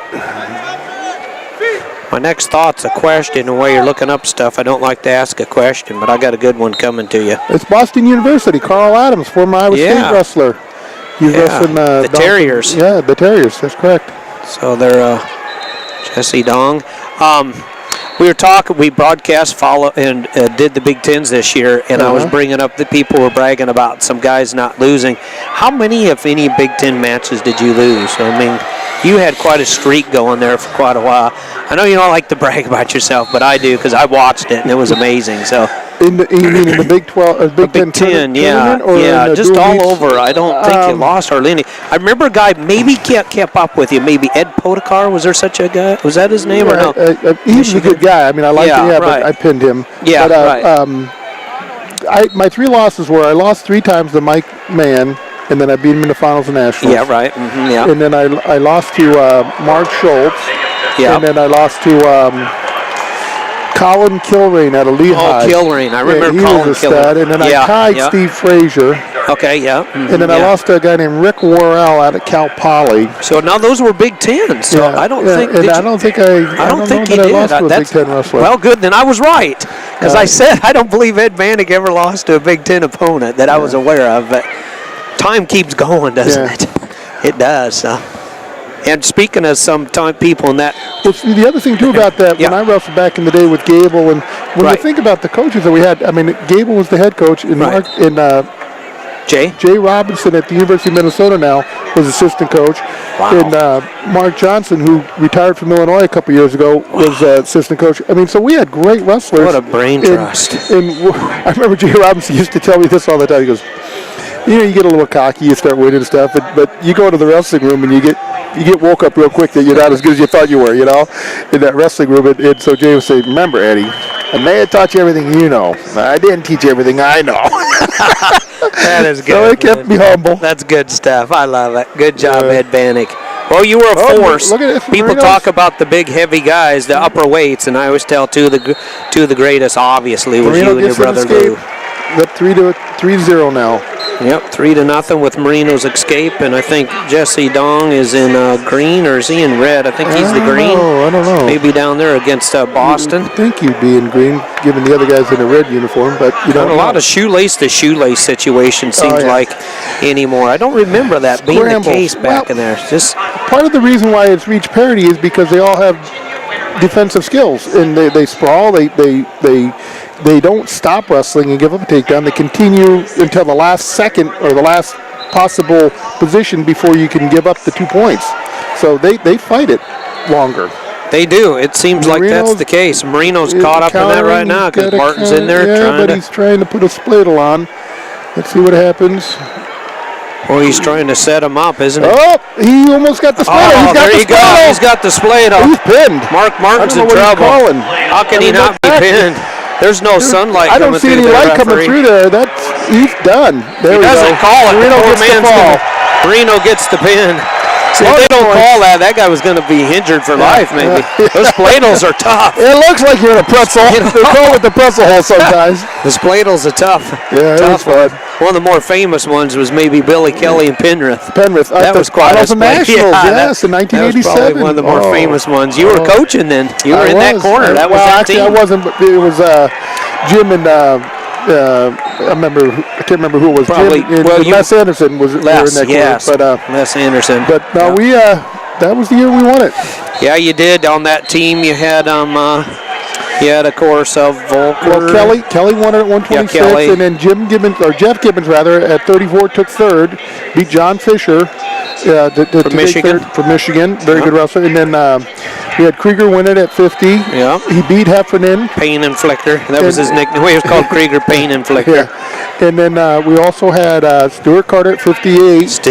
Won. Yeah. And then we had Kevin Jackson lose in the finals to Roy Salger from Iowa, which I thought.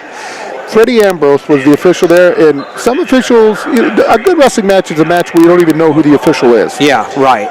Freddie, his mind was, a good match is when you get to know that I was the one officiating the match, and I dislike that. That is not fair officiating, in my opinion. And so he actually made the difference in that match, in my opinion, and Kevin lost. But I think Kevin got the better end of that. Freestyle, he really did. He did.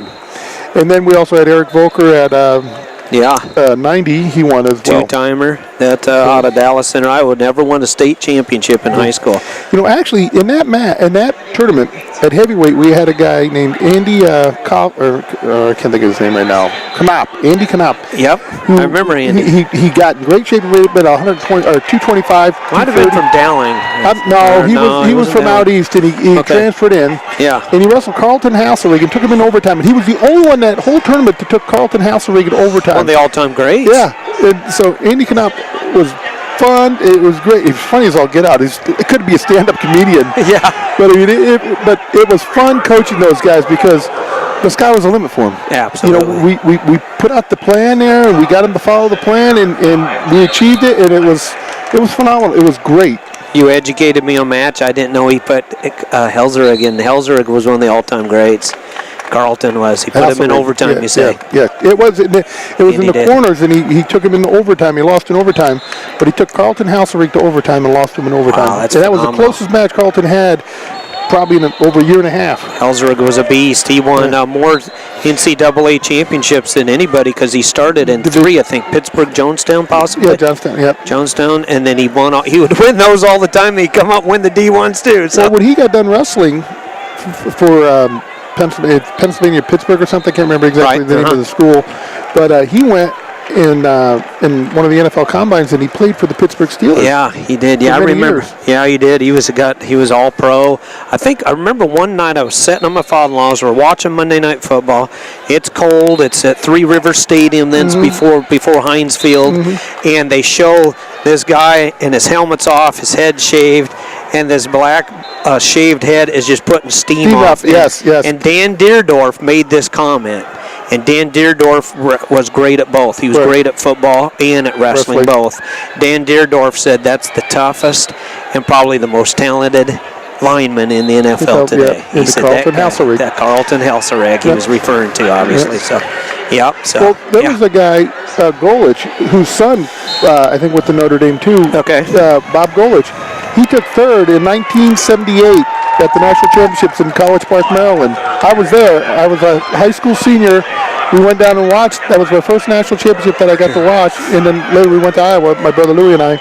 But we watched Golich for Notre Dame take third at nationals that year. Isn't that cool? And he had a great year in the NFL. Didn't he? Oh, there's been so many, yeah. Yeah, if you include high school, you can go to theunderground.com a couple years ago. There's 34 former wrestlers that are in the NFL. So a lot of them opt out because they get the heavy guys. Right. They opt out, go to football, and then end up in the NFL. But my brother Louie and I moved into Hillcrest Dormitory at the University of Iowa as freshmen. Well, down the hall was Jay Hildenberg and Mark Bortz. Oh, yeah. Bortzilla. And Jay was all-pro and won the Chicago Bears won the Super Bowl. I think it was 1986. I think it was.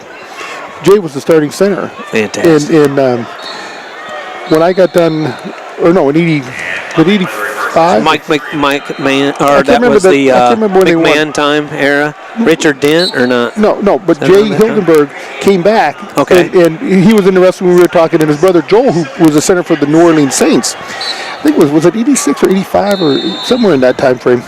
But anyway, he was back in there, and we knew each other, because of his history, and just we lived in the same door for a year or two.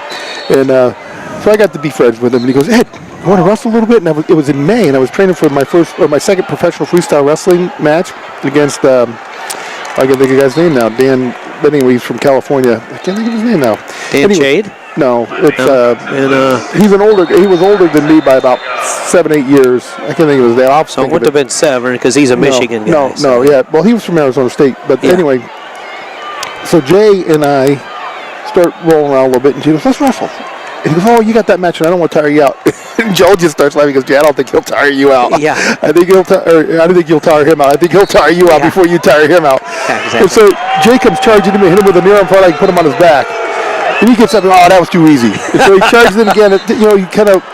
He had done research on you. Well, I hit him with another one, put him on his back, and Joel is laughing. Sure. And we were throwing the football around. He's having a good time with it. And Joel, the little brother's laughing, and Jay picks up the football and chucks it at Joel, and Joel was still laughing. He just put his head down, and that ball just went about an inch over his hair. If he didn't bend down, I swear he would have knocked out his brother with that football. Broke a nose. And Joel looked up and saw that Jay just chased him out of the house. We would never chase that brotherly love, isn't it? Miles of Culver Hook Arena. It was hilarious. Some that might not have heard me introduce, I'm talking to one of the all-time greats, Ed Bannock, 4-time finalist, 3-time NCAA champ, Olympic gold medalist back in Los Angeles, right? Yes, you and your brother both won LA gold Coliseum. medals in the LA Coliseum. That's where we had the opening ceremonies, and then we went to the Anaheim Convention Center, is where we had the competition. Boy, I remember on the front page of the paper and the sports page, the Bannocks win their gold, as well as Randy Lewis won there, I think, too, that year. The United States had a lot of gold medalists. Bobby Weaver, I think, won 14. Right. I'm not sure if Gonzalez placed. Then 25 was Barry Davis, got a silver. He lost to a guy from Japan, Hideaki Tomiyama.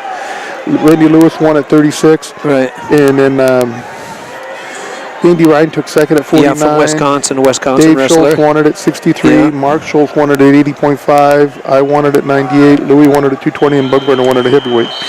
And then now, Jeff Platnick won it at heavyweight and Greco-Roman. Yeah, and they were just talking about him on ESPNU. I saw. Yeah. I was back here taking a break and actually getting a Coca-Cola for Caleb Nimmers. And I was watching that, and they were showing we just lost Jeff Platnick. He was 55 years old and lost him, and he was a great one. He actually kind of started the UFC, really. I mean, he was very instrumental in getting UFC off the ground. Well, the thing that for me was interesting about the Olympic Games is we had the Olympic Village, and they didn't let anybody but athletes and spouses into the village for a little bit. The spouses would come and visit, but they wouldn't let any of our training partners in.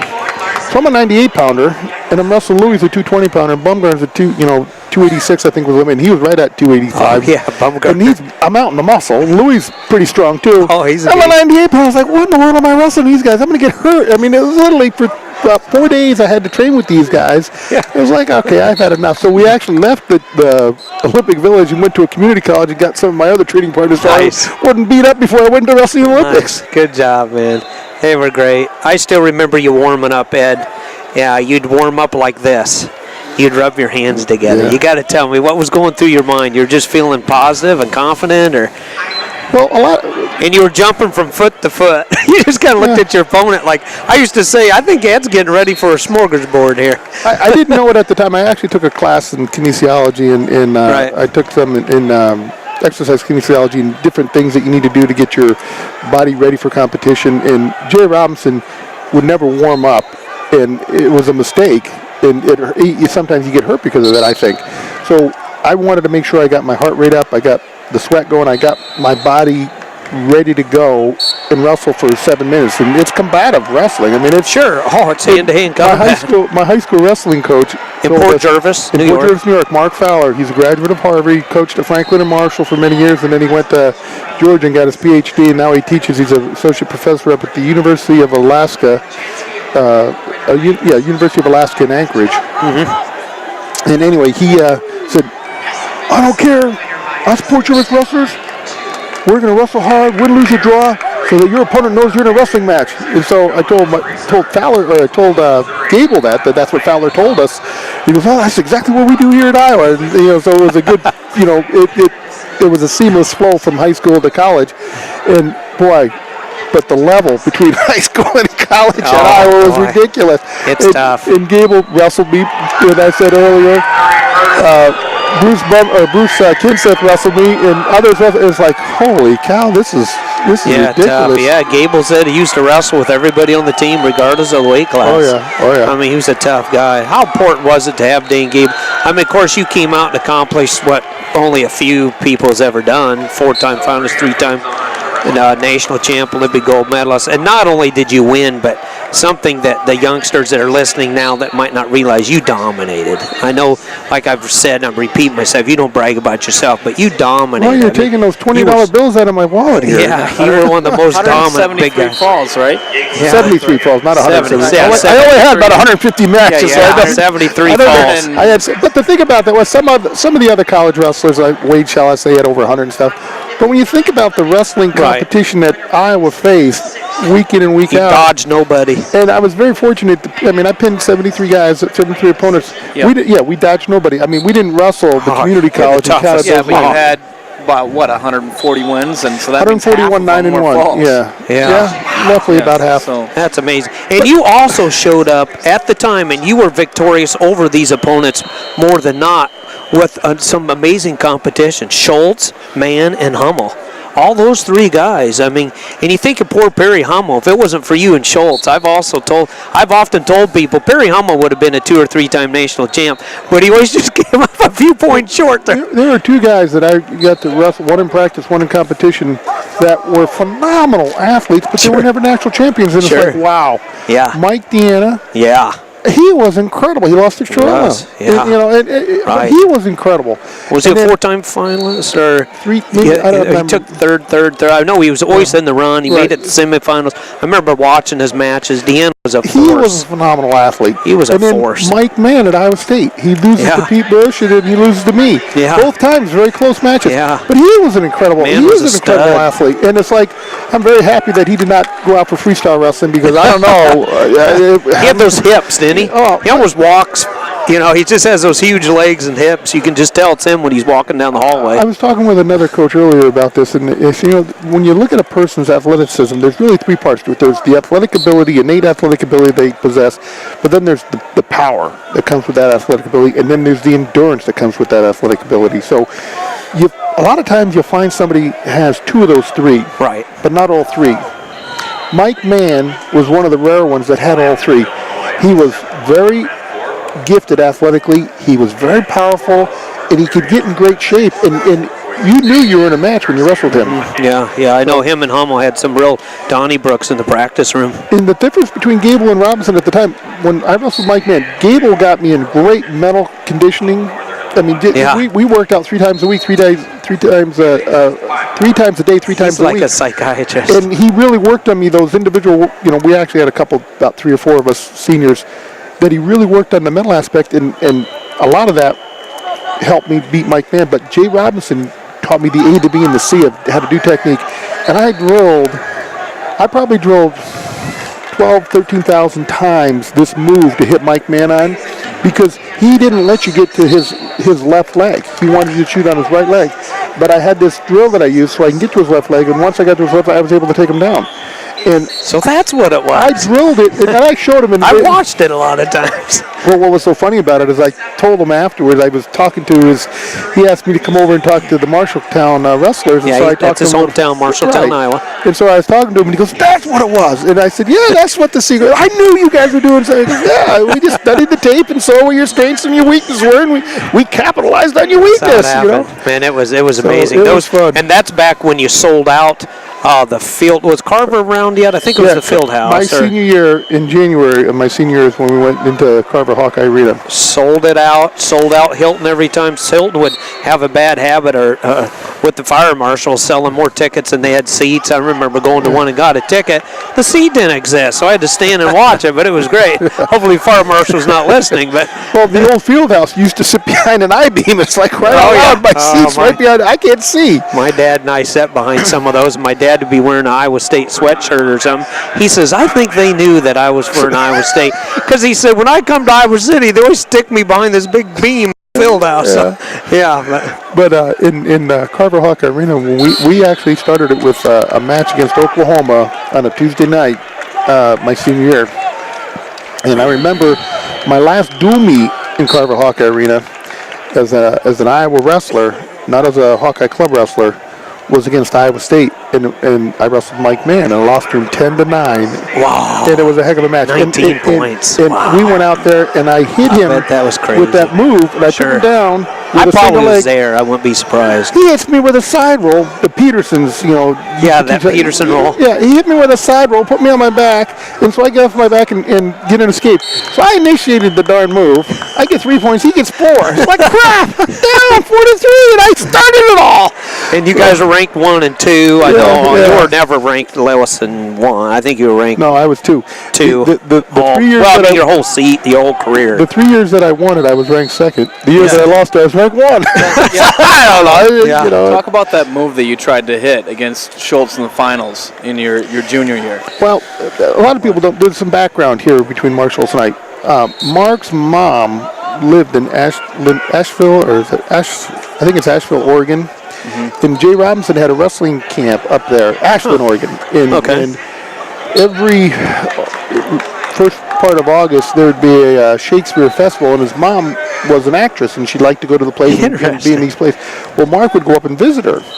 Well, Mark knew the camps were going on, and Mark would come, and about 2 or 3 times while the camp was going on, Mark and I would work out together. And Dave was with him too? No, just Mark. Just Mark. Dave He'd come up, and because they lived in California, and he came up, and so Mark and I would work out. And I got this where I could throw him, where I had this where we had the body lock, and I would pull down on his hips, and he would throw, kind of push it in me, throw his butt back, and I'd toss him. And I did this for like 2 years in a row. Yeah, well, then in the finals of nationals, I forgot about that. I don't know. And I mean, I should have listened to Jay Robinson more and Dan more about how to wrestle him, but I didn't. I was a nappy-headed junior. I just, I know what to do. And you're a youngster. So. I learned the hard way. But anyway, I did learn though. But I forgot to do that move, and Mark Avery goes, when you threw that, I was like, crap, he's going to throw me. And then when you didn't do it, I was like, crap, I'm going to pin him.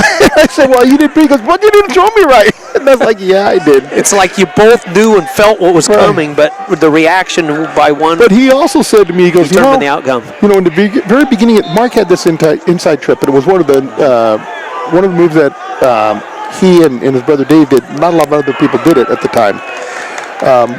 But he was very good at it, and so I practiced countering that, and I was able to do that.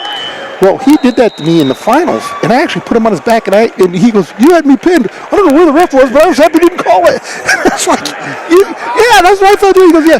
Well, the referee thought he was going to take me down, and so he went behind me to see if I was on my back. And he didn't see the fall. And then he ran around the front, and then Mark, you can't hold Mark on his back. No, not very long. You know? No, he's a great one. Mark goes, "Well, I'm just happy he was in the wrong position, or he chose wrong." It's like, yeah, I'm not. You know. Because Gable acted like he was really upset that he didn't want you to throw that. I was down 11-3. Sure, you know, and I mean, you take him down, let him. I think I only had like 15 seconds, 18 seconds left. So I mean, you need to get the points. You need to get obviously. Yep.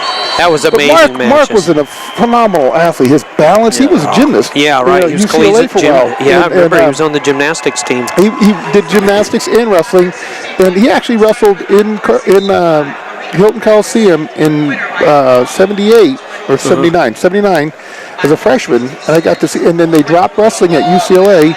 And he worked out with. I think he was a high school gymnast, but he didn't in college. But he worked out with the gymnasts sometimes in college as well. Right. And then he went to Oklahoma. Right. Yeah. And he was a great one. I've only know of a. I don't even know. I know you guys were both phenomenal. I mean, when you think about it, you're both Olympic gold medalists. You both were 3-time NCAA champs. Wasn't Mark a 4-time finalist too, or what? Or was no, he his freshman year he didn't. He didn't. I'm not sure. I'm not sure if he All-American. Because what weight would he have been at then? I think 67. Because you guys and wrestled then Dave at 98, would have been correct? in the 50s. Then Dave was a 58-pounder, and Mark was a 67-pounder. Okay. And Dave wrestled for Oklahoma. Let me think about this for a second. I think Dave wrestled for Oklahoma first and then went to Oklahoma State. Dave's older than Mark. Yeah, right, yeah. And then did he lock up with Sheets maybe? Yeah, did Sheets and Schultz have some great matches? Yes. Mike Sheets, Mike Dave Sheets, Schultz. yes, that's I remember true. Sheets was so. We used to play with Sheets' name. He was so good on top. He's a great rider. We used to say Sheets ride you like a blanket. We used to say that. Sheets ride you like a blanket. He was tough on top. Mike Sheets was. The one athlete, which always amazed me, and you wrestled him, you know he was good, Perry Hummel. I looked it up to see if it's true. He actually was one of the few guys that had a winning record against Mark Schultz. He was 5-3 against Mark Schultz, by the way. He had beat Schultz 2 times more than Schultz had beaten Hummel. He would have that freight train double, and I learned how to stop that finally. But I mean, he would just, and then what he did with Schultz is he would just, that's a nice switch off to a single. Yeah, who is that? Is that Barak? Barak from Iowa? 489. I think so. This is your old weight class, yes, Eddie. Correct. It's your old weight class, man. I'm having Ed Bandick flashback here. Got him on his back.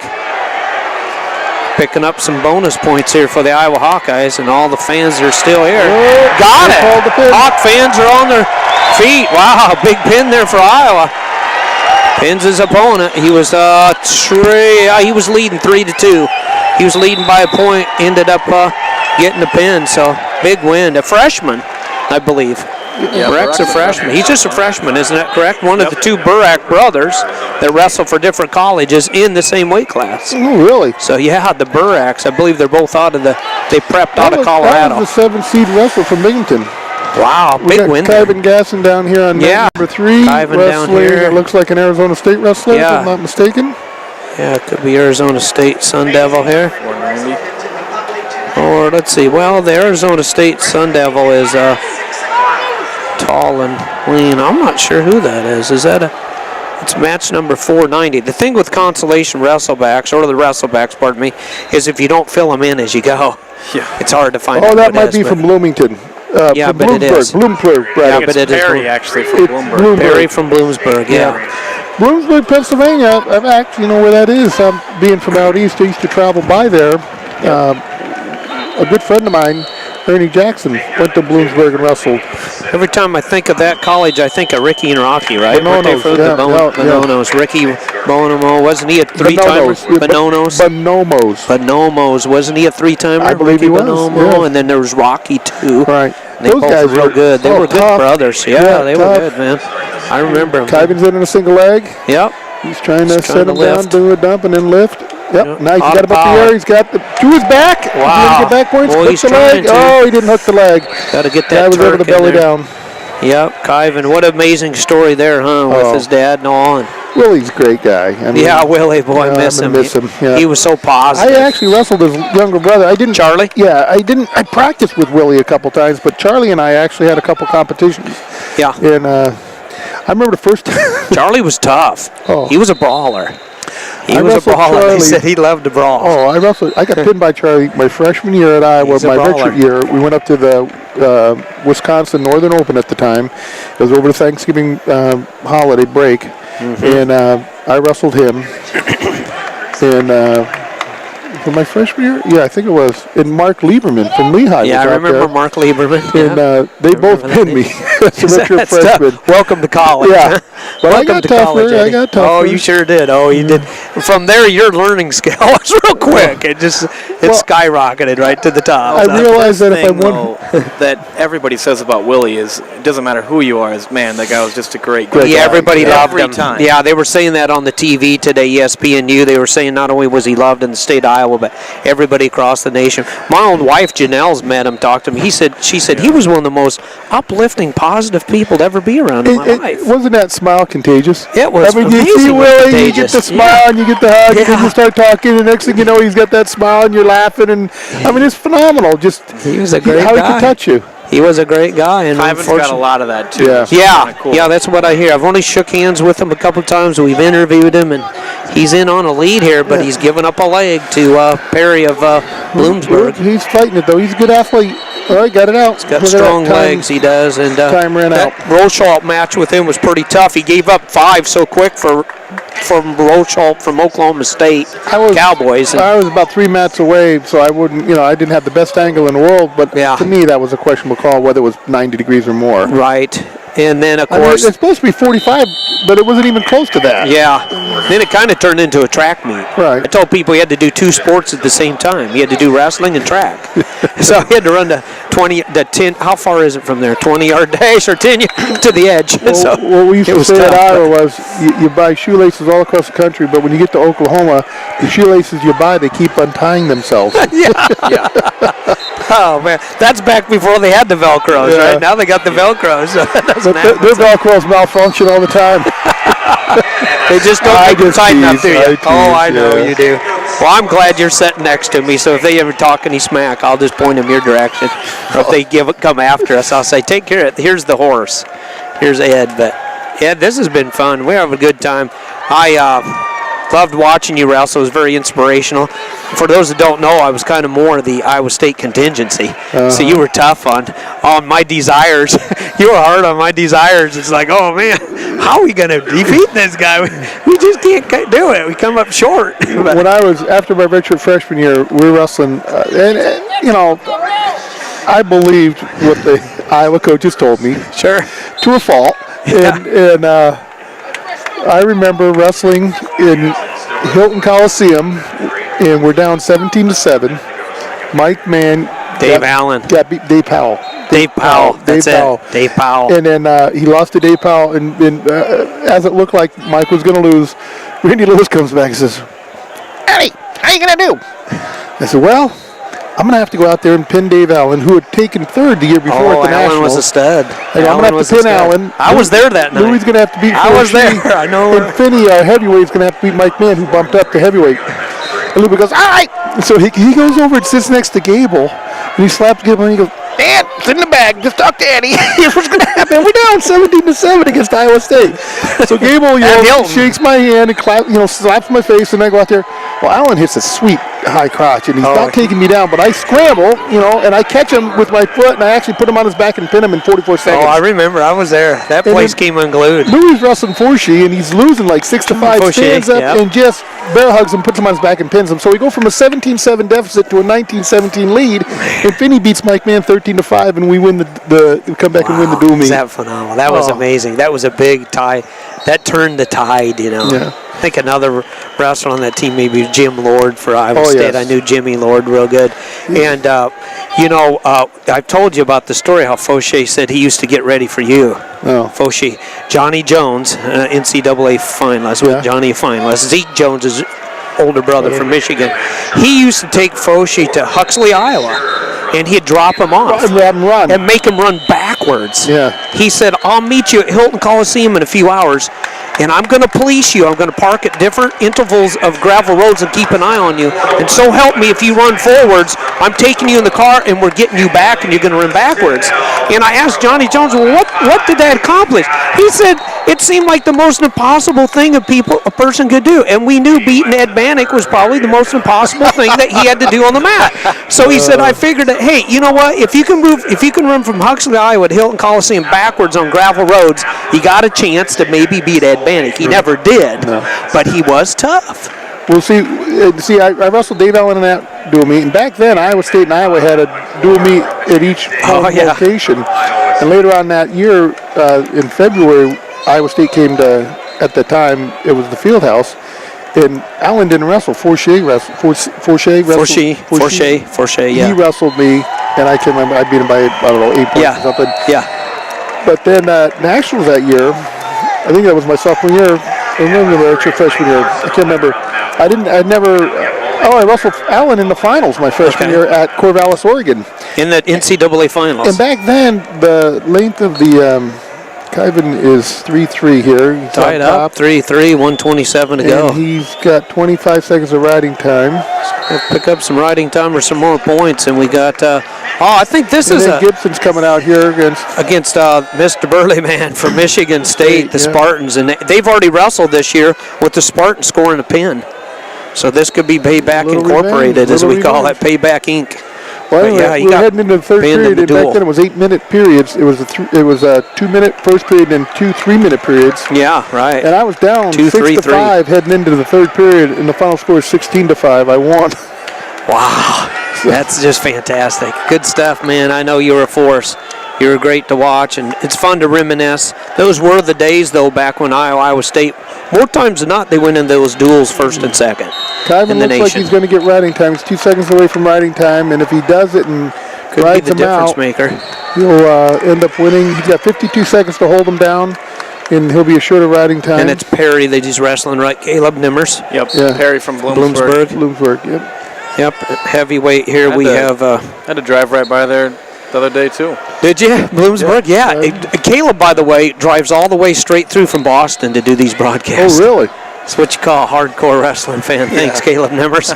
He texted me or called me and said, I think I'm going to make it. Look at this. Wow. Is that huge? Gibson. Gibson's got the cradle.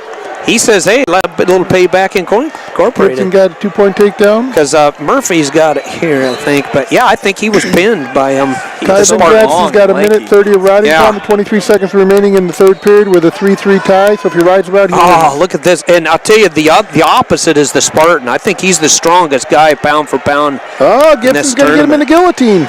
Look at this. He's got him going over. Much. Oh, he's tilting him. He's tilting him. Oh, here we go. He's getting back points. He's getting back points. He's getting some points. Gibson's got that length that can keep the leverage on the shoulder. Oh, look at it. He's got him on his back. Gibson's got him on his back. Reader says he's pinned. Payback Incorporated here for the Cyclones, maybe, because it was the opposite in the duel. How is he not flat there? I don't know. He's pinned. Brad Gibson just scores a pin and picks up some bonus points for Iowa State. Gatson won, too. Payback Incorporated. So Gatson wins, Gibson wins. Wow, that's huge, guys. That's huge. Look at Matt Gibson. He said, remember when you pinned me in Michigan? Yeah, that didn't count. This one does. That is true. That kid is strong. That is true because people don't remember that Mike Mann beat me 3 times. They remember that I beat him in the finals of nationals. Yeah, that is, wasn't it, during the season? Yeah, wow. One other thing I want to bring up, man, when he got underneath you and lifted, wasn't that something? Because his legs, I mean, he'd just get underneath it. He could lift you to the sky, and more times than not, when you landed, you were taken down, you know, if a man was there. So Gibson runs out of the arena. He's pretty happy. Got 3 matches, 4 matches left. That's what we were talking about with him, Steve, is his consistency. Yeah. Well, he's 6'5". He needs to use that range. I got to head over to the Fan Fest. Okay, buddy. Get some duties here. All right, man. All right, Scott. Thank you. All-time great big guys. Good job, Ed Bannock. Okay. Thanks for being with us, buddy. Good job. You heard him there. The man, the legend, Ed Bannock. Doing a good job there, helping us out. We got a tussle going on down here on mat number 6. And he said his brother Louis is here too, up in the stand somewhere. Really? Yeah, he's a president of some banks up there in Wisconsin. Well, he's got a Cyclone Nation pin on him, though. Yeah, he works for Iowa State. Is that crazy? But Is that bizarre? How bizarre is that, huh? And he was part of that team. He reminded me today when I was going for their 10th national title in a row, and I was part of that team, the Cyclones, that worked as the spoilers. So we brought it up in this tournament. If you can't be the Giant, you get just as famous by being the Giant Slayer. We got Michigan and Bucknell down here. Is that right? Right over here at match number 499. We got about, what, three to go, yep. 4 there's overall. Down on the far, too, so And then we'll far be done. side. So, yep. This session right here. So 499 would be, we got Stolfi of Bucknell, and then Appland of Michigan, right? Yeah, Appland, you got to watch him. Seems like he's been around quite a while. I got to believe Appland would be a senior maybe by now, but they're kind of shoelace to shoelace. A lot of scrambling here for heavyweights in front of us. Yep, and his Bucknell opponent again is Souflin. Okay, yeah. And you got Boley and Wellington wrestling down there. Stolfi, I'm sorry, yeah. So you got to have the Maryland Heckler down there. Yeah, he's probably down there. Appland, and Stolfi from Bucknell. I don't know if you talked to Ed about what you thought what's going on with Iowa State and everything, and what he thought about it. Yeah, I don't know if you guys talked about it before. He brought it up. He loves the progress. He really likes it. Yep. He says it's going the right direction. They really turned the table. He said the determining factor was a certain part of their season this year, and they won, 8 out of 10 or 9 out of the last 10 duels. Yep. Really come on strong here towards the end, and going to have some All-Americans, looks like. And no, it's strong, and they're young too, so, everybody's going to have a hard time, I think, catching up with Penn State just because they're in the driver's seat, and Kell's such a recruiting magnet. And that's the thing. It's going to be tough to catch Nittany Lions, and they're trying to three-peat, so. Yeah. When you think about it, Kell was one of the few guys that kind of outdid Dan Gable, as far as never losing, 4-time champ, and now can he do it as a coach? Because really, when you think about it, both those guys are 2 of the all-time greats, and we weren't going to turn this into a Cyclone show, but when you think about Gable, what he did, all of his matches he won, and he actually participated at Iowa State and then took on his coaching ranks right down the Interstate 80, eastbound to the Iowa Hawkeyes. Won a lot of titles for them. And Penn State picking up that ball now and running with it. Yep, absolutely. Doing a good job. And, of course, the leader is the Oklahoma State Cowboys with 34, I believe. They have 34 national titles. But do they have enough horses left in the championship bracket? For today? Well, yeah, I'm just talking about, tournament, that was a point score. I'm sorry. I meant to say 34 team titles. I don't think anybody can catch Penn State. They've got such a lead, a 10-point lead. Yeah, it's big. That's pretty big at this point in the juncture. You know who's going to be so big, though, is if Galagaev can beat Nelson. Yeah. Then that might be... Could be a difference maker. Could be. Yeah. Could come down to that. We'll see how it all pans out. But, what do you think of Gibson pinning Boy, that was big. I was talking to Michigan some State. friends of mine. I was sitting up with them. It's the total opposite what happened in the duel. Wow. Well, I'm just going to tell you. I mean, Gibson went out. He's on a mission out there.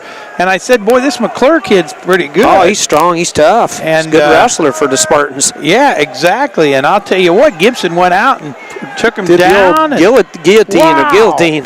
You don't see that too often either. And I said, boy, in college, I don't think he's going to be able to crank him over with that. And sure enough, he sure did. You see the crossbody ride, but you don't see a lot of kids turning that into the guillotine. That's how you start the guillotine is with the crossbody ride. But did you see that 6'5" probably helped. That's a lot of leverage. Did you see the match down there with Toll and Bubby Graham? No. That was quite a match. That was really close up to the end. Zach Toll, Missouri. And then, Toll was ahead, and then Graham tried to escape, and Toll tried to hang in there, so he didn't, and gave up 2 instead of 1. Wow. And lost the match. Oh, so that was the difference maker. So who was the victorious? So Graham was the victor. So Bubby Graham. Yeah. Wow. Because when I went up to see, big for Oklahoma. Yeah, I was sitting near a bunch of the Missouri fans. So this has changed so much, and I hope by the end of they tell us who leads. But I know Missouri at one time was 6th, and it's spinning up there. And so getting it 4 here. Maybe we could write it down. Yep. So 4th place, Iowa, 39 even. Is that right? Yep. And 3rd, 2nd. Yeah, so it's going the other direction, though. Oh, won't you know it? Yeah. Well, Mizzou's in 5th. Yeah, but I can tell you Penn State's in 1st with 77.5 points, I think. Minnesota's in second, 10 points back. So you know it's Minnesota, Penn State. Help me with who's next? Cornell 6th? Cornell 6th and Iowa 7th. No. Oh. Iowa's 4th. No. Well, they weren't earlier. Well, maybe they've jumped that was up. the first one I recognized. They were, was they Iowa. were 6th a minute ago, but maybe they... 39. Okay. So probably with that Burak pin down here. That what came after Ohio State? Was it Cornell, 30.5? Cornell was 7th. Yep. 7th. And then I remember Edinburgh. it was 8th. Edinburgh's 9th. Or Edinburgh's 8th. Sorry. Edinburgh's 8th. Yep. 27. We'll do top 10. 9 is going to be the Cornhuskers from Lincoln, Nebraska. Where are you pulling that from? On the spinning board. 27. On the spinning one, okay. Yeah, did you notice that? Have you noticed that yet? This I've looked at it. I didn't know it's that not it was tall enough. to be honest with you, I didn't even notice it 10. until I was sitting up above Oregon looking State. down on it. Oregon State, the Beavers, 26. But I tell you what, you know, Oh, yeah, there's your top 10. Who was 7th again after Cornell? Do you remember? Was Ohio State? Cornell was 7th. 7th, so we missed 6th. And 3rd had to be... They're coming around again here, so then you can kind of look on this Yeah. next go-around. We're down to the last match. All right. Penn State will get our scores officially here. So we're done. 77.5. Wow. Yeah. Man, they've taken off, huh? Yep. That's what you call just catapulting. Yep. Followed by Oklahoma State. Okie State's in Stolfi second. beat Appland, huh? Yep. Is that right?